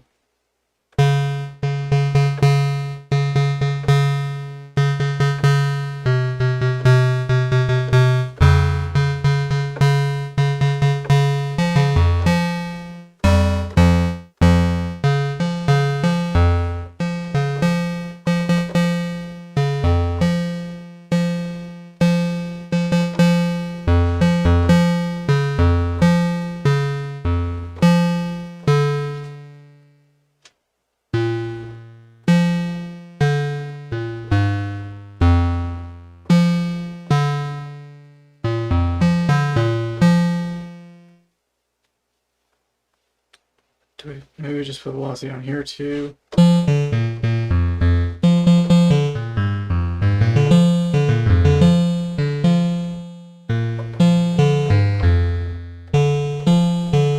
feel like this LFO is not making sense on here. Maybe put a different LFO that's kind of random.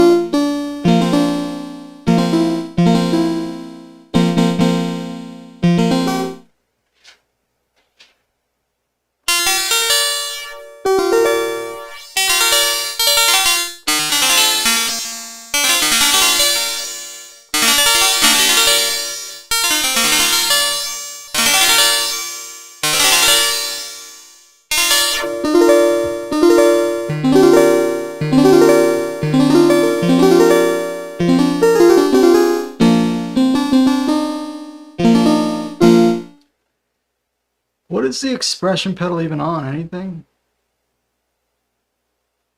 I guess nothing. So what do we put it on? Put it on the filter.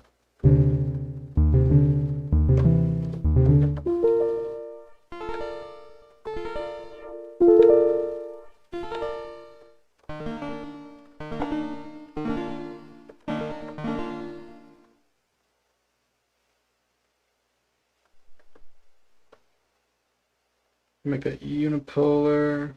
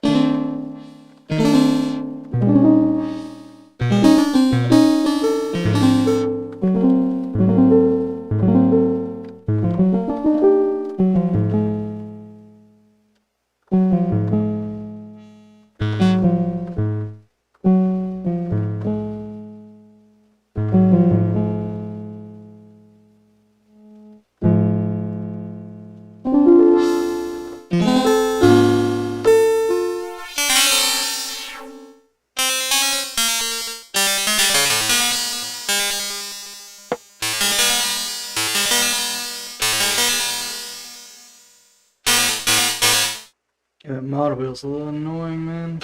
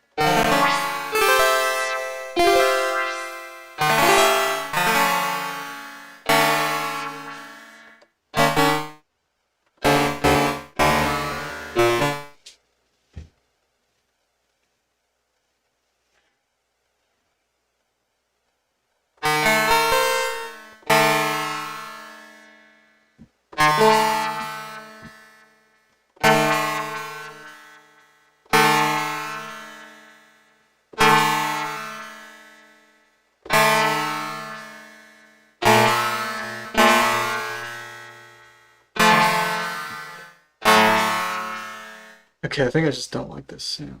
So let's get rid of this.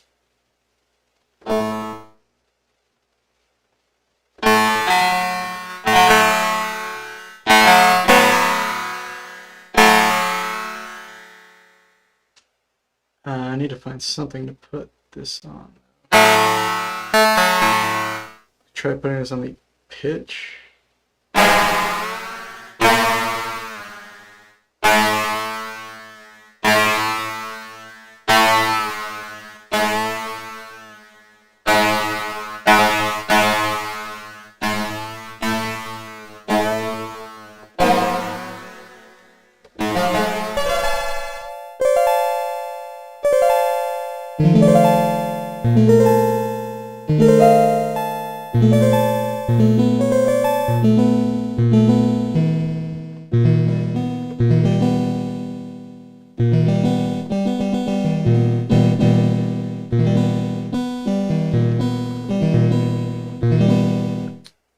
Put some effects on here or something. Let's put like a try a phaser on this.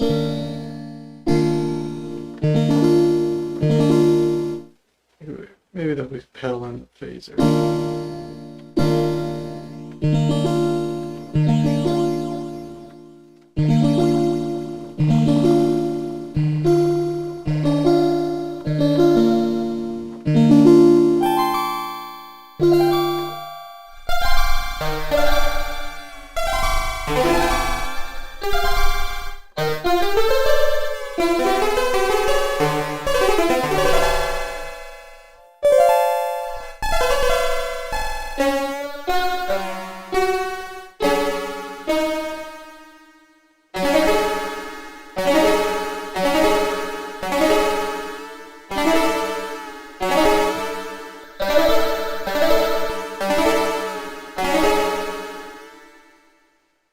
Take that off. That's not good.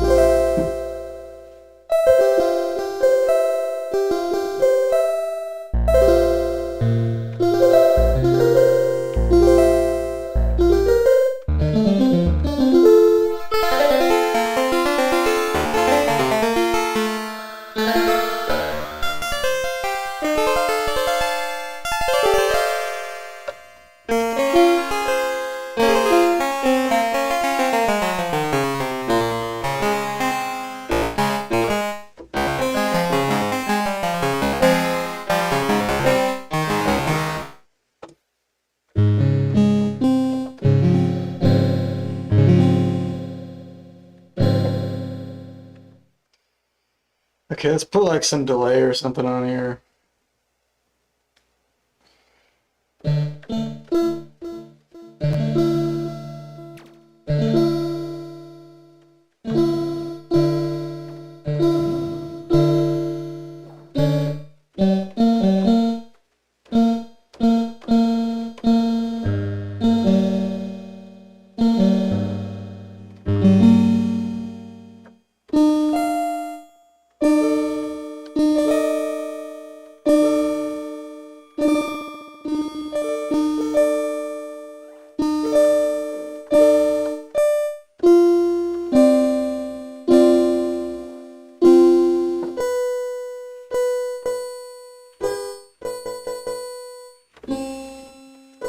Why don't I hear any delay, man?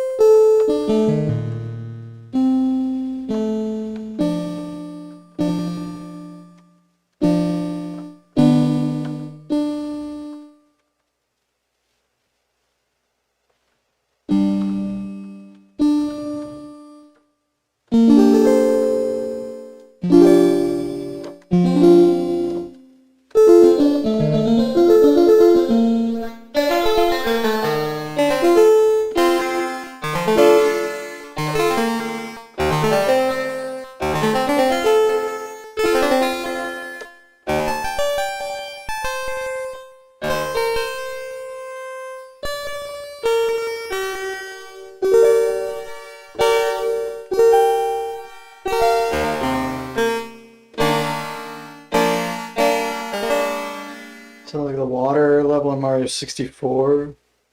Oh, dire dogs. I never learned that. I don't know why.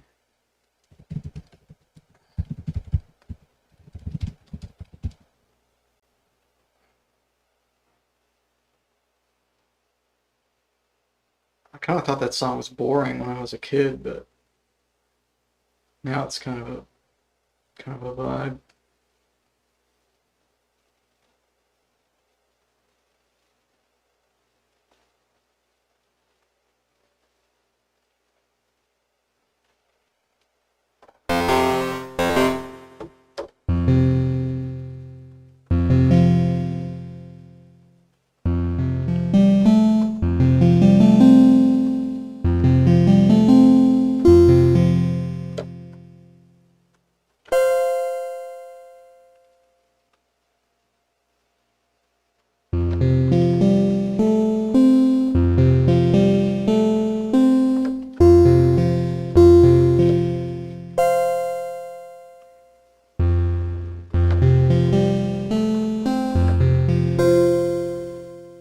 Oops.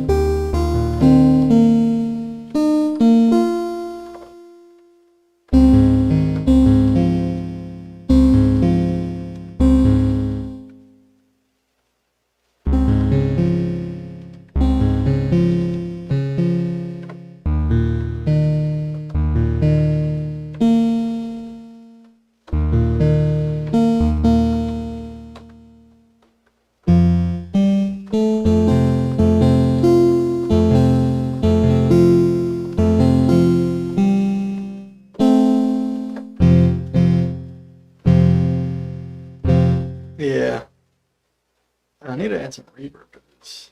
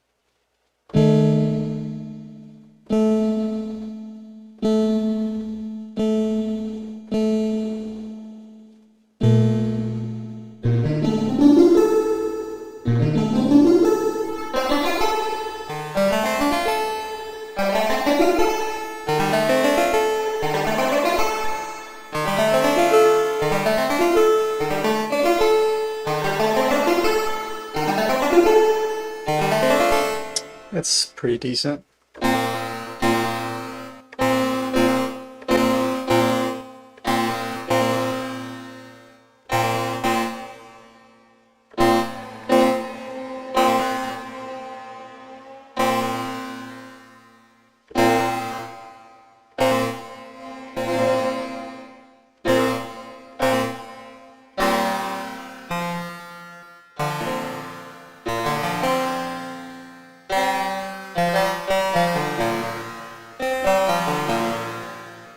Just make sure we don't want a distortion on this.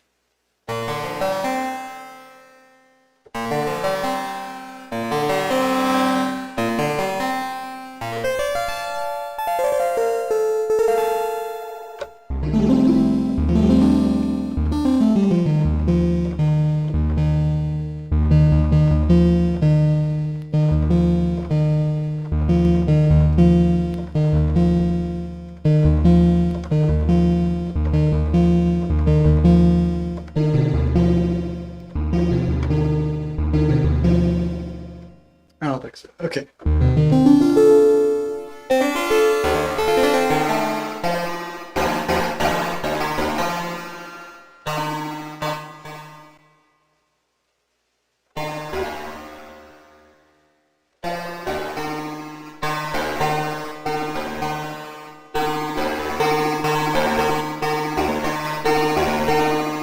No, okay. Okay.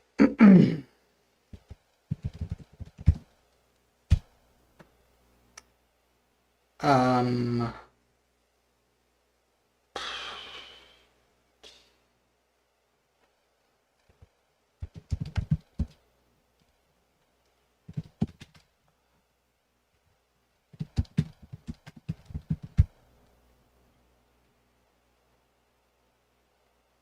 okay. Let's save that. All right. Okay, good. So we did a patch and zebra, a patch and pigments, and a patch and serum. So yeah, there it is. We did 3 patches tonight. I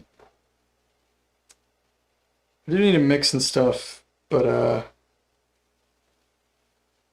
don't think I'm gonna do that on stream tonight. I'm just gonna do that a little bit later. I need to eat something. But yeah, I think I'm gonna wrap up there. I do appreciate everybody who checked out the stream tonight. Thanks again to Stephen Weigel for coming on. In 2 weeks, we'll be talking with Adam Fries about Sunshine and Sakura and whatever else, which is his JI piano album. Thank you, Gabriel. Thanks for hanging out. I will be back tomorrow. Yeah. Probably doing a little more sound design on a Lunatone. Maybe we'll get a little bit more into some harmony stuff, looking at 31 again. But, yeah, okay. I guess that's it.